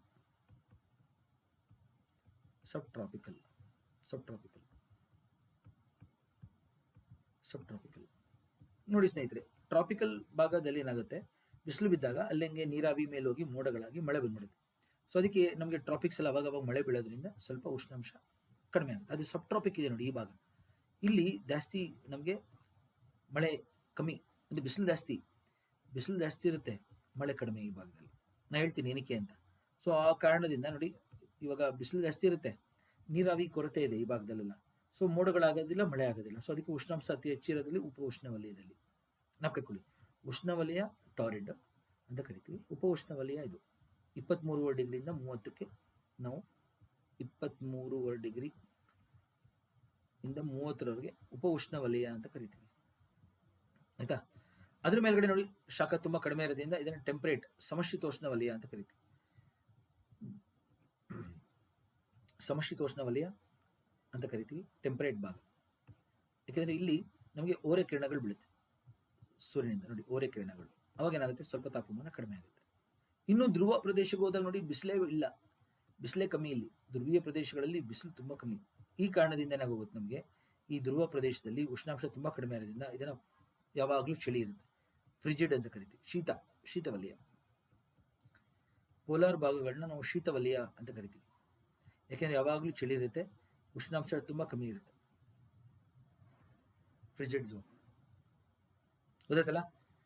ಸೊ ನಾನು ಇನ್ನೂ ಎಷ್ಟೋ ವಿಷಯಗಳು ಹೇಳ್ತೀನಿ. ಧ್ರುವ ಪ್ರದೇಶದಲ್ಲಿ ಯಾಕೆ 6 ತಿಂಗಳು ಬೆಳಕು 6 ತಿಂಗಳು ಕತ್ಲೆ ಇರುತ್ತೆ ಅದನ್ನು ಹೇಳ್ಕೊಡ್ತೀನಿ. ತಾಳ್ಮೆ ಇರಲಿ ಎಲ್ಲರಿಗೂ. ಈಗ ನೋಡಿ, ನಮ್ಮ ಪೃಥ್ವಿ ಬಾಗುವಿಕೆ ಇರೋದ್ರಿಂದ ಎಲ್ಲ ಕಡೆಗೂ ಸಮವಾಗಿ ಶಾಖ ಹಂಚಿಕೆ ಆಗಲ್ಲ. ಉಷ್ಣವಲಯದಲ್ಲಿ ಜಾಸ್ತಿ, ಉಪ ಉಷ್ಣವಲಯ, ಉಷ್ಣವಲಯದಲ್ಲಿ, ಸಮಶೀತೋಷ್ಣ ವಲಯದಲ್ಲಿ ಕಮ್ಮಿ, ಧ್ರುವ ಪ್ರದೇಶದಲ್ಲಿ ತುಂಬ ಕಮ್ಮಿ. ಅದಕ್ಕೆ ಅದನ್ನು ಶೀತ ವಲಯ ಅಂತ ಕರೆಯೋದು ಧ್ರುವ ಪ್ರದೇಶಗಳನ್ನ. ನೋಡಿ, ಎಲ್ಲ ಗ್ರಹಗಳದ್ದು ಪ್ರತಿಫಲನಾಂಕ ಕೊಟ್ಟಿದೆ ನೋಡಿ ಇಲ್ಲಿ. ಇದನ್ನು ಕೇಳ್ತಾರೆ ಎಕ್ಸಾಮಲ್ಲಿ. ನಮ್ಮ ಪೃಥ್ವಿ ಪ್ರತಿಫಲನಾಂಕ ಎಷ್ಟು? ಪೃಥ್ವಿಯ ಪ್ರತಿಫಲನಾಂಕ 0.31. ಇದು ನೋಡಿ ನಮ್ಮ ಅರ್ಥ. ಹಂಗೆ ಬಾಕಿ ಗ್ರಹಗಳು ನೋಡಿ, ಮರ್ಕ್ಯೂರಿ ನೋಡಿ 0.12, ವೀನಸ್ ನೋಡಿ 0.59, ಮಾರ್ಸ್ ನೋಡಿ 0.15. ಒಳ ಗ್ರಹಗಳಲ್ಲಿ ಇದೆ, ವೀನಸ್ಸೇ ದೊಡ್ಡದಿದೆ ನೋಡಿ, ಹೈಯೆಸ್ಟ್ ವೀನಸ್.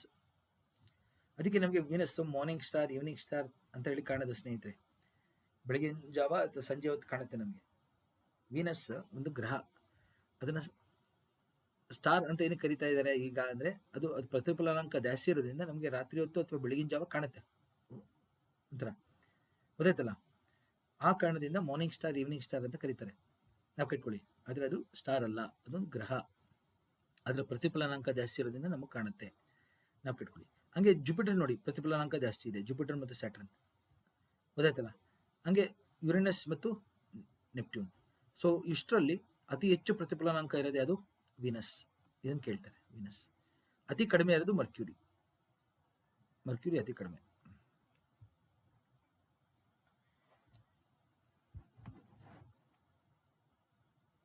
ಗೊತ್ತಾಯ್ತಲ್ಲ ಸ್ನೇಹಿತರೆ, ನಾವು ಕಟ್ಕೊಳ್ಳಿ. ನೆಕ್ಸ್ಟ್ ನೋಡಿ, ನಮ್ಮ ವಾಯುಮಂಡಲದಲ್ಲಿರುವಂಥ ಅನಿಲಗಳು. ವಾಯುಮಂಡಲದಲ್ಲಿ ಕಂಡುಬರುವಂಥ ಅನಿಲಗಳು ಯಾವುದು? ಸೊ ನಾವು ಹೇಳಿದೆ, ನಮ್ಮ ವಾಯುಮಂಡಲದಲ್ಲಿ ಅನಿಲಗಳಿದೆ, ಧೂಳಿನ ಕಣಗಳಿದೆ, ನೀರಾವಿ ಇದೆ ಅಂತ. ಅದರಲ್ಲಿ ಮೊದಲನೇದು ಅನಿಲಗಳು. ಓಕೆ, ಈ ಅನಿಲಗಳಲ್ಲಿ ಅತಿ ಹೆಚ್ಚು ಸಿಗದೆ ನಮಗೆ ನೈಟ್ರೋಜನ್. ನೋಡಿ, ನೈಟ್ರೋಜನ್ ಎಷ್ಟಿದೆ ಅಂದರೆ 78% ಅಷ್ಟಿದೆ, 78.08%. ಹಾಗೆ ಆಕ್ಸಿಜನ್ ನೋಡಿ 20.95 ಅಥವಾ 99 ಅಂತ ಕರೀತಾರೆ. ಈಗ ನಾಪಿಟ್ಕೊಳ್ಳಿ, 21% ಅಂತ ನಾಪಿಟ್ಕೊಳ್ಳಿ ಎಲ್ಲರೂ. 21% ಆಕ್ಸಿಜನ್ ಇದೆ. ಇವೆರಡು ಸೇರಿದ್ರೆ ನೋಡಿ 99% ಇಲ್ಲೇ ಆಗೋಗ್ತದೆ ನೋಡಿ, 99% ಇಲ್ಲೇ ಆಗೋಯ್ತು. ಸೊ ನೈಟ್ರೋಜನ್ ಮತ್ತು ಆಕ್ಸಿಜನ್ನೇ ಅತಿ ಹೆಚ್ಚು ಇರುವಂಥ ಅನಿಲಗಳು ಕಟ್ಕೊಳ್ಳಿ. ಇನ್ನು ಬಾಕಿ ಇದೆ ನೋಡಿ 1%. 1% ನೋಡಿ argon, carbon dioxide, neon, helium, krypton, hydrogen, xenon, ozone. ಈ ರೀತಿ ಬಾಕಿ ಅನಿಲಗಳನ್ನ ನಾವು ನೋಡ್ಬೋದು. ನಮ್ಮ ವಾಯುಮಂಡಲದಲ್ಲಿ ಅತಿ ಹೆಚ್ಚಿರದೆ ನೈಟ್ರೋಜನ್ ಮತ್ತು ಆಕ್ಸಿಜನ್. ಇವೆರಡನ್ನ ನಾಪಿಟ್ಕೊಳ್ಳಿ ಸ್ನೇಹಿತರೆ, ತುಂಬಾ ಮುಖ್ಯವಾದದ್ದು ಅನಿಲಗಳು. ಗೊತ್ತಾಯ್ತಲ್ಲ. ಎಕ್ಸಾಮಲ್ಲಿ ಎಲ್ಲ ಪರೀಕ್ಷೆಗಳಲ್ಲೂ ತುಂಬ ಸತಿ ಕೇಳಿದಂಥದ್ದೇ ಕ್ವಶನ್ ಇದು. 4 ಮೊದಲು 4 ಏನಿದೆ ನೋಡಿ. ಓಕೆ, ಮೊದಲು ಏನಿದೆ 4ನ್ನ ಕೇಳ್ತಾರೆ. ಮೊದಲನೇದು ಅದು ನೈಟ್ರೋಜನ್, ಇಲ್ಲಿ ಸಾರಜನಕ. ಎರಡನೇದು ಆಮ್ಲಜನಕ ನೋಡಿ. Next 3ನೇದು argon. 4ನೇದು ನೋಡಿ ಕಾರ್ಬನ್ ಡೈಆಕ್ಸೈಡ್. ಆಯ್ತಾ? ಸಾರಜನಕ ಮತ್ತು ಆಮ್ಲಜನಕ ಎರಡು ನಾವು ಕಟ್ಕೊಳ್ಳಿ. 3ನೇದು ಆರ್ಗಾನ್ ಮತ್ತು 4ನೇದು ಕಾರ್ಬನ್ ಡೈಆಕ್ಸೈಡ್. ಆ ಆರ್ಡರ್ ನಾವು ಕಟ್ಕೊಳ್ಳಿ. ನೆಕ್ಸ್ಟ್ ಧೂಳು. ಇದನ್ನ ನೋಡಿರ್ತೀರಿ ಎಲ್ಲರೂ. ನಾವು ಹಳ್ಳಿಗಳ ಕಡೆ ಎಲ್ಲ ಹಂಚಿನ ಮನೆಗಳ ಕಡೆ ಗ್ಲಾಸ್ ಇರುತ್ತೆ, ಅದರಿಂದ ಬೆಳಕು ಬರ್ತಾ ಇರುತ್ತೆ, ಅಥವಾ ಕಿಟಕಿಯಿಂದ ಬೆಳಕು ಬರ್ತಾ ಇರುತ್ತೆ. ಆ ರೂಮ್ ಒಳಗೆ ಹೋಗ್ತಿದ್ದಂಗೆ ಏನಾಗುತ್ತೆ, ಕತ್ಲೆ ಇರುತ್ತೆ, ಇನ್ನೂ ಬೆಳಕು ಲೈಟ್ ಹಾಕಿಲ್ಲ ನಾವು. ಅವಾಗ ಏನಾಗುತ್ತೆ ನೋಡಿ, ಈ ಥರ ಬೆಳಕು ಬರ್ತಿರೋದು ಧೂಳಿನ ಕಣಗಳ ಮೇಲೆ ಬಿದ್ದು ಅದು ನಮ್ಗೆ ಕಾಣುತ್ತೆ. ನೋಡಿದ್ರಲ್ಲ, ಎಷ್ಟೋ ಸತಿ ನಾವು ಧೂಳಿನ ಕಣಗಳನ್ನ ಹಿಡಿಯೋಕೆ ಟ್ರೈ ಮಾಡ್ತೀವಿ, ನಮ್ಗೆ ಸಿಗೋದಿಲ್ಲ. ಅಂದರೆ ನಮ್ಮ ಗಾಳಿಯಲ್ಲಿ ತುಂಬ ಪ್ರಮಾಣದಲ್ಲಿ ಧೂಳಿನ ಕಣಗಳಿದೆ. ಸೊ ನಮ್ಗೇನು ಕಾಣ್ತಾ ಇಲ್ಲ ಇವೆಲ್ಲ ಅಂದರೆ, ಬೆಳಕು ಅಷ್ಟು ಪ್ರಕಾಶಮಾನವಾಗಿರೋದ್ರಿಂದ ಲೈಟ್ ಹಾಕೊಂಡಿರ್ತೀವಿ, ಇಲ್ಲಾಂದ್ರೆ ಬೆಳಕಿರುತ್ತೆ, ಅದಕ್ಕೆ ನಮ್ಗೆ ಅದು ಕಾಣಲ್ಲ. ಆದರೆ ಈ ಥರ ಪರಿಸ್ಥಿತಿಗಳಲ್ಲಿ ಕಿಟಕಿಯಿಂದ ಬರ್ತಾ ಇರುತ್ತಲ್ಲ ಬೆಳಕು, ಅವಾಗ ಕಾಣುತ್ತೆ. ಅಂಚಿನ ಗ್ಲಾಸಿಂದ ಬರ್ತಾ ಇರುತ್ತೆ, ಇಲ್ಲಾಂದ್ರೆ ಸಿನಿಮಾ ಪ್ರೊಜೆಕ್ಟರ್ ಹಾಕಿದಾಗ ಬೆಳಕು ಬೀಳುತ್ತೆ ನೋಡಿ ಕತ್ಲೆ ರೂಮಲ್ಲಿ, ಅವಾಗ ಕಾಣುತ್ತೆ ಧೂಳಿನ ಕಣಗಳು. ಇದನ್ನು ನಾವು ಟಿಂಡಾಲ್ ಎಫೆಕ್ಟ್ ಅಂತ ಕರಿತೀವಿ ಸೈನ್ಸಲ್ಲಿ. ಟಿಂಡಾಲ್ ಎಫೆಕ್ಟ್ ನಾವು ಕಟ್ಕೊಳ್ಳಿ. ಟಿಂಡಾಲ್ ಎಫೆಕ್ಟ್ ಯಾವ ರೀತಿ ಒಂದು ಧೂಳಿನ ಕಣಗಳು ನಮಗೆ ಇಲ್ಲಿ ಕಾಣ್ತಾ ಇದೆ. ಎರಡು ತರ ಧೂಳಿನ ಕಣಗಳು ಸ್ನೇಹಿತರೆ. ಇವೆಲ್ಲ ಗಾಳಿಯಲ್ಲಿ ತೇಲ್ತಾ ಇರೋದ್ರಿಂದ ಇದನ್ನ ಏರೋಸಾಲ್ ಅಂತ ಕೂಡ ಕರಿತೀವಿ ನೋಡಿ. ಈ ಧೂಳಿನ ಕಣಗಳೆಲ್ಲ ಗಾಳಿಯಲ್ಲಿ ತೇಲೋದ್ರಿಂದ ಏರೋಸಾಲ್ ಅಂತ ಕರಿತೀವಿ. ಇವುಗಳಿಗೆ ಇನ್ನೊಂದು ಹೆಸರು ಪಾರ್ಟಿಕ್ಯುಲೇಟ್ ಮ್ಯಾಟರ್. ಪಾರ್ಟಿಕ್ಯುಲೇಟ್ ಮ್ಯಾಟರ್ ನೆನಪಿಟ್ಕೊಳ್ಳಿ, PM. ಅಂದ್ರೆ ತುಂಬಾ ಚಿಕ್ಕ ಕಣಗಳು, ಇವೆಲ್ಲ ತುಂಬಾ ಚಿಕ್ಕ ಕಣಗಳು ಗಾಳಿಯಲ್ಲಿ ತೇಲ್ತಾ ಇರುತ್ತೆ. ಇವೆರಡರಲ್ಲಿ ಎರಡು ತರ, ಒಂದು ಉಸಿರಾಟಕ್ಕೆ ಸಮಸ್ಯೆ ಆಗದಂತ, ಇನ್ನೊಂದು ಉಸಿರಾಟಕ್ಕೆ ಸಮಸ್ಯೆ ಆಗುವುದು. ಯಾವುದು ನೋಡೋಣ. ಉಸಿರಾಟಕ್ಕೆ ಸಮಸ್ಯೆ ಆಗದಂತ ಧೂಳಿನ ಕಣಗಳು ಯಾವುದು ಅಂದ್ರೆ ಫೈನ್ ಕ್ಲೇ, ತುಂಬಾ ಚಿಕ್ಕ ಕಣಗಳು. ಸಾಡಸ್ಟ್, ಮರದಿಂದ ಬರುತ್ತೆ ನೋಡಿ, ಮರ ಕಟ್ ಮಾಡಿದಾಗ ಸಾಡಸ್ಟ್. ಮತ್ತೆ ಗಿಡಗಳಿಂದ, ಹೂವಿನ ಗಿಡಗಳಿಂದ ಬರುವಂಥದ್ದು ಪಾಲನ್ಸ್, ಬೂದಿ ಮತ್ತು ಹೊಗೆ ಕಣಗಳು. ಮಣ್ಣಿಂದ ಬರುವಂಥದ್ದು, ಮರ ಕಟ್ ಮಾಡಿದಾಗ ಬರುವಂಥದ್ದು, ಹೂವಿನ ಗಿಡಗಳಿಂದ ಬರುವಂಥದ್ದು, ಬೂದಿ ಮತ್ತು ಹೊಗೆಯಿಂದ ಬರುವಂಥ ಧೂಳು. ಇವೆಲ್ಲ ರೆಸ್ಪಿರಬಲ್ ಸಸ್ಪೆಂಡ್, ಅಂದ್ರೆ ಉಸಿರಾಟಕ್ಕೆ ಅಷ್ಟು ಸಮಸ್ಯೆ ಆಗಲ್ಲ. ಯಾಕೆಂದ್ರೆ ನಮ್ಮ ಸುತ್ತಮುತ್ತ ವಾತಾವರಣದಲ್ಲಿ ಇವೆಲ್ಲ ಯಾವಾಗಲೂ ಇದೆ, ನಮ್ಮ ದೇಹ ಇದಕ್ಕೆ ಹೊಂದಾಣಿಕೆ ಆಗಿದೆ. ಸೊ ಇವೆಲ್ಲ ಧೂಳು ಒಳಗೆ ಹೋದ್ರೂ ಮೂಗೊಳಗೆ ಕೂದಲಿರುತ್ತೆ ನೋಡಿ, ಹೇರ್ ಫಾಲಿಕಲ್ಸ್, ಅದು ಡಿಸ್ಟರ್ಬ್ ಆದಾಗ ನಮಗೆ ಸೀನ್ ಬರುತ್ತೆ. ವೆನ್ ಯು ಸ್ನೀಸ್ ಮಾಡಿದಾಗ ಅದೆಲ್ಲ ಧೂಳು ಹೊರಗಡೆ ಬರುತ್ತೆ. ಸೊ ಇವೆಲ್ಲ ದಪ್ಪ ಪಾರ್ಟಿಕಲ್ಸ್, ಇವೆಲ್ಲ ಕಣ ಪಾರ್ಟಿಕಲ್ಸ್. ಇವುಗಳು ಕಣ ಸೈಜು, ಗಾತ್ರ ದೊಡ್ಡದು, ಅದಕ್ಕೆ ನಮಗೇನು ಸಮಸ್ಯೆ ಆಗಲ್ಲ. ಆದರೆ ಇದಿದೆ ನೋಡಿ, ನಾನ್ ರೆಸ್ಪಿರಬಲ್, ಸಿಗರೆಟ್ ಇಂದ ಬರುವಂಥದ್ದು, ವಾಹನಗಳು, ಹೈಡ್ರೋಕಾರ್ಬನ್ಸ್ ಅಂದರೆ ಡೀಸೆಲ್ ವಾಹನಗಳಿಂದ ಬರುವಂಥದ್ದು, ಕರೆಕ್ಟ್. ಇಂಡಸ್ಟ್ರಿಯಲ್ ಸ್ಮೋಕ್, ಕೈಗಾರಿಕೆಗಳು, ಸಿಮೆಂಟ್ ಇಂದ ಬರುವಂಥದ್ದು ಮುಖ್ಯವಾಗಿ. ಸ್ಟಬಲ್ ಬರ್ನಿಂಗ್, ಇದೆಲ್ಲ ಮೆದೆ ಸುಡ್ತಾರೆ ನೋಡಿ, ಹಳ್ಳಿಗಳ ಕಡೆ ಎಲ್ಲ ಏನಾಗುತ್ತೆ, ಫಸಲು ತೆಗೆದ್ಮೇಲೆ ಕೊನೆಗೆ ಏನು ಉಳ್ಕೊಳ್ಳುತ್ತಲ್ಲ ಅದನ್ನು ಸುಟ್ಟಾಕ್ಬಿಡ್ತಾರೆ, ಅಲ್ಲೇ ಗೊಬ್ಬರ ಆಗಲಿ ಫಲವತ್ತತೆ ಹೆಚ್ಚಾಗಲಿ ಅಂತ. ಓಕೆ, ಅದು ಸ್ಟಬಲ್ ಬರ್ನಿಂಗ್. ಇನ್ನೊಂದು ಪಟಾಕಿಗಳು. ಈಗ ನೋಡಿ ಎಲ್ಲ ಕಡೆ ಎಲ್ಲ, ಯಾರೋ ಸತ್ರು ಪಟಾಕಿ ಹೊಡಿತಾರೆ, ಯಾರೋ ಹುಟ್ಟಿದ್ರು ಪಟಾಕಿ ಹೊಡಿತಾರೆ, ಕರೆಕ್ಟಾ. ದೀಪಾವಳಿ ಒಂದೇ ಅಲ್ಲ, ಈಗ ಕ್ರಿಕೆಟ್ ವರ್ಲ್ಡ್ ಕಪ್ ಅಂತಾರೆ, ಎಲ್ಲದಕ್ಕೂ ಪಟಾಕಿ ಹೊಡಿತಾರೆ ಜನ. ಇವೆಲ್ಲ ಏನು ತಪ್ಪು. ಇದರಿಂದ ಬರುವಂಥ ಧೂಳೆ ನಮಗೆ ಉಸಿರಾಟದ ಸಮಸ್ಯೆಗಳಾಗ್ತಾ ಇರೋದು, ಆಸ್ತಮಾ ಆಗಿರ್ಬೋದು, ಬ್ರಾಂಕೈಟಿಸ್ ಆಗಿರ್ಬೋದು, ಇವೆಲ್ಲ ದೊಡ್ಡ ದೊಡ್ಡ ಸಮಸ್ಯೆಗಳು ನಗರಗಳಲ್ಲಿ ಹೆಚ್ಚಾಗಿದೆ ಸ್ನೇಹಿತರೆ. ಈಗ ಲಂಗ್ ಕ್ಯಾನ್ಸರ್ ಆಗಿರ್ಬೋದು, ಅವೆಲ್ಲ ಹೆಚ್ಚಾಗ್ತಾ ಇದೆ. ಅದನ್ನು ನಾವು ಇಲ್ಲಿ ಗಮನಿಸಬೇಕು.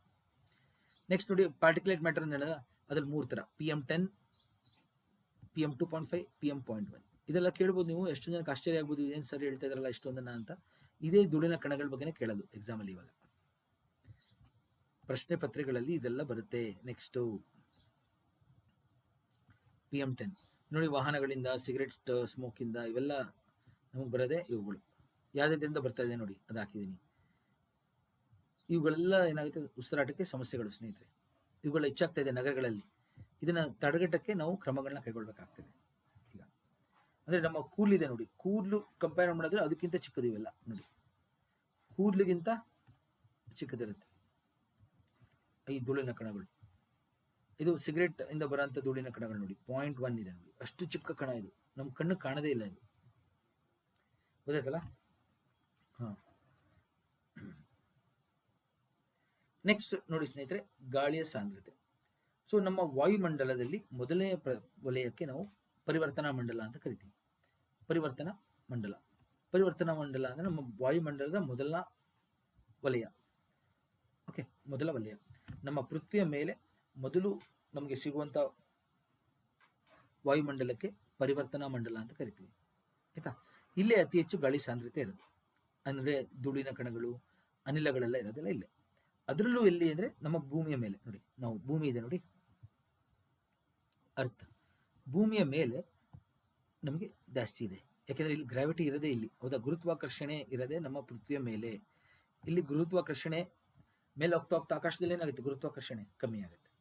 ಸೊ ಇಲ್ಲಿ ನಮ್ಮ ಭೂಮಿಯ ಕೆಳಮಟ್ಟದಲ್ಲಿ ಗುರುತ್ವಾಕರ್ಷಣೆ ಜಾಸ್ತಿ ಇರೋದ್ರಿಂದ ನೋಡಿ, ಇಲ್ಲಿ ಜಾಸ್ತಿ ಧೂಳಿನ ಕಣಗಳಿರುತ್ತೆ. ಎಷ್ಟಿದೆ ನೋಡಿ ಧೂಳಿನ ಕಣಗಳು, ಕೋಟ್ಯಾಂತರ ಅನಿಲಗಳು, ಧೂಳಿನ ಕಣಗಳೆಲ್ಲ ಕೆಳಗಡೆ ಇರುತ್ತೆ. ಮೇಲೆ ಹೋಗ್ತಾ ಹೋಗ್ತಾ ಹೋಗ್ತಾ ಗ್ರಾವಿಟಿ ಏನಾಗುತ್ತೆ, ಕಮ್ಮಿ ಆಗುತ್ತೆ. ಗುರುತ್ವಾಕರ್ಷಣೆ ಕಡಿಮೆ ಆಗ್ತಾ ಆಗ್ತಾ ಆಗ್ತಾ ಹೋದಂಗೆ ಏನಾಗುತ್ತೆ, ಧೂಳಿನ ಕಣಗಳು, ಅನಿಲಗಳು ಸಹ ಕಮ್ಮಿ ಆಗುತ್ತೆ. ಗೊತ್ತಾಯ್ತಲ್ಲ. ಗಾಳಿಯ ಸಾಂದ್ರತೆ ನಮ್ಮ ಭೂಮಿಯ ಕೆಳಭಾಗ ಅಂದ್ರೆ ನೆಲಮಟ್ಟದಲ್ಲಿ, ನಮ್ಮ ವಾಯುಮಂಡಲದ ಕೆಳಮಟ್ಟ ಅಂದ್ರೆ ಭೂಮಿಯ ಮೇಲೆ ಜಾಸ್ತಿ ಇರುತ್ತೆ. ಆಕಾಶದಲ್ಲಿ ಮೇಲೆ ಹೋಗ್ತಾ ಹೋಗ್ತಾ ಹೋಗ್ತಾ ಗಾಳಿಯ ಸಾಂದ್ರತೆ, ಏರ್ ಡೆನ್ಸಿಟಿ ಕಡಿಮೆ ಆಗುತ್ತದೆ. ನಾವಿಟ್ಕೊಳ್ಳಿ.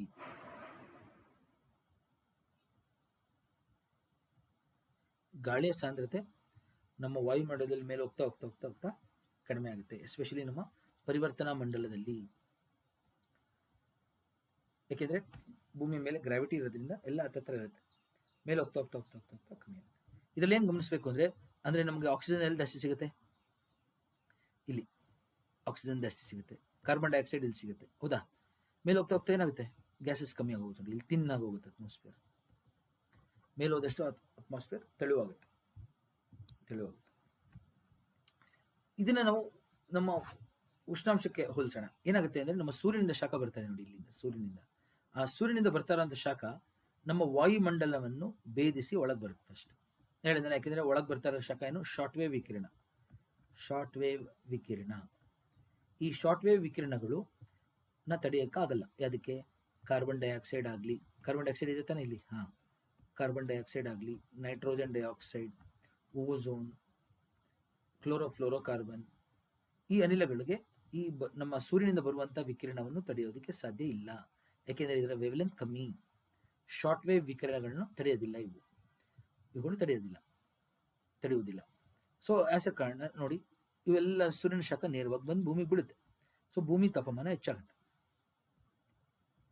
So earth temperature increases. ಯಾವಾಗ ಭೂಮಿಯ ತಾಪಮಾನ ಹೆಚ್ಚಾಗುತ್ತೆ? ಭೂಮಿಯ ತಾಪಮಾನ ಹೆಚ್ಚಾದಾಗ ಏನಾಗುತ್ತೆ? ಭೂಮಿ ಹಂಗೆ ಉಳಿಸ್ಕೊಳ್ಳಲ್ಲ, ಶಾಖನ ವಾಪಸ್ ಕಳಿಸುತ್ತೆ. ಅದನ್ನು ಹೊರ ವಿಕಿರಣ ಅಂತ ಕರಿತೀವಿ ನಾವು, ಔಟ್ ಗೋಯಿಂಗ್. ಭೂಮಿಯಿಂದ ಬರ್ತಾ ಇರೋಂಥ ಹೊರ ವಿಕಿರಣ, ಲಾಂಗ್ ವೇವ್ ವಿಕಿರಣ.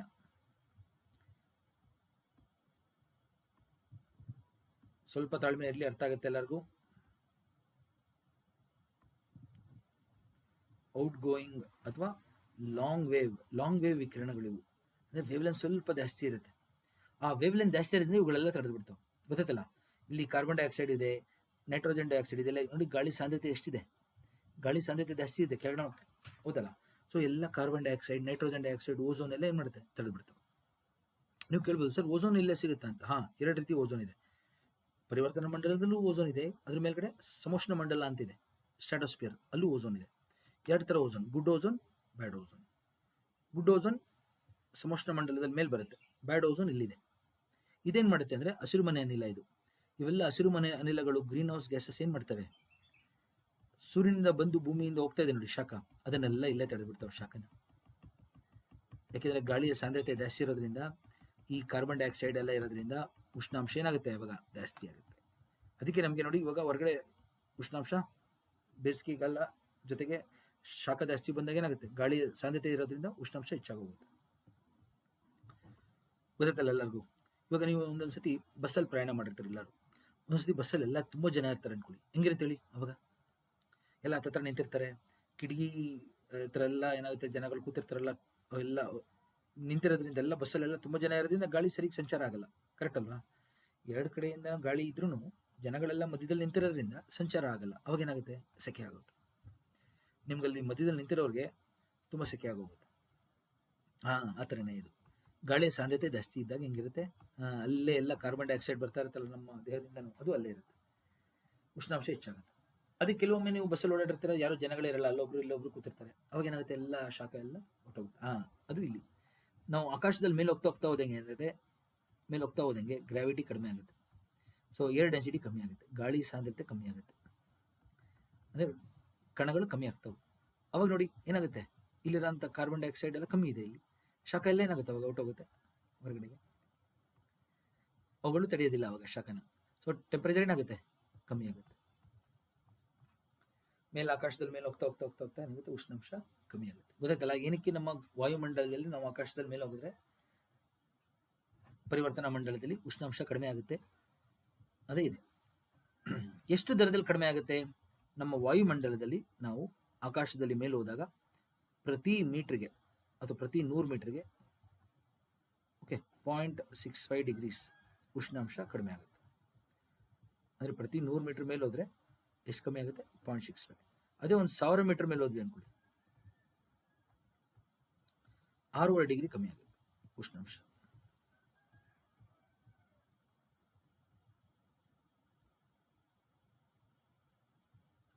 ಡಿಗ್ರಿ ಕಮ್ಮಿ ಆಗುತ್ತೆ.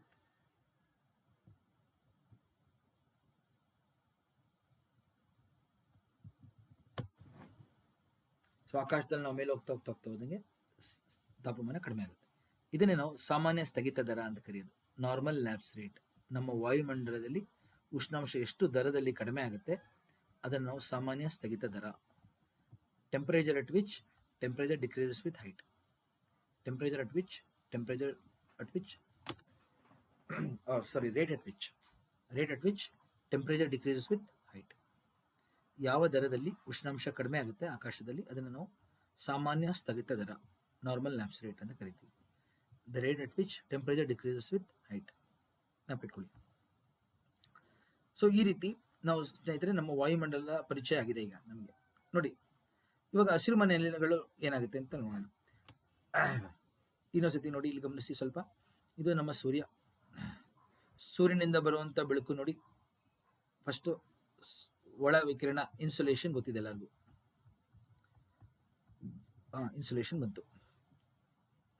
ಭೂಮಿ ಕಾದ್ಬಿಡುತ್ತೆ. ಭೂಮಿ ಕಾದ್ಮೇಲೆ ಏನಾಗುತ್ತೆ? ಟೆರೆಸ್ಟ್ರಿಯಲ್ ರೇಡಿಯೇಷನ್ ಬರುತ್ತೆ. ಆದರೆ ನಮ್ಮ ವಾಯುಮಂಡಲದಲ್ಲಿ ಹಲವಾರು ಅನಿಲಗಳಿದೆ.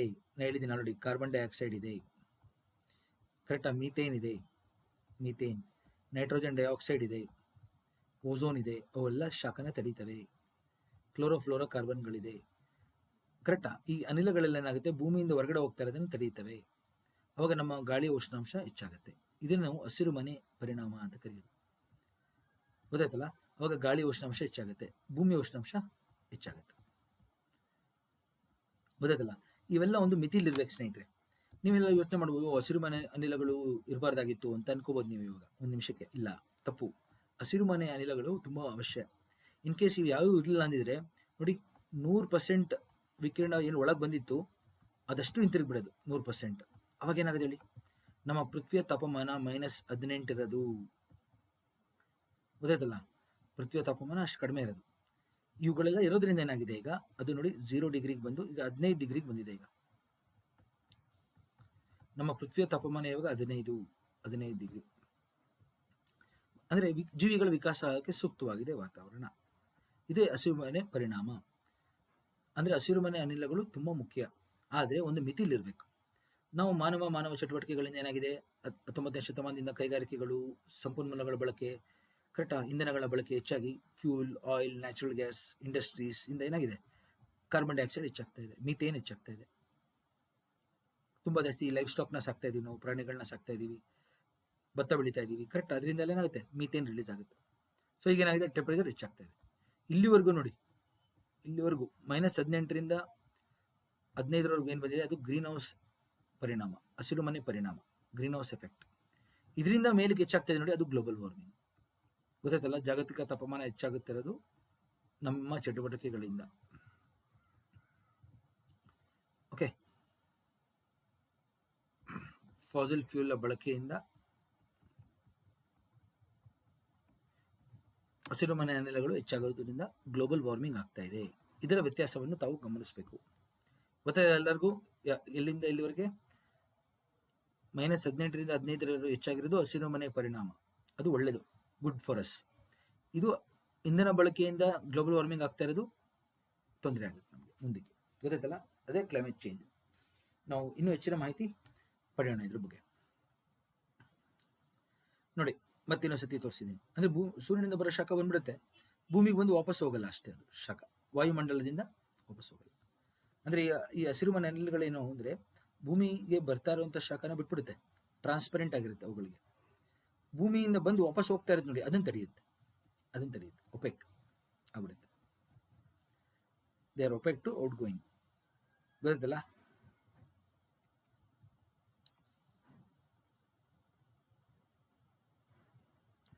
ನಾವು ಹಸಿರು ಮನೆ ಅನಿಲಗಳನ್ನ ಹೆಂಗೆ ಪತ್ತೆ ಹಚ್ತೀವಿ ಅಂದರೆ ಕಾರ್ಬನ್ ಡೈಆಕ್ಸೈಡ್ ಮುಖಾಂತರ ಪತ್ತೆ ಹಚ್ತೀವಿ. ಯಾಕೆಂದರೆ ನಮಗೆ ಕಾರ್ಬನ್ ಡೈಆಕ್ಸೈಡ್ನೇ ನಾವು ರೆಫರೆನ್ಸ್ ಗ್ಯಾಸ್ ಆಗಿ ತೊಗೊಂಡಿರೋದು. ಅಂದರೆ 1 ಟನ್ ಕಾರ್ಬನ್ ಡೈಆಕ್ಸೈಡ್ ರಿಲೀಸ್ ಮಾಡಿದ್ರೆ ಎಷ್ಟು ಹಸಿರು ಮನೆ ಅನಿಲ ಹೆಚ್ಚಾಗುತ್ತೆ ಅದನ್ನು ನಾವು ರೆಫರೆನ್ಸ್ ಆಗಿ ತೊಗೊಂಡು ಯೂಸ್ ಮಾಡ್ತೀವಿ. ನೋಡಿ, ಕಾರ್ಬನ್ ಡೈಆಕ್ಸೈಡ್.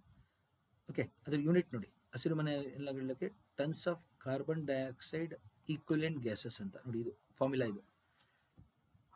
ಓಕೆ, ಯಾವುದೇ ಒಂದು ಹಸಿರು ಮನೆ ಅನಿಲವನ್ನು ನಾವು ಯಾವುದಕ್ಕೆ ಹೋಲಿಸ್ತೀವಿ? ಕಾರ್ಬನ್ ಡೈಆಕ್ಸೈಡ್ ಹೋಲಿಸಿ ಪತ್ತೆ ಹಚ್ತೀವಿ. ಮೀಥೇನ್ ನೋಡಿ, ಮೀಥೇನ್ ಎಲ್ಲಿಂದ ಬರ್ತಾ ಇದೆ ನೋಡಿ? ಲ್ಯಾಂಡ್ ಫಿಲ್ಗಳಿಂದ, ನ್ಯಾಚುರಲ್ ಗ್ಯಾಸ್ ಮೈನ್ ಮಾಡೋದ್ರಿಂದ, ಅಗ್ರಿಕಲ್ಚರ್, ಲೈಫ್ ಸ್ಟಾಕ್ ಇಂದ. Carbon dioxide fossil fuel combustion, crude oil, ಕೋಲ್, ಟ್ರಾನ್ಸ್ಪೋರ್ಟೇಷನ್ ಇಂದ.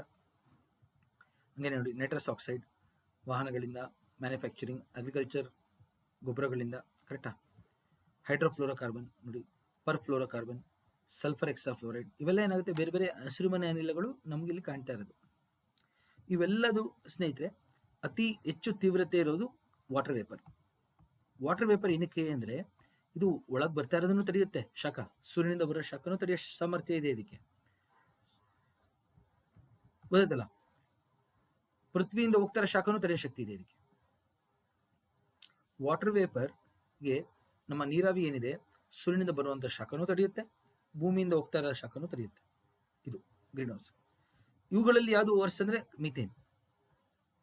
ಮೀಥೇನ್ ಯಾಕೆಂದರೆ ವಾಯುಮಂಡಲದಲ್ಲಿ ಹಂಗೆ ಉಳಿದು ಬಿಡುತ್ತೆ, ಅದರದ್ದು ಏನು ಪ್ರಯೋಜನ ಇಲ್ಲ ವಾಯುಮಂಡಲದಲ್ಲಿ. ಕಾರ್ಬನ್ ಡೈಆಕ್ಸೈಡ್ ಆದರೆ ಅಟ್ಲೀಸ್ಟ್ ಗಿಡ ಮರಗಳು, ಸ್ವಪೋಷಿತ ಗಿಡಗಳು ಏನು ಮಾಡ್ತವೆ, ವಾಪಸ್ ಕಾರ್ಬನ್ ಡೈಆಕ್ಸೈಡ್ನ ದ್ವಿತೀಯ ಸಂಶ್ಲೇಷಣೆಯಿಂದ ವಾಪಸ್ ಹಿಡ್ಕೊಳ್ತಾವೆ ಕಾರ್ಬನ್ ಡೈಆಕ್ಸೈಡ್ನ. Carbon dioxide undergoes photosynthesis. Carbon dioxide is important for our agriculture, for plants. For methane ಗಾಳಿನಲ್ಲಿ ಉಳಿದುಬಿಡುತ್ತೆ, ಗೊತ್ತಾಯ್ತಲ್ಲ. ಇದು ಹಸಿರುಮನೆ ಅನಿಲಗಳು. ನೆಕ್ಸ್ಟ್ ನೋಡಿ ಸ್ನೇಹಿತರೆ, ನಮ್ಮ ವಾಯುಮಂಡಲದ ರಚನೆ. ವಾಯುಮಂಡಲದ ರಚನೆ ಯಾವ ರೀತಿ ಆಗಿದೆ ಅಂತ. ಸೊ ನಮ್ಮ ವಾಯುಮಂಡಲದಲ್ಲಿ ಹಲವಾರು ಪದರಗಳಿದೆ. ಮೊದಲನೇದು ಪರಿವರ್ತನಾ ಮಂಡಲ, ಟ್ರೋಪೋ. ಎರಡನೇದು ಸಮೋಷ್ಣ ಮಂಡಲ, ಸ್ಟ್ರಾಟೋ. ಮೂರನೇದು ಮಧ್ಯಮಂಡಲ. ನಾಲ್ಕನೇದು ಟರ್ಮೋಸ್ಫಿಯರ್, ಉಷ್ಣಮಂಡಲ. ನೋಡಿ ನಾನು ಅದಕ್ಕೆಲ್ಲ ನಂಬರ್ ಬರೀತೀನಿ. ಒಂದು ಪರಿವರ್ತನಾ ಮಂಡಲ, ಎರಡನೇದು ಸ್ಟ್ರಾಟೋಸ್ಫಿಯರ್, ಮೂರನೇದು ಮಧ್ಯಮಂಡಲ, ನಾಲ್ಕನೇದು ಉಷ್ಣಮಂಡಲ. ಆಯ್ತಾ? ತಾವು ಗಮನಿಸಿ. ಮಂಡಲ ಏನಕ್ಕೆ ಕರಿತೀವಿ ಅಂತ ತೋರಿಸ್ತೀನಿ ನಾನು, ಅದನ್ನು ಬರಿತೀನಿ. ಉಷ್ಣಮಂಡಲದ ಎರಡು ಭಾಗ, ಅಯಾನ್ ಮಂಡಲ ಮತ್ತು ಬಾಹ್ಯಾಕಾಶ, ಎಕ್ಸೋಸ್ಫಿಯರ್. ಆಯ್ತಾ? ಇದು ತುಂಬ ಎತ್ತರವರೆಗೂ ಹೋಗಿ ಸ್ಪೇಸ್ ಸೇರಿಬಿಡುತ್ತೆ. ಇದು ಮೇಲ್ಭಾಗ 10,000 ಕಿಲೋಮೀಟರ್ ಮೇಲೆ. ಆಯ್ತಾ? ನಾವು ಕಟ್ಕೊಡಿ. ಪರಿವರ್ತನಾ ಮಂಡಲ ಇದು ಕೆಳಭಾಗ. ನಾವು ಭೂಮಿ ಮೇಲಿದ್ದೀವಿ, ನಮ್ಮ ಭೂಮಿಯ ಮೇಲಿಂದ ನೋಡಿ, ನಾನು ಕೆಳಗಡೆಯಿಂದ ತೋರಿಸ್ತಾ ಇದ್ದೀನಿ. ಮೊದಲನೇ ವಲಯ ಪರಿವರ್ತನಾ ಮಂಡಲ, ಕೆಳಗಡೆ ಅದ್ರ ಮೇಲ್ಗಡೆ ಸಮೋಷ್ಣ ಮಂಡಲ, ಎರಡರ ಮಧ್ಯೆ ಇರದೆ ಪರಿವರ್ತನಾ ವಿರಾಮ. ವಿರಾಮ ಅಂದ್ರೆ ಹೆಂಗೆ, ನೀವು ಧಾರಾವಾಹಿ ನೋಡ್ತಾ ಇರ್ತೀರಾ, ಮೊದಲು ವಿರಾಮ ಬರುತ್ತೆ ಆ ಥರ. ಹಂಗೆ ಸ್ಟ್ರಾಟೋಸ್ಫಿಯರ್ ಮೇಲ್ಗಡೆ ಸಮೋಷ್ಣ ವಿರಾಮ. ಮೀಸೋಸ್ಫಿಯರ್ ಮಧ್ಯಮಂಡಲ, ಅದ್ರ ಮೇಲೆ ಮಧ್ಯ ವಿರಾಮ.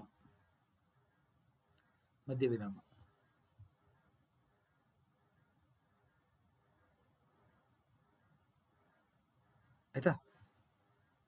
ಪರಿವರ್ತನಾ ಮಂಡಲ, ಸಮೋಷ್ಣ ಮಂಡಲ, ಮಧ್ಯಮಂಡಲ, ಉಷ್ಣಮಂಡಲ. ಅವೆರಡರ ಮಧ್ಯೆ ಇರೋ ಲೇವಗಳು ವಿರಾಮ, ಪರಿವರ್ತನಾ ವಿರಾಮ, ಸಮೋಷ್ಣ ವಿರಾಮ. ಇದು ನಾನು ಸ್ವಲ್ಪ ಲೇಸರ್ ಪಾಯಿಂಟಲ್ಲಿ ತೋರಿಸ್ತೀನಿ, ಎಷ್ಟೊಂದು ಜನ ಕಾಣೋದಿಲ್ಲ.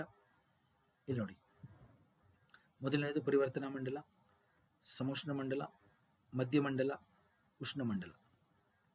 ಹಂಗೆ ಇವುಗಳ ಮಧ್ಯ ಇರೋದು ನೋಡಿ, ಉಷ್ಣ ವಿರಾಮ ಅಥವಾ ಪರಿವರ್ತನಾ ವಿರಾಮ. ಟ್ರೋಪೋ ಅಂದರೆ ಚೇಂಜ್, ಪರಿವರ್ತನಾ ವಿರಾಮ, ಸಮೋಷ್ಣ ವಿರಾಮ, ಮಧ್ಯ ವಿರಾಮ, ಮಿಸೋಪಾಸ್. ಓಕೆ, ನಾವು ಕಟ್ಕೊಳ್ಳಿ ಸ್ನೇಹಿತರೆ. ಇವುಗಳು 4 ವಲಯಗಳು. ಯಾವುದರ ಆಧಾರದ ಮೇಲೆ ಮಾಡಿದ್ದೀವಿ? ಗಾಳಿಯ ಸಾಂದ್ರತೆ ಮತ್ತು ಗಾಳಿಯ ಉಷ್ಣಾಂಶ. ಹೇಳಿದ್ದೀನಿ ಆಗಲೇ, ಭೂಮಿಯ ಕೆಳಮಟ್ಟದಲ್ಲಿ ಗಾಳಿಯ ಸಾಂದ್ರತೆ ಜಾಸ್ತಿ ಇರುತ್ತೆ, ಉಷ್ಣಾಂಶ ಹೆಚ್ಚಿರುತ್ತೆ. ಮೇಲೆ ಹೋಗ್ತಾ ಗಾಳಿ ಸಾಂದ್ರತೆ ಕಡಿಮೆ ಆದಾಗ ನಾವು ಉಷ್ಣಾಂಶ ಕಡಿಮೆ ಆಗುತ್ತೆ, ಇಲ್ಲಿ ಕಡಿಮೆ ಆಗುತ್ತೆ. ನಾವು ಪ್ರತಿಯೊಂದು ವಲಯನೂ ನೋಡಿ ಆಮೇಲೆ ಮತ್ತೆ ಇದನ್ನು ವಿವರಿಸ್ತೀನಿ. ಉಷ್ಣಾಂಶದ ರೇಖೆ ಇದು ನೋಡಿ, ಉಷ್ಣಾಂಶ ಯಾವ ರೀತಿ ಬದಲಾಗ್ತಾ ಇದೆ ಅನ್ನೋದು ಒಂದು ಗ್ರಾಫ್ ಇದೆ, ಇದು ಅದನ್ನು ನಾನು ತೋರಿಸ್ತೀನಿ. ಮೊದಲಿಗೆ ಇಲ್ಲಿ ನೋಡಿ, ಗಮನಿಸಿ ತಾವೆಲ್ಲರೂ. ಎಲ್ಲ ಚಿತ್ರಗಳು ನೋಡಿ. ಇಲ್ಲಿ ನಮ್ಮ ವಿಮಾನ ಹಾರಾಟಕ್ಕೆ ಇರೋದು ಸೂಕ್ತ ವಲಯ ಇದೆ, ಪರಿವರ್ತನಾ ಮಂಡಲ, ಅದರ ಮೇಲ್ಭಾಗ. ಪರಿವರ್ತನಾ ಮಂಡಲದ ಮೇಲ್ಭಾಗನೇ ಸೂಕ್ತವಾದ ವಲಯ. ಇಲ್ಲಿ ಪರಿವರ್ತನಾ ವಿರಾಮ ಅನ್ನಲ್ಲ, ಅಲ್ಲಿ ಪರಿವರ್ತನಾ ವಿರಾಮ ಭಾಗದಲ್ಲಿ ವಿಮಾನಗಳೆಲ್ಲ ಇರೋದು. ಎಲ್ಲ ಮೋಡಗಳು ಎಲ್ಲ ಇರೋದೆಲ್ಲ ಇಲ್ಲಿ ಪರಿವರ್ತನಾ ವಿರಾಮದ ಒಳಗೆ. ತಾವು ಅದನ್ನು ಗಮನಿಸಬೇಕು. ಆಯ್ತಾ? ಗಮನಿಸಿ ಇದನ್ನು. ಆಯ್ತಾ? ಸೊ ಸಮೋಷ್ಣ ವಿರಾಮ ನೋಡಿ. ನೆಕ್ಸ್ಟ್ ಹಂಗೆ ಮಧ್ಯ ವಿರಾಮ ಮತ್ತು ಉಷ್ಣ ಮಂಡಲ, ಮಧ್ಯಮಂಡಲ, ಸಮೋಷ್ಣ ಮಂಡಲ, ಪರಿವರ್ತನಾ ಮಂಡಲ ಮತ್ತು ಉಷ್ಣಮಂಡಲ. ಇವಾಗೆಲ್ಲ ಒಂದೊಂದಾಗಿ ನೋಡೋಣ ಸ್ನೇಹಿತರೆ, ಇವಾಗ ನಿಮ್ಗೆ ಅರ್ಥ ಆಗುತ್ತೆ. ಮೊದಲನೇದು ನೋಡಿ, ಪರಿವರ್ತನಾ ಮಂಡಲ. ನಮ್ಮ ಪರಿವರ್ತನಾ ಮಂಡಲ ನಮ್ಮ ಪೃಥ್ವಿಯ ಮೊದಲ ವಲಯ. ನಮ್ಮ ಪೃಥ್ವಿಯ ಮೇಲೆ ನಾವೆಲ್ಲ ವಾಸ ಮಾಡ್ತಾ ಇದೀವಿ, ಹೌದಾ? ಯಾವ ವಲಯದ ಕೆಳಗಡೆ? ಪರಿವರ್ತನಾ ಮಂಡಲದ ಒಳಗೆ. ಅದು ಮೊದಲ ವಲಯ, ಅತಿ ಮುಖ್ಯವಾದಂಥ ವಲಯ ಇದೆ. ಎಲ್ಲ ಜೀವಿಗಳು ಇರುವಂಥ ವಲಯ ಪರಿವರ್ತನಾ ಮಂಡಲ. ಎಲ್ಲ ಪಕ್ಷಿಗಳು ಹಾರಾಡ್ತಾ ಇರೋದು ನೋಡ್ಬೋದು ನೀವು, ಎಲ್ಲ ಪರಿವರ್ತನಾ ಮಂಡಲದ ಒಳಗೆ. ಇಲ್ಲಿ ನಮಗೆ ಕೆಳಮಟ್ಟದಲ್ಲಿ ಗಾಳಿ ಸಾಂದ್ರತೆ ಹೆಚ್ಚಿರುತ್ತೆ, ಮೇಲೆ ಹೋಗ್ತಾ ಹೋಗ್ತಾ ಹೋಗ್ತಾ ಪರಿವರ್ತನಾ ಮಂಡಲದಲ್ಲಿ ಏನಾಗುತ್ತೆ, ಗಾಳಿ ಸಾಂದ್ರತೆ ಕಡಿಮೆ ಆಗುತ್ತೆ. ನಾನು ಹೇಳಿದ್ನಲ್ಲಾಗಲೇ ಉಷ್ಣಾಂಶ ಕಡಿಮೆ ಆಗುತ್ತೆ ಇಲ್ಲಿ ಪ್ರತಿ ಕಿಲೋಮೀಟರ್ಗೆ 6 ಡಿಗ್ರಿ. ಈ ವಲಯದಲ್ಲೇ ಅದು, ಈ ವಲಯದಲ್ಲೇ ನಮಗೆ ಉಷ್ಣಾಂಶ 6.5 ಡಿಗ್ರಿ ಪ್ರತಿ ಕಿಲೋಮೀಟರ್ ಕಮ್ಮಿ ಆಗುತ್ತೆ. ಪ್ರತಿ ಕಿಲೋಮೀಟರ್ ನೋಡಿ, ಆಕಾಶದಲ್ಲಿ ಮೇಲೆ ಹೋದರೂ 6.5 ಡಿಗ್ರಿ ಕಮ್ಮಿ ಆಗುತ್ತೆ ಉಷ್ಣಾಂಶ. ಪರಿವರ್ತನಾ ಮಂಡಲ ಆಯ್ತಾ. ಎಲ್ಲ ಬದಲಾವಣೆಗಳಾಗದೆ ಇಲ್ಲಿ, ಅದಕ್ಕೆ ಪರಿವರ್ತನೆ. ಗೊತ್ತಾಯ್ತಲ್ಲ. ಟ್ರೋಪೋ ಅಂದರೆ ಚೇಂಜ್ ಅಂತ ನಾಲ್ಕಟ್ಕೊಳ್ಳಿ ಎಲ್ಲರೂ. ಟ್ರೋಪೋ ಅಂದ್ರೇನು? ಬದಲಾವಣೆಗಳು. ಎಲ್ಲ ಬದಲಾವಣೆಗಳು ಪರಿವರ್ತನೆಗಳಾಗುವ ವಲಯ ಇದು. ಅಂದರೆ ನಮ್ಮ ಮೋಡಗಳು ಇರೋದು, ಸಿಡ್ಲು ಗುಡುಗು ಮಳೆ, ಕರೆಕ್ಟ್ ಆಲೆಕಲ್ ಬೀಳೋ ಮಳೆ ನೋಡಿರ್ತೀರ. ಹಂಗೆ ನಮಗೆ ಕಾಮನಬಿಲ್ಲು ರೈನ್ಬೋ ನೋಡಿರ್ತೀರ, ಕರೆಕ್ಟಾ. ಹಂಗೆ ಮೇಘಸ್ಫೋಟ, ಧಾರಾಕಾರ ಮಳೆ ಆಗೋದು, ಅದು ಇಲ್ಲೇ ಕರೆಕ್ಟ್. ಎಲ್ಲ ನಮ್ಮ ಪರಿವರ್ತನೆ ಆಗ್ತಾ ಇರೋದೆಲ್ಲ ನಾವು ಹಸಿರುಮನೆ ಅನಿಲಗಳ ಬಗ್ಗೆ ಓದಿದ್ದು, ಗ್ಲೋಬಲ್ ವಾರ್ಮಿಂಗ್ ಅನ್ನೋದೆಲ್ಲ ಈ ವಲಯಕ್ಕೆ ಸೀಮಿತ. ಗೊತ್ತಾಯ್ತಲ್ಲ. ಈ ಪರಿವರ್ತನಾ ಮಂಡಲ ಹೆಂಗಿದೆ ಅಂದರೆ, ಈಕ್ವೇಟರ್ ಮೇಲೆ, ಸಮಭಾಜಕ ವೃತ್ತದ ಮೇಲೆ ಹತ್ತತ್ರ 16-17 ಕಿಲೋಮೀಟರ್ ಇದೆ. ಯಾಕೆಂದರೆ ಶಾಖ ಮೇಲೆ ಹೋಗ್ತಾ ಇರುತ್ತೆ. ಈಕ್ವೇಟರ್ ಹತ್ರ ಜಾಸ್ತಿ ಬಿಸಿಯಾಗಿ ಭೂಮಿ ಕಾದ ತಕ್ಷಣ ಗಾಳಿ ಬಿಸಿಯಾಗಿ ಮೇಲೆ ಹೋಗುತ್ತೆ. ಗಾಳಿ 16 ಕಿಲೋಮೀಟರ್ 17 ಕಿಲೋಮೀಟರ್ ಅಷ್ಟು. ಅದಕ್ಕೆ ಈ ಸಮಭಾಜಕ ವೃತ್ತದ ಮೇಲೆ ಎತ್ತರ ಜಾಸ್ತಿ ಇರುತ್ತೆ. ಧ್ರುವ ಪ್ರದೇಶದಲ್ಲಿ ಏನಾಗೋಗುತ್ತೆ, ಈಕ್ವೇಟರ್ ಹತ್ರ ಅಲ್ಲದೆ ಪೋಲಾರ್ ಭಾಗ 90 ಪೋಲಾರ್ ಭಾಗದಲ್ಲಿ ಏನಾಗುತ್ತೆ, ಗ್ರಾವಿಟಿ ಜಾಸ್ತಿ ಇರೋದು ಒಂದು. ಎರಡನೇದು ಕೋಲ್ಡ್ ಏರ್, ತಾಪಮಾನ ಕಮ್ಮಿ ಇರೋದ್ರಿಂದ ಗಾಳಿ ಕೆಳಮಟ್ಟದಲ್ಲೇ ಇರುತ್ತೆ. ಸೊ ಅದಕ್ಕೆ ನಮ್ಮ ಪರಿವರ್ತನಾ ಮಂಡಲ ಏನಿದೆ ನೋಡಿ, ಮೇಲ್ಗಡೆ ಒಂದು ಚಿತ್ರ ಬರೀತಾ ಇದೆ ನೋಡಿ. ಇದು ನಮ್ಮ ಪೃಥ್ವಿ ನೋಡಿ, ಎಲ್ಲ ಗಮನಿಸಿ. ಇದು ಸಮಭಾಜಕ ವೃತ್ತ, ಇದು ಉತ್ತರ ಧ್ರುವ, ದಕ್ಷಿಣ ಧ್ರುವ. ನಮ್ಮ ವಾಯುಮಂಡಲ ನಾನೇನು ಹೇಳ್ತಾ ಇದ್ದೀನಿ ಅಂದರೆ, ಪರಿವರ್ತನಾ ಮಂಡಲ ಏನಿದೆ, ನಮ್ಮ ಮೊದಲ ವಲಯ ಈಕ್ವೇಟರಿಂದ ಎತ್ತರ ಇದೆ ನೋಡಿ, 18 ಕಿಲೋಮೀಟರ್ 16 ಕಿಲೋಮೀಟರ್ವರೆಗೂ ಎತ್ತರ ಹೋಗುತ್ತೆ. ಇಲ್ಲಿ ಈಕ್ವೇಟರ್ ಮೇಲೆ ಜಾಸ್ತಿ ಎತ್ತರ ಇದೆ. ಇಲ್ಲಿ ಹೋಗ್ತಾ ಹೋಗ್ತಾ ಧ್ರುವೀಯ ಪ್ರದೇಶದಲ್ಲಿ ಕಮ್ಮಿ ಆಗುತ್ತೆ ಹೈಟ್ ಅಂತ ಹೇಳ್ತಾ ಇದ್ದೀನಿ ನಾನು. ಯಾಕೆಂದರೆ ಈಕ್ವೇಟರ್ ಹತ್ರ ಏನಾಗುತ್ತೆ ನೋಡಿ, ತುಂಬ ಶಾಖ ಧಗೆ ಇರೋದ್ರಿಂದ ಅದು ಹೀಟ್ ಮೇಲೆ ಹೋಗ್ತಾ ಇರುತ್ತೆ ಪರಿಸರಣವಾಗಿ, ಅದಕ್ಕೆ ಎತ್ತರ ಜಾಸ್ತಿ ಇರುತ್ತೆ. ಅದೇ ಧ್ರುವೀಯ ಪ್ರದೇಶದಲ್ಲಿ ಗುರುತ್ವಾಕರ್ಷಣೆ ಹೆಚ್ಚು, ಪ್ಲಸ್ ಕೋಲ್ಡ್ ಏರ್ ಏನಾಗುತ್ತೆ, ಯಾವಾಗಲೂ ಕೆಳ ಬರ್ತಾ ಇರುತ್ತೆ, ಕೆಳಮುಖವಾಗಿರುತ್ತೆ ಕೋಲ್ಡ್ ಏರ್. ಸೊ ನೆನಪಿಟ್ಕೊಳ್ಳಿ, ಬಿಸಿ ಗಾಳಿ ಮೇಲೆ ಹೋಗ್ತಾ ಇರುತ್ತೆ ಈಕ್ವೇಟರ್ ಹತ್ರ, ಶೀತ ಗಾಳಿ ಧ್ರುವೀಯ ಪ್ರದೇಶದಲ್ಲಿ ಕೆಳ ಬರ್ತಾ ಇರುತ್ತೆ. ಗೊತ್ತಾಯ್ತಲ್ಲ. ಈಕ್ವೇಟರ್ ಹತ್ರ ಬಿಸಿ ಗಾಳಿ ಯಾವಾಗಲೂ ಮೇಲೆ ಹೋಗ್ತಾ ಇರುತ್ತೆ, ಅದೇ ಧ್ರುವೀಯ ಪ್ರದೇಶದಲ್ಲಿ ಶೀತ ಗಾಳಿ ಕೆಳಮುಖವಾಗಿ ಬರ್ತಾ ಇರುತ್ತೆ. ನೆನಪಿಟ್ಕೊಳ್ಳಿ. ಸೊ ಇದೆಲ್ಲ ನಾನು ಕನ್ನಡದಲ್ಲೂ ಬರ್ತಿದ್ದೀನಿ, ನಿಮಗೆ ಇನ್ನೊಂದ್ಸತಿ ಓದಿ ನೀವೆಲ್ಲ ಅರ್ಥ ಮಾಡ್ಕೊಳ್ಳಿ ಸ್ನೇಹಿತರೆ. ನಾನು ಅದನ್ನು ಎಕ್ಸ್ಪ್ಲೇನ್ ಮಾಡಿಬಿಟ್ಟಿದ್ದೀನಿ, ಈಗ ನೀವು ಓದಬೇಕಷ್ಟೇ. ಇದನ್ನು ಇಂಗ್ಲೀಷಲ್ಲೂ ಬರ್ತಿದ್ದೀನಿ ನೋಡಿ. ಸೊ ಇಂಗ್ಲೀಷಲ್ಲೂ ಸಹ ಇದನ್ನೇ ನಾನು ಒಂದೊಂದಾಗಿ ಬರೀತೀನಿ ನೋಡಿ. ಟ್ರೋಪೋ ಅಂದರೆ ಬದಲಾವಣೆ, ಚೇಂಜ್ ಅಂತ. ಆಯಿತಾ ನೋಡಿ, ಇಂಗ್ಲೀಷಲ್ಲೂ ಕೂಡ ಕೊಟ್ಟಿದ್ದೀನಿ. ಕನ್ನಡ ಇಂಗ್ಲೀಷ್ ಎರಡಲ್ಲೂ ನೋಟ್ಸ್ ಇದೆ, ಓದ್ಕೊಳ್ಳಿ. ನಾನು ಇದನ್ನೇ ಹೇಳ್ತಾ ಇದ್ದೀನಿ ನೋಡಿ. ನೋಡಿ ಈಕ್ವೇಟರ್ ಮೇಲೆ ನೋಡಿ,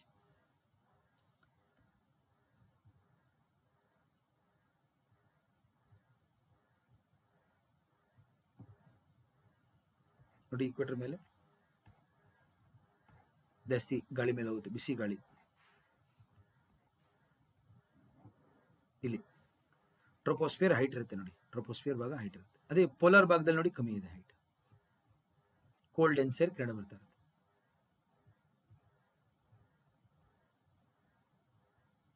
ಆಯ್ತಲ್ಲ.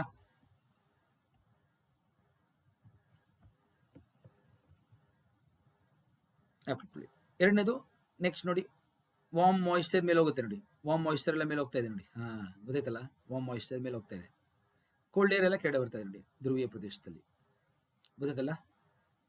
ನೆಕ್ಸ್ಟ್ ಸಮೋಷ್ಣ ಮಂಡಲ. ಸಮೋಷ್ಣ ಮಂಡಲ ಅಂದರೆ ಸ್ಟ್ರಾಟೋಸ್ಫಿಯರ್. ಸ್ಟ್ರಾಟೋ ಅಂದರೆ ಪದರ ಸ್ನೇಹಿತರೆ. ಸ್ಟ್ರಾಟೋ ಅಂದ್ರೇನು? ಪದರಗಳು. ಇಲ್ಲಿ ಓಝೋನ್ ಇರೋದ್ರಿಂದ, ಸ್ಟ್ರಾಟೋಸ್ಫಿಯರ್ನಲ್ಲಿ ನಮಗೆ ಓಝೋನ್ ಸಿಗೋದ್ರಿಂದ ನಮ್ಗೆ ಇಲ್ಲಿ ಅದು 2 ಪದರವಾಗಿ ಕಾಣುತ್ತೆ ನಮಗೆ. ಓಕೆ, ಓಝೋನ್ ಇರೋದು ಯಾವ ವಲಯದಲ್ಲಿ ಅಂತ ಕೇಳ್ಬಿಡ್ತಾರೆ ಎಕ್ಸಾಮಲ್ಲಿ, ತುಂಬ ಸರಿ ಕೇಳಿರೋ ಪ್ರಶ್ನೆ ಇದು. ಸ್ಟ್ರಾಟೋಸ್ಫಿಯರ್, ಅದಕ್ಕೆ ಇದನ್ನು 2 ವಲಯಗಳ ಥರ ಕಾಣುತ್ತೀವಿ. ಸ್ಟ್ರಾಟೋ, ಸಮೋಷ್ಣ ಮಂಡಲ ಅಂತ ಕರಿತೀವಿ. ಆಯಿತಾ. ಇದು ನಮಗೆ ಟ್ರೋಪೋಸ್ಫಿಯರಿಂದ ಆಲ್ಮೋಸ್ಟ್ ಮೇಲೆ ಹೋಗುತ್ತೆ, 50 ಕಿಲೋಮೀಟರ್ವರೆಗೂ ಹೋಗುತ್ತಿದೆ. 50 ಕಿಲೋಮೀಟರ್ವರೆಗೂ ನಮಗೆ ಸ್ಟ್ರಾಟೋಸ್ಫಿಯರ್ ಸಿಗುತ್ತೆ. ಸ್ಟ್ರಾಟೋಸ್ಫಿಯರ್. ಆಯ್ತಾ?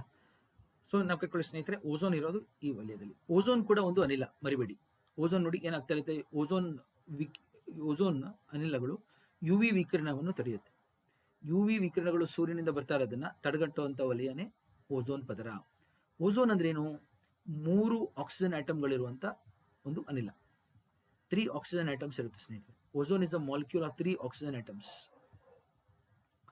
3 ಆಕ್ಸಿಜನ್ ಆಟಮ್ಸ್. ಆಯ್ತಾ? ಇದೇನು ಮಾಡುತ್ತೆ? ಯು ವಿ ಕಿರಣಗಳನ್ನ ತಡೆಯುತ್ತೆ. ಓಝೋನ್ ಎಲ್ಲಿದೆ? ಸ್ಟ್ರಾಟೋಸ್ಫಿಯರ್ನಲ್ಲಿ ಇದೆ. ಅದಕ್ಕೋಸ್ಕರ ಅದು 2 ವಲಯಗಳಾಗಿ ಕಾಣುತ್ತೆ. ಅದನ್ನು ನೋಡಿ ಇನ್ನೊಂದ್ಸತಿ. ಈಗ ಓಝೋನ್ನ ಮೊದಲು ಪತ್ತೆ ಹಚ್ಚಿದ್ದು 1913ನಲ್ಲಿ ಹೆನ್ರಿ ಬ್ಯೂಜಾನ್ ಮತ್ತು ಚಾರ್ಲ್ಸ್ ಫೆಬ್ರೇನ್ ಅಂತೇಳಿ ಇಬ್ಬರು ಫ್ರೆಂಚ್ ವಿಜ್ಞಾನಿಗಳು. ಅವರು ಕಂಡಿದ್ರು ಓಝೋನ್ನ 1913ನಲ್ಲಿ. ಹಂಗೆ ಓಝೋನ್ನ ನಾವು ಯಾವ ರೀತಿ ಮೆಜರ್ ಮಾಡ್ತೀವಿ? ಡಾಪ್ಸನ್ ಯೂನಿಟ್, ಡಾಪ್ಸನ್ ಘಟಕದ ಮುಖಾಂತರ. 1 DU is nothing but 0.01 mm of ozone. ಅಂದರೆ ನಮ್ಮ ವಾಯುಮಂಡಲದ ಎಷ್ಟು ಓಝೋನ್ ಇರುತ್ತೆ ಅಂದರೆ ಒಂದು ಜಾಗದಲ್ಲಿ 500 DU ಇರುತ್ತೆ. 500 DU ಅಂದರೆ ಏನು? 5 mm ಅಂತ. ಇದನ್ನು ಯೋಚನೆ ಮಾಡಿ ಸ್ವಲ್ಪ. 1 DU ಇಸ್ 0.01 mm. 500 DU ಇರುತ್ತೆ ನಮ್ಮ ಬೆಂಗಳೂರು ಮೇಲೆ. ಈಗ ಬೆಂಗಳೂರಿನ ಮೇಲೆ ನಾವು ಇತ್ತೀಚೆಗೆ ಮೆಜರ್ ಮಾಡಿದಾಗ 500 DU ಅಂದರೆ 5 mm. ಆಯ್ತಾ? ಸೂರ್ಯನಿಂದ ಬರ್ತಾ ಇರೋ ಕಿರಣಗಳು, ವಿಕಿರಣಗಳು ನಮಗೆ ಯು ವಿನಲ್ಲಿ ನೋಡಿ, U V A, U V B ಮತ್ತು U V C. U V C ಕಿರಣಗಳನ್ನ ಓಝೋನ್ ನೋಡಿ ಸಂಪೂರ್ಣವಾಗಿ ತಡೆದು ಬಿಡ್ತಾ ಇದೆ. ಇದೇ ತುಂಬ ಡೇಂಜರಸ್ ಸ್ನೇಹಿತರೆ. ಆಲ್ಮೋಸ್ಟ್ ಸಂಪೂರ್ಣವಾಗಿ ಇದನ್ನು ತಡೆಗಟ್ಟುತ್ತೆ ಯು ವಿ ಸಿ ವಿಕಿರಣಗಳನ್ನ. ಯು ವಿ ಬಿ 50% ತಡೆಯುತ್ತೆ, 50%ನ ಒಳಗೆ ಬಿಡುತ್ತೆ. ಆಯ್ತಾ? ನಾವು ಕಟ್ಕೊಳ್ಳಿ, 50% ಹೊರಗಡೆ ಬರ್ತಾರೆ. ಇನ್ನು ಯು ವಿ ಎ ಆಲ್ಮೋಸ್ಟ್ 90-95% ಒಳಗೆ ಬರುತ್ತೆ ಭೂಮಿ ಒಳಗೆ. ಗೊತ್ತಾಯ್ತಲ್ಲ? ಸೊ ನಾನು ರಿಯಾಕ್ಷನ್ ಇಲ್ಲಿ ಬರಿತೀನಿ ನೋಡಿ. ಸೊ ನಮ್ಮ ಓಝೋನ್ ಏನಿದೆ ಯಾವ ರೀತಿ ವಿಕಾಸ ಆಗುತ್ತೆ ನೋಡಿ. O2 ಇದೆ. ಯು ವಿ ವಿಕಿರಣಗಳು ಬಂದ್ಬಿದ್ದಾಗ, ಅಲ್ಟ್ರಾ ವೈಲೆಟ್ ಸಿ ಬಂದ್ಬಿದ್ದಾಗ O2 2 ಭಾಗ ಆಗುತ್ತೆ. ಹಿಂಗೆ ಈ ಥರ ಈ 2 ಆಟಮ್ಗಳಾಗೋಯ್ತು ನೋಡಿ, ಸ್ಪ್ಲಿಟ್ ಆಗಿ. ಇದೇನಾಗುತ್ತೆ? ಇನ್ನೊಂದು O2 ಜೊತೆ ಸೇರಿಕೊಂಡು O3 ಆಗುತ್ತೆ. ಈ ರೀತಿ ಓಝೋನ್ನ ವಿಕಾಸ. ಸೊ ಈ ಕಾರಣಕ್ಕೇನೆ ನಮ್ಮ ಓಝೋನ್ ಯು ವಿ ಕಿರಣಗಳನ್ನ ತಡೆಯೋ ಶಕ್ತಿ ಇರೋದು ನೋಡಿ. ಮತ್ತೆ ಯು ವಿ ಬಂತು ಅನ್ಕೊಳ್ಳಿ, ಅಲ್ಟ್ರಾ ವೈಲೆಟ್, ಅವಾಗ ಏನು ಮಾಡುತ್ತೆ? ಮತ್ತೆ ಓಝೋನ್ ಮತ್ತೆ ಸ್ಪ್ಲಿಟ್ ಆಗುತ್ತೆ ಈ ಥರ. ಮತ್ತೆ ಇನ್ನೊಂದು O2 ಜೊತೆ ಸೇರ್ಕೊಳ್ಳುತ್ತಿದ್ದು, ಇನ್ನೊಂದು ಆಕ್ಸಿಜನ್ ಜೊತೆ ಸೇರ್ಕೊಳ್ಳುತ್ತಿದ್ದು, ಮತ್ತೆ ಏನಾಗುತ್ತೆ ನೋಡಿ, ಓಝೋನ್ ಫಾರ್ಮ್ ಆಗುತ್ತೆ. ಇದನ್ನೇ ನಾವು ಆಕ್ಸಿಜನ್ ಓಝೋನ್ ಚಕ್ರ ಅಂತ ಕರೆಯೋದು. Oxygen ozone cycle. Oxygen ozone cycle.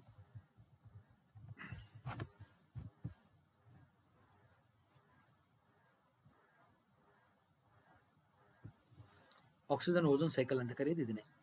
So ozone ಏನು ಮಾಡುತ್ತೆ? ನಮ್ಮ ಪೃಥ್ವಿಯನ್ನು ಯು ವಿ ಕಿರಣಗಳಿಂದ ರಕ್ಷಣೆ ಕೊಡುತ್ತದೆ. ಇಲ್ಲಾಂದ್ರೆ ಯು ವಿ ಕಿರಣಗಳು ಎಷ್ಟು ಪ್ರಭಾವಶಾಲಿ ಅಂದರೆ ಜೆನೆಟಿಕ್ ಮ್ಯೂಟೇಷನ್ ಆಗ್ಬೋದು, ಸ್ಕಿನ್ ಕ್ಯಾನ್ಸರ್ ಆಗ್ಬೋದು ಸ್ನೇಹಿತರೆ, ಹಲವಾರು ರೋಗಗಳಿಗೆ ಕಾರಣ ಆಗುತ್ತೆ.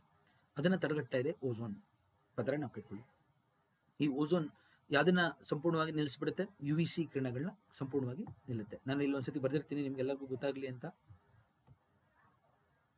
ನೋಡಿ. ಸೂರ್ಯನಿಂದ ಬರ್ತಾ ಇದೆ, ಅದು ಎಕ್ಸ್ರೇ ಬರ್ತಾ ಇದೆ, ಅಲ್ಟ್ರಾ ವೈಲೆಟ್ ಕಿರಣಗಳು ಬರ್ತಾ ಇದೆ, ವಿಸಿಬಲ್ ಬರ್ತಾ ಇದೆ, ಹೌದಾ? ಮತ್ತು ನಿಯರ್ ಇನ್ಫ್ರಾರೆಡ್ ವಿಕಿರಣಗಳು ಬರ್ತಾ ಇದೆ. ಇದರಲ್ಲಿ ವಿಸಿಬಲ್ ಗೊತ್ತಿದೆ ಎಲ್ಲರಿಗೂ ನಮಗೆ. Violet, indigo, blue, green, yellow, orange, red.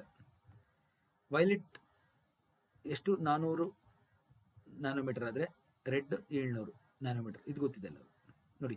You V ವಿಕಿರಣಗಳು ನೋಡಿ, ಯು ವಿನಲ್ಲಿ 3 ಥರ, ಸಿ, ಬಿ ಮತ್ತು ಎ. ನೋಡಿ, ಎ ಹತ್ತತ್ರ ವಿಸಿಬಲ್ ಲೈಟ್ಗೆ ಹತ್ರ ಇದೆ ನೋಡಿ, ಆಯ್ತಾ? ಯು ವಿ ಸಿ ಇದೆ ನೋಡಿ, ಎಕ್ಸ್ರೇಗೆ ಹತ್ರ ಇದೆ ಯು ವಿ ಸಿ. ಈ ಯು ವಿ ಸಿನೇ ಡೇಂಜರಸ್.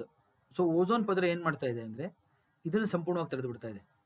ಇದನ್ನು 50% ತಡೆಯುತ್ತೆ, ಇನ್ನು 50% ಒಳಗೆ ಬರ್ತಾ ಇದೆ. ಇದು 100% ಬಂದ್ಬಿಡ್ತಾ ಇದೆ ಭೂಮಿಗೆ ಹತ್ತತ್ರ. ಗೊತ್ತಾಯ್ತಲ್ಲ? ಸೊ ಓಝೋನ್ ನಮ್ಮನ್ನ ಯಾವುದನ್ನ ರಕ್ಷಣೆ ಮಾಡ್ತಾ ಇದೆ ಅಂದರೆ ಯು ವಿ ಸಿ ಮತ್ತು ಯು ವಿ ಬಿ ಕಿರಣಗಳಿಂದ ರಕ್ಷಣೆ ಮಾಡ್ತಾ ಇದೆ. ಈ ಯು ವಿ ಬಿ ಕಿರಣಗಳಿದೆ ನೋಡಿ ಸ್ನೇಹಿತರೆ, ಯು ವಿ ಬಿ ಕಿರಣಗಳು. ಇದು ಯು ವಿ ಬಿ ಕಿರಣಗಳು ಬಂದು ನಮ್ಮ ಸ್ಕಿನ್ ಮೇಲೆ ಬೀಳುತ್ತೆ. ಲೈಕ್ ಬೆಳಗಿನ ಜಾವ ಹೋಗಿ ನೀವು ವಾಕಿಂಗ್ ಮಾಡ್ತಾ ಇರ್ತೀರಾ ಅನ್ಕೊಳ್ಳಿ, ಅದು ಬಂದು ನಮ್ಮ ಸ್ಕಿನ್ ಮೇಲೆ ಬೀಳುತ್ತೆ. ನಮ್ಮ ಸ್ಕಿನ್ ಹೊರವಲಯಕ್ಕೆ ಎಪಿಡರ್ಮಿಸ್ ಅಂತ ಕರಿತೀವಿ ನಾವು. ಆ ಎಪಿಡರ್ಮಿಸ್ನಲ್ಲಿ 7-ಡಿಹೈಡ್ರೋ ಕೊಲೆಸ್ಟ್ರಾಲ್ ಅಂತ ಇರುತ್ತೆ. ಡಿಹೈಡ್ರೋ ಕೊಲೆಸ್ಟ್ರಾಲ್ ಅಂತೇಳಿ ಒಂದು ಕೆಮಿಕಲ್ ಇರುತ್ತೆ. ಈ 7-DHC ಮೇಲೆ ಬೀಳುತ್ತೆ. ಅದೇ ಏನಾಗುತ್ತೆ, ವಿಟಮಿನ್ ಡಿ ಆಗಿ ಪರಿವರ್ತನೆ ಆಗುತ್ತೆ.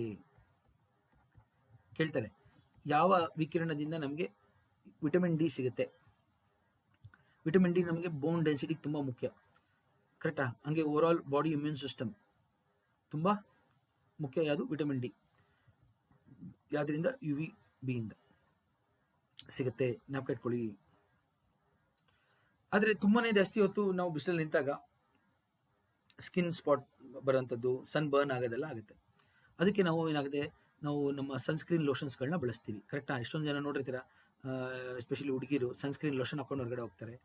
ಯಾಕೆಂದರೆ UV ಕಿರಣಗಳಿಂದ ಜಾಸ್ತಿ ಎಕ್ಸ್ಪೋಸ್ ಆಗೋದ್ರಿಂದ ಬೇಗ ವಯಸ್ಸಾದಂಗೆ ಕಾಣ್ತಾರೆ. ಅಂದರೆ ನಾವು ಅಷ್ಟೇ, ಸಾಮಾನ್ಯವಾಗಿ ಬಿಸಿಲು ಜಾಸ್ತಿ ಹೊತ್ತು ನಿಂತಾಗ ವಯಸ್ಸಾದಂಗೆ ಆಗುತ್ತೆ ಸ್ಕಿನ್, ಕರೆಕ್ಟಾ? ಪ್ರಿಮೇಚರ್ ಏಜಿಂಗ್ ಅಂತ ಕರಿತೀವಿ. ಹಾಗೆ ಕೂದಲು ಸ್ವಲ್ಪ ಬಿಳಿಗಾಗೋದಾಗ್ಬೋದು, ಅವೆಲ್ಲ ಆಗ್ತಾವೆ ಸಮಸ್ಯೆಗಳು. ಅದಕ್ಕೆ ಸನ್ಸ್ಕ್ರೀನ್ ಲೋಷನ್ಗಳನ್ನ ಬಳಸ್ತಾರೆ ಜನ. ನೀವು ಆ್ಯಡ್ಗಳನ್ನ ನೋಡಿರ್ತೀರ ಎಲ್ಲರೂ. ಸನ್ಸ್ಕ್ರೀನ್ಗಳಲ್ಲಿ ಏನಾಗುತ್ತೆ, SPF ಅಂತ ಕರಿತೀವಿ, ಸನ್ ಪ್ರೊಟೆಕ್ಷನ್ ಫ್ಯಾಕ್ಟರ್. ಅದನ್ನು ನೀವು ನೋಡಿ ತಗೊಳ್ಬೇಕು. SPF 20, SPF 30 ಅಂತ ಇರುತ್ತೆ. ಅದನ್ನು ಹಾಕೋದ್ರಿಂದ ಆ UV ಕಿರಣಗಳಿಗೆ 20 ಪಟ್ಟು ಕಷ್ಟ ಆಗುತ್ತೆ ನಿಮ್ಮ ಸ್ಕಿನ್ನ ಬೇಯಿಸೋಕ್ಕೆ. ಅದಕ್ಕೆ ಕ್ರಿಕೆಟರ್ಸ್ ಆಗ್ತಾರೆ ನೋಡಿದ್ರೆ, ಕ್ರಿಕೆಟರ್ಸು ಟೆಸ್ಟ್ ಮ್ಯಾಚ್ ಆಡುವಾಗ ಹಾಕ್ತಾ ಇರ್ತಾರೆ, ಕೆನೆಗೆ ಮುಖಕ್ಕೆಲ್ಲ ಹಾಕೋತಾ ಇರ್ತಾರೆ, ಕೈಗೆಲ್ಲ sunscreen lotion to protect themselves from UV ಎಕ್ಸ್ಪೋಜರ್ಗೆ. ಸನ್ ಪ್ರೊಟೆಕ್ಷನ್ ಫ್ಯಾಕ್ಟರ್ ನಾವು ಕಟ್ಕೊಳ್ಳಿ. ಸನ್ ಪ್ರೊಟೆಕ್ಷನ್ ಅಂದರೆ ಏನು? ಓಝೋನ್ ಏನು ನಮಗೆ ನ್ಯಾಚುರಲ್ ಆಗಿ ಪ್ರೊಟೆಕ್ಟ್ ಮಾಡ್ತಾ ಇದೆ, ಅದೇ ಥರ ಸನ್ಸ್ಕ್ರೀನ್ ಲೋಷನ್ಗಳು ನಮ್ಮ ಸ್ಕಿನ್ನ ಪ್ರೊಟೆಕ್ಟ್ ಮಾಡುತ್ತೆ. ಗೊತ್ತಾಯ್ತಲ್ಲ? ಓಝೋನ್ ಕೂಡ ಒಂದು ಅನಿಲ. ಈ ರೀತಿ ಓಝೋನ್ಗಳು UV ಜೊತೆ ರಿಯಾಕ್ಟ್ ಆಗಿ ಈ ರೀತಿ ಓಝೋನ್ ಫಾರ್ಮ್ ಆಗೋದ್ರಿಂದ, ಆಕ್ಸಿಜನ್ ಓಝೋನ್ ಚಕ್ರ ಆಗ್ತಾ ಇರೋದ್ರಿಂದ, ಓಝೋನ್ ಕೂಡ ಒಂದು ಅನಿಲ ಆಗಿರೋದ್ರಿಂದ ಓಝೋನ್ ಸಾಂದ್ರತೆ ಹೆಚ್ಚಾಗುತ್ತೆ. ನಾವು ಕಟ್ಕೊಳ್ಳಿ, ಓಝೋನ್ ಇರೋದ್ರಿಂದ ಓಝೋನ್ ಸಾಂದ್ರತೆ ಹೆಚ್ಚಾಗಿ ಇಲ್ಲಿ ಉಷ್ಣಾಂಶ ಸ್ವಲ್ಪ ಹೆಚ್ಚಾಗುತ್ತೆ. ನಾವು ಕಟ್ಕೊಳ್ಳಿ ಸ್ನೇಹಿತರೆ. ನೋಡಿ, ಇಲ್ಲಿ ಓಝೋನ್ ಫಾರ್ಮ್ ಆಗೋದನ್ನ ತೋರಿಸ್ತಾ ಇದೆ ನೋಡಿ. ಆಕ್ಸಿಜನ್ ಮಾಲಿಕ್ಯೂಲ್ಸ್ ಬಂತು, UV ಕಿರಣಗಳು ಬಂತು ನೋಡಿ, ಅದು ಸ್ಪ್ಲಿಟ್ ಆಯಿತು, ಅದು ಬಂದು ಇದಕ್ಕೆ ಸೇರ್ಕೋತಾ ಇದೆ ನೋಡಿ. ಇಲ್ಲಿ ನೋಡಿ, UV ಕಿರಣಗಳು ಬಂದು ಇದು ಬಿತ್ತು, ಒಂದು ಆಟಮ್ ಇನ್ನೊಂದು ಆಟಮ್ ಸ್ಪ್ಲಿಟ್ ಆಯಿತು, ಇಲ್ಲಿ ಬಂದು ಸೇರ್ಕೋತು ನೋಡಿ, O3 ಆಯಿತು. ಓಝೋನ್ ಫಾರ್ಮೇಷನ್ ಹೆಂಗೆ ಅಂತ ನೋಡಿ.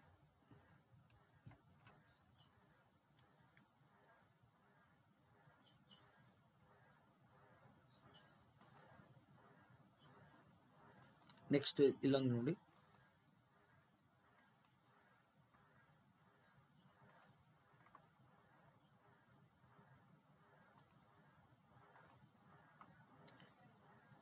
ಇವಾಗ ನೋಡಿ UV ಕಿರಣಗಳು ಬಂದು ಇವಾಗ ನಮ್ಗೆ ಹೆಂಗೆ ಕ್ಲೋರೋಫ್ಲೋರೋ ಕಾರ್ಬನ್ ಇಂದ ಓಝೋನ್ ಹೆಂಗೆ ನಾಶ ಆಗ್ತದೆ ನೋಡಿ, ಯಾವ ರೀತಿ ನೋಡಿ. ಕ್ಲೋರಿನ್ ಒಂದು ಅನಿಲ.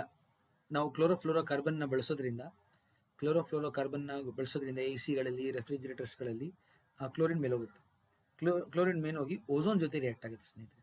ಇಲ್ಲೊಂದು ಸತಿ ಬರೆದಿರ್ತೀವಿ ನೋಡಿ, ಕ್ಲೋರಿನ್ ಹೋಗಿ ಓಝೋನ್ ಜೊತೆ ರಿಯಾಕ್ಟ್ ಮಾಡಿಬಿಡುತ್ತೆ. ಅವಾಗ ಏನಾಗುತ್ತೆ, ಅದು ಆಕ್ಸಿಕ್ಲೋರಿನ್ ಆಗಿ ರಿಯಾಕ್ಟ್ ಆಗುತ್ತೆ. ಆಕ್ಸಿಕ್ಲೋರಿನ್ ಅಥವಾ ಕ್ಲೋರಿನ್ ಮೊನಾಕ್ಸೈಡ್ ಆಗಿ O2 ರಿಲೀಸ್ ಆಗಿದೆ ನೋಡಿ, O2 ಬಂದಿದೆ ನೋಡಿ.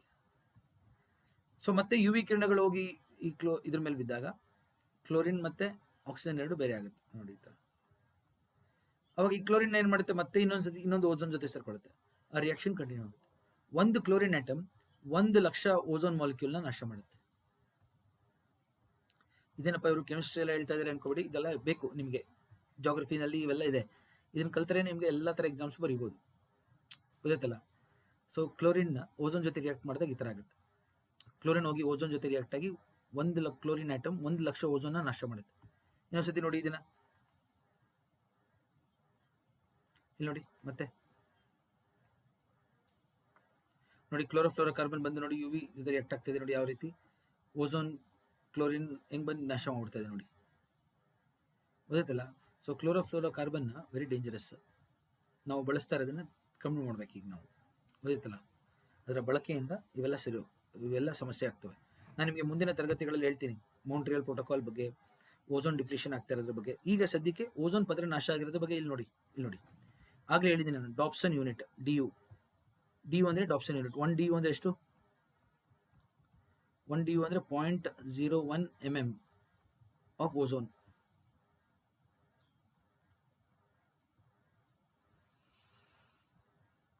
ಆಯ್ತಾ, 0.01 mm ಆಫ್ ಓಝೋನ್. ಇದು ನೋಡಿ, ಇಲ್ಲೆಲ್ಲ ಓಝೋನ್ ಜಾಸ್ತಿ ಇದೆ ನೋಡಿ, 500 du ಅಂದರೆ ಜಾಸ್ತಿ ಇದೆ ಅಂತ. ಇಲ್ಲಿ ನೋಡಿ, ಈ ಭಾಗದಲ್ಲಿ ನೋಡಿ 100 du ಆಗೋಗಿದೆ ನೋಡಿ, ಇಲ್ಲಿ ಈ ಭಾಗದಲ್ಲಿ ನೋಡಿ ಓಝೋನ್ ಕಮ್ಮಿ ಆಗೋಗಿದೆ. ಅಂಟಾರ್ಟಿಕಾ, ಇದು ಅಂಟಾರ್ಟಿಕಾ ಮೇಲಿರುವಂಥ ಓಝೋನ್ ಹೋಲ್ ಹೆಂಗಿದೆ ನೋಡಿ, ಓಝೋನ್ ರಂಧ್ರ ಅಂತ ಏನು ಕರಿತೀವಿ ನಾವು, ಅದು ಹತ್ತತ್ರ 100 ಕೊಟ್ಟೋಗಿದೆ, ತೆಳುವಾಗಿದೆ ಅಂತ ಅರ್ಥ.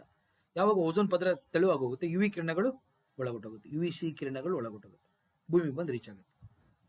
ಗೊತ್ತಾಯ್ತಲ್ಲ? ಇದನ್ನ ನಾವು ಕಟ್ಕೊಳ್ಳಿ. ನೆಕ್ಸ್ಟ್ ನೋಡಿ ಮಧ್ಯಮಂಡಲ ಸ್ನೇಹಿತರೆ. ಮಧ್ಯಮಂಡಲ ನಮ್ಮ ಸಮೋಷ್ಣ ಮಂಡಲದ ಮೇಲ್ಭಾಗದಲ್ಲಿ ಮತ್ತು ಉಷ್ಣಮಂಡಲದ ಕೆಳಭಾಗದಲ್ಲಿ ಇದೆ.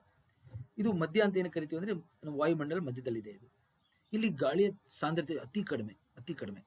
ಆ ಕಾರಣದಿಂದ ಇಲ್ಲಿ ಉಷ್ಣಾಂಶ -85 ಮತ್ತು -100 ಹೋಗುತ್ತೆ. ಈ ಪಾಯಿಂಟ್ಸ್ಗಳನ್ನ ನಾನು ಹೇಳ್ತಾ ಇದ್ದೀನಿ, ಆಗಲೇ ಎಕ್ಸ್ಪ್ಲೇನ್ ಮಾಡ್ತಾ ಇದ್ದೀನಿ.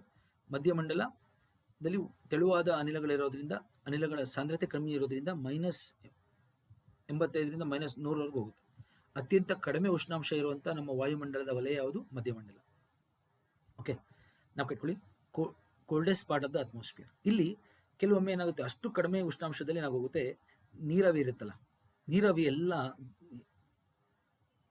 ಈ ರೀತಿ ನೋಡಿ, ನೀರಾವಿ ಕೆಲವೊಮ್ಮೆ ಬಂದ್ಬಿಡುತ್ತೆ. ಇಲ್ಲಿ ಆ ನೀರಾವಿ ಎಲ್ಲ ಐಸ್ ಆಗೋಗುತ್ತೆ, ಐಸ್ ಕ್ರಿಸ್ಟಲ್ಸ್ ಥರ ಕಾಣುತ್ತೆ.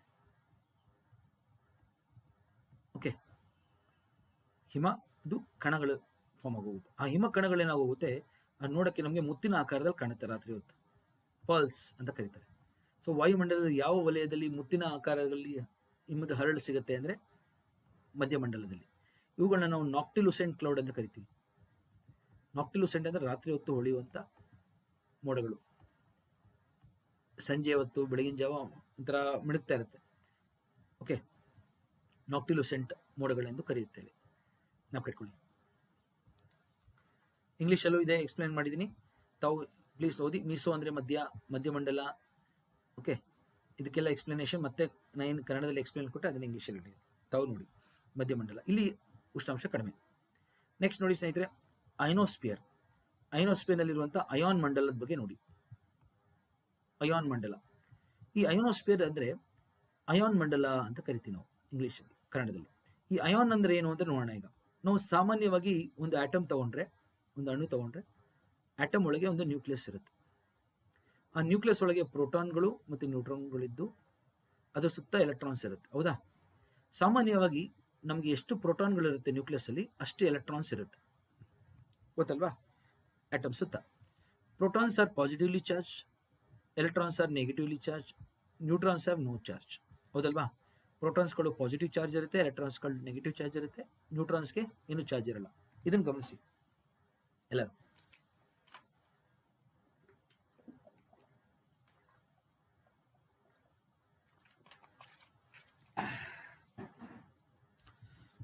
ಇದು ನ್ಯೂಟ್ರಲ್ ಆಟಮ್ ಅಂತ ಕರಿತೀವಿ, ಯಾಕಂದರೆ ಪ್ರೋಟಾನ್ಸ್ಗಳ ಸಂಖ್ಯೆ ಎಷ್ಟಿದೆ ಅಷ್ಟೇ ಎಲೆಕ್ಟ್ರಾನ್ಸ್ ಇದೆ. ಅದು ನ್ಯೂಟ್ರಲ್ ಆಟಮ್. ಯಾವಾಗ ಸೂರ್ಯನ ಕಿರಣಗಳು ಬೀಳುತ್ತೆ, ಎಕ್ಸ್ರೇ, ಯು ವಿ ಕಿರಣಗಳು ಬಂದು ಬೀಳುತ್ತೆ, ಅವಾಗ ಈ ಎಲೆಕ್ಟ್ರಾನ್ಸ್ಗಳಿಗೆ ಸುತ್ತಾ ಇದ್ದಾವಲ್ಲ, ಎಲೆಕ್ಟ್ರಾನ್ಸ್ಗಳಿಗೆ ಎನರ್ಜಿ ಬಂದ್ಬಿಡುತ್ತೆ. ಎಲೆಕ್ಟ್ರಾನ್ಸ್ಗಳು ನ್ಯೂಕ್ಲಿಯಸ್ ಸುತ್ತಾ ಇರುತ್ತೆ. ಎಲೆಕ್ಟ್ರಾನ್ಗಳು ಇಲ್ಲಿ ನೋಡಿ ಬರಿತೀನಿ, ಎಲೆಕ್ಟ್ರಾನ್ಗಳು ನ್ಯೂಕ್ಲಿಯಸ್ ಸುತ್ತಾ ಇರ್ತವೆ. ಅವುಗಳಿಗೆ ಎನರ್ಜಿ ಎಷ್ಟಿರುತ್ತೆ ಅದ್ರ ತಕ್ಕಂತೆ. ಈ ಯಾವಾಗ ಸೂರ್ಯನ ಕಿರಣಗಳು ಬಂದು ಎಲೆಕ್ಟ್ರಾನ್ಸ್ ಮೇಲೆ ಬೀಳುತ್ತಲ್ಲ, ಅವಾಗ ಎಲೆಕ್ಟ್ರಾನ್ಸ್ಗಳು ಎಕ್ಸೈಟ್ ಆಗೋಗ್ತವೆ, ಎನರ್ಜಿ ಬಂದ್ಬಿಡುತ್ತೆ. ಅವಾಗ ಕೆಲವು ಆಟಮ್ಸ್ಗಳು ಎಲೆಕ್ಟ್ರಾನ್ಸ್ನ ಕಳ್ಕೊಳ್ತವೆ. ಈ ಥರ ಆ ಎಲೆಕ್ಟ್ರಾನ್ಸ್ಗಳು, ಫ್ರೀ ಎಲೆಕ್ಟ್ರಾನ್ಸ್ಗಳು ಹೋಗಿ ಇನ್ನೊಂದು ಆಟಮ್ಸ್ ಸೇರ್ಕೊಳ್ತವೆ. ಅವಾಗ ಏನಾಗೋಗುತ್ತೆ, ಇಲ್ಲಿ ನೋಡಿ, ಪ್ರೋಟಾನ್ಸ್ ಸಂಖ್ಯೆ ಇಲ್ಲಿ ಜಾಸ್ತಿ ಇದೆ, ಎಲೆಕ್ಟ್ರಾನ್ಸ್ ಕಮ್ಮಿ ಆಗೋಯ್ತು ಈಗ, ಹೌದಾ? ಯಾಕೆಂದರೆ ಎಲೆಕ್ಟ್ರಾನ್ಸ್ ಹೋಯ್ತು. ಇಲ್ಲಿ ಏನಾಗೋಗಿದೆ, ಪ್ರೋಟಾನ್ ಸಂಖ್ಯೆ ಕಮ್ಮಿ ಆಯಿತು, ಎಲೆಕ್ಟ್ರಾನ್ ಸಂಖ್ಯೆ ಜಾಸ್ತಿ ಆಗಿದೆ, ಗೊತ್ತಾಯ್ತಲ್ಲ? ಇಲ್ಲಿ ಎಲೆಕ್ಟ್ರಾನ್ಸ್ಗಳು ಬರೋದ್ರಿಂದ ಇಲ್ಲಿ ಎಲೆಕ್ಟ್ರಾನ್ ಸಂಖ್ಯೆ ಜಾಸ್ತಿ ಆಗಿದೆ, ಇಲ್ಲಿ ಕಮ್ಮಿ ಆಗಿದೆ ಎಲೆಕ್ಟ್ರಾನ್ ಸಂಖ್ಯೆ, ಗೊತ್ತಾಯ್ತಲ್ಲ? ಅವಾಗ ಇದು ಪಾಸಿಟಿವ್ಲಿ ಚಾರ್ಜ್ ಅಂತ ಕರಿತೀವಿ. ಇದನ್ನು ನಾವು cation, positively charge ion, cation ಅಂತ ಕರಿತೀವಿ. ಇದು ಎಲೆಕ್ಟ್ರಾನ್ ಸಂಖ್ಯೆ ಜಾಸ್ತಿ ಆಗಿದೆ, ಆನಯಾನ್ ಅಂತ ಕರಿತೀವಿ. ಎಲೆಕ್ಟ್ರಾನ್ ಸಂಖ್ಯೆ ಜಾಸ್ತಿ ಆಗಿದೆ, ಗೊತ್ತಾಯ್ತಲ್ಲ? ಈ ರೀತಿ ಅಯಾನ್ಗಳು ಫಾರ್ಮ್ ಆಗುತ್ತೆ. ಸೊ ಅಯಾನ್ಗಳು ಅಂದ್ರೆ ಏನು? Electrically charge atoms. ಯಾವ ಆಟಮ್ಗಳು ಎಲೆಕ್ಟ್ರಾನ್ಸ್ನ ಕಳ್ಕೊಂಡಿರ್ತವೆ ಅಥವಾ ಎಲೆಕ್ಟ್ರಾನ್ಸ್ನ ಪಡೆದಿರ್ತವೆ, ಅಂಥವುಗಳನ್ನ ನಾವು ಅಯಾನ್ಸ್ ಅಂತ ಕರಿತೀವಿ. ಅದು ಇಲ್ಲಾಗುತ್ತೆ. ಯಾವುದಪ್ಪ ಅಯಾನ್ಸ್ಗಳಾಗೋದು ಅಂದರೆ ನೈಟ್ರೋಜನ್ ಆಟಮ್ ಆಗುತ್ತೆ, ಆಕ್ಸಿಜನ್ ಆಟಮ್ ಆಗುತ್ತೆ, ಹೀಲಿಯಂ, ಹೈಡ್ರೋಜನ್, ಇವೆಲ್ಲ ಏನಾಗ್ತವೆ ಅಟೋಮಿಕ್ ಲೆವೆಲಲ್ಲಿ ಇರುತ್ತೆ. ನಮ್ಮ ಬಾಹ್ಯಾಕಾಶದ ಮೇಲ್ಭಾಗದಲ್ಲಿ, ನಮ್ಮ ವಾಯುಮಂಡಲದ ಮೇಲ್ಭಾಗದಲ್ಲಿ ನೈಟ್ರೋಜನ್, ಆಕ್ಸಿಜನ್, ಹೀಲಿಯಂ, ಹೈಡ್ರೋಜನ್ ಅಯಾನ್ಗಳಿರ್ತವೆ. ಗೊತ್ತಾಯ್ತಲ್ಲ? ಸೊ ಎಲೆಕ್ಟ್ರಾನ್ ಎಕ್ಸ್ಚೇಂಜ್ ಆಗ್ತಾ ಇರುತ್ತೆ. ಓಕೆ, ಮೇನ್ ಆಗಿ nitrogen, oxygen, helium. Okay, nitrogen, oxygen, ಹೀಲಿಯಂದು ನಮಗೆ ಎಲ್ಲಿ ಸಿಗುತ್ತೆ? ಹೈಡ್ರೋಜನ್ ಬರಿಬೇಡಿ. ಓಕೆ, ಸೊ ಬರೀ ಇವುಗಳನ್ನ ಬರೀರಿ. ಮೇನ್ ಆಗಿ we have nitrogen ions, oxygen ions, helium ions. ಅದಕ್ಕೆ ಇದನ್ನು ಅಯಾನ್ ಮಂಡಲ ಅಂತ ಕರೆಯೋದು.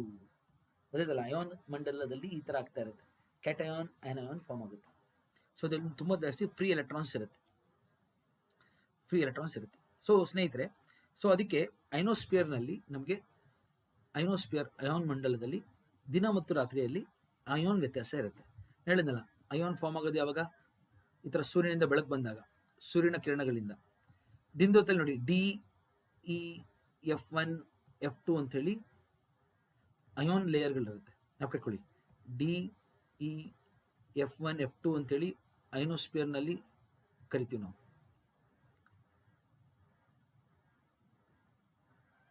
DE-F1, F2 ಅಂತೇಳಿ ಐನೋಸ್ಪಿಯರ್ ಲೇಯರ್ಸ್ ಇವೆಲ್ಲ. ಆಯ್ತಾ? ನಾವು ಕಟ್ಕೊಳ್ಳಿ, ಐನೋಸ್ಪಿಯರ್ನಲ್ಲಿ ಇರುತ್ತೆ ದಿನದೊತ್ತಲ್ಲಿ, ಡ್ಯೂರಿಂಗ್ ದ ಡೇ. ರಾತ್ರಿ ಆದ ತಕ್ಷಣ ಎಲ್ಲ ಮರ್ಜ್ ಆಗಿ ಹೋಗ್ತವೆ, ಅಯಾನ್ಗಳು ಮರ್ಜ್ ಆಗಿ E ಮತ್ತು F ಮಾತ್ರ ಇರುತ್ತೆ. ನಾವು ಕಟ್ಕೊಳ್ಳಿ, E ಮತ್ತು F ಲೇಯರ್ನ ನಾವು ಆಪ್ಲಿಟನ್ ವಲಯ, ಆಪ್ಲಿಟನ್ ಒಬ್ಬರು ಸೈಂಟಿಸ್ಟ್ ಹೆಸರು, ಆಪ್ಲಿಟನ್ ಲೇಯರ್ ಅಂತ ಕರಿತೀವಿ. ಆಪ್ಲಿಟನ್. ಈನ ಕೆನೆಲಿ ಹೆವಿಸೈಡ್ ಲೇಯರ್ ಅಂತ ಕರಿತೀವಿ. ಕೆನೆಲಿ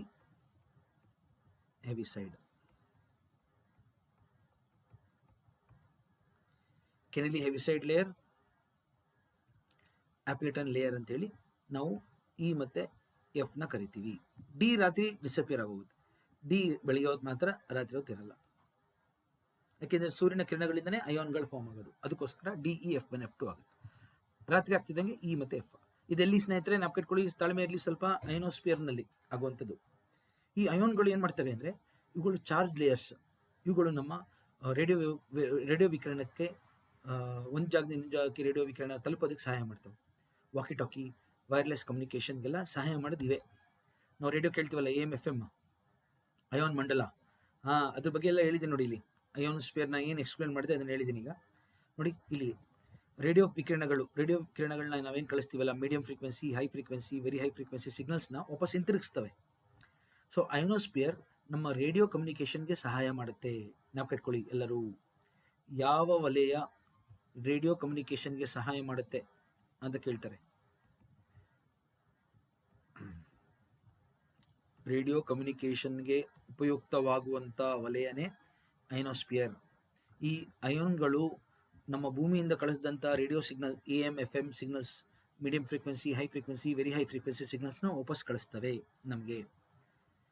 ಈ ರೀತಿ ನಮಗೆ ರೇಡಿಯೋ ವಿಕಿರಣ ದೂರದ ಜಾಗಕ್ಕೆ ತಲುಪುವಂಗೆ ಮಾಡ್ತವೆ. ಆಯಿತಾ? ನಾವು ಕಟ್ಕೊಳ್ಳಿ, ಐನೋಸ್ಪಿಯರ್.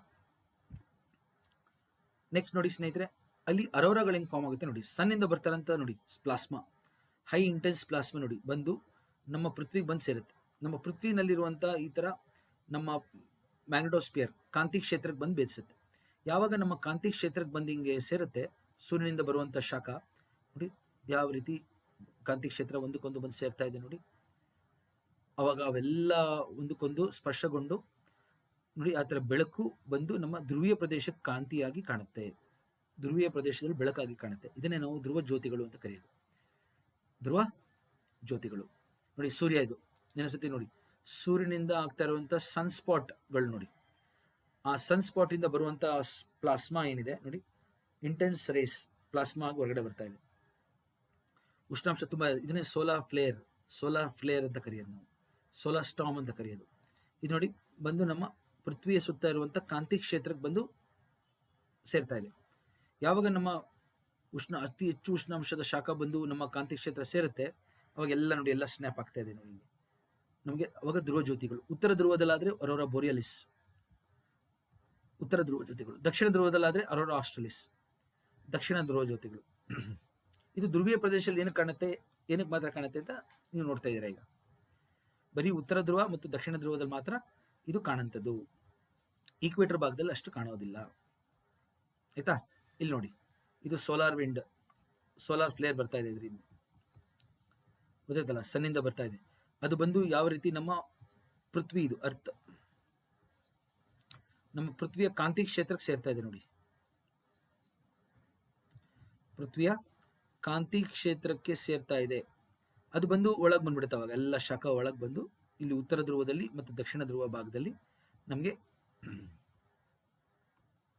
ಧ್ರುವ ಜ್ಯೋತಿಗಳು ಕಾಣುತ್ತೆ. ನೀವು ನೋಡಿದ್ರಿ ಚಿತ್ರಣ ಎಲ್ಲರೂ ನೋಡಿ, ಈ ಥರ ಕಾಣುತ್ತೆ ನೋಡಿ. ಆಕಾಶದಲ್ಲಿ ಯಾವ ರೀತಿ ಬಣ್ಣ ಬಣ್ಣದ ಬೆಳಕು ಕಾಣುತ್ತೆ ನೋಡಿ. ನಕ್ಷತ್ರಗಳ ಮಧ್ಯ ಅದು ಇರುತ್ತೆ.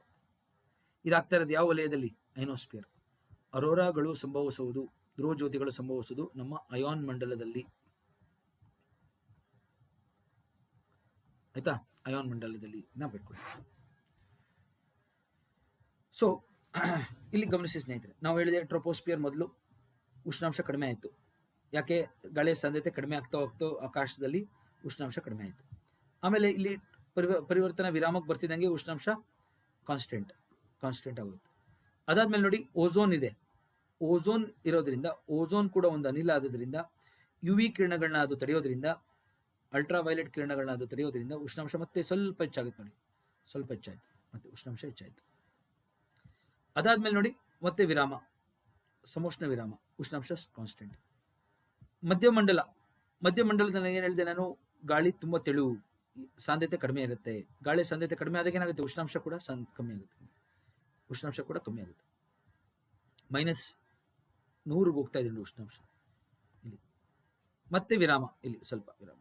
ಮತ್ತೆ ಇಲ್ಲಿ ಉಷ್ಣ ಮಂಡಲದಲ್ಲಿ ಏನಾಗ್ತಾ ಇದೆ ನೋಡಿ, ಅಯಾನ್ಗಳು ಫಾರ್ಮ್ ಆಗ್ತಾ ಇದಾವೆ. ಧ್ರುವ ಜ್ಯೋತಿಗಳು ಫಾರ್ಮ್ ಆಗ್ತಾ ಇರುತ್ತೆ ಇಲ್ಲಿ ಐನೋಸ್ಫಿಯರ್ಗಳಲ್ಲಿ. ಮತ್ತೆ ಉಷ್ಣಾಂಶ ಏನಾಗುತ್ತೆ? ಹೆಚ್ಚಾಗುತ್ತೆ. ಗೊತ್ತಾಯ್ತದೆ ಎಲ್ಲರಿಗೂ?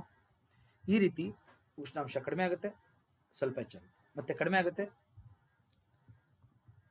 ಮತ್ತೆ ಹೆಚ್ಚಾಗುತ್ತೆ. ಈ ರೀತಿ ಸ್ನೇಹಿತರೆ ನಮಗೆ 4 ವಲಯಗಳಿದೆ ಅಂತೇಳಿ ವಾಯುಮಂಡಲದಲ್ಲಿ ನಾವು ಗುರುತಿಡಿದ್ರೆ ಇದಕ್ಕೇನೆ. ಗೊತ್ತಾಯ್ತಲ್ಲ? ವಾಯುಮಂಡಲದಲ್ಲಿ ಒಂದೇ ತರ ಉಷ್ಣಾಂಶ ಕಡಿಮೆ ಆಗಿದ್ರೆ ಒಂದೇ ವಲಯ ಇರ್ತಿತ್ತು. ಈ ತರ ಕಡಿಮೆ ಆಗಿ ಹೆಚ್ಚಾಗಿ ಮತ್ತೆ ಕಡಿಮೆ ಆಗಿ ಹೆಚ್ಚಾಗೋದ್ರಿಂದ 4 ವಲಯವಾಗಿ ವಿಂಗಡಣೆ ಮಾಡಿದ್ದೀವಿ. ಇದು ಇನ್ನೊಂದು ಕಾರ್ಬನ್ ರೇಖೆ ಅಂತ ಇದೆ. ಇವ್ರ ಹೆಸರು, ಇವರು ತುಂಬಾ ಪ್ರಸಿದ್ಧ ವಿಜ್ಞಾನಿ ಸ್ನೇಹಿತರೆ, ಥಿಯೋಡರ್ ವಾನ್ ಕರ್ಮಾನ್ ಅಂತ.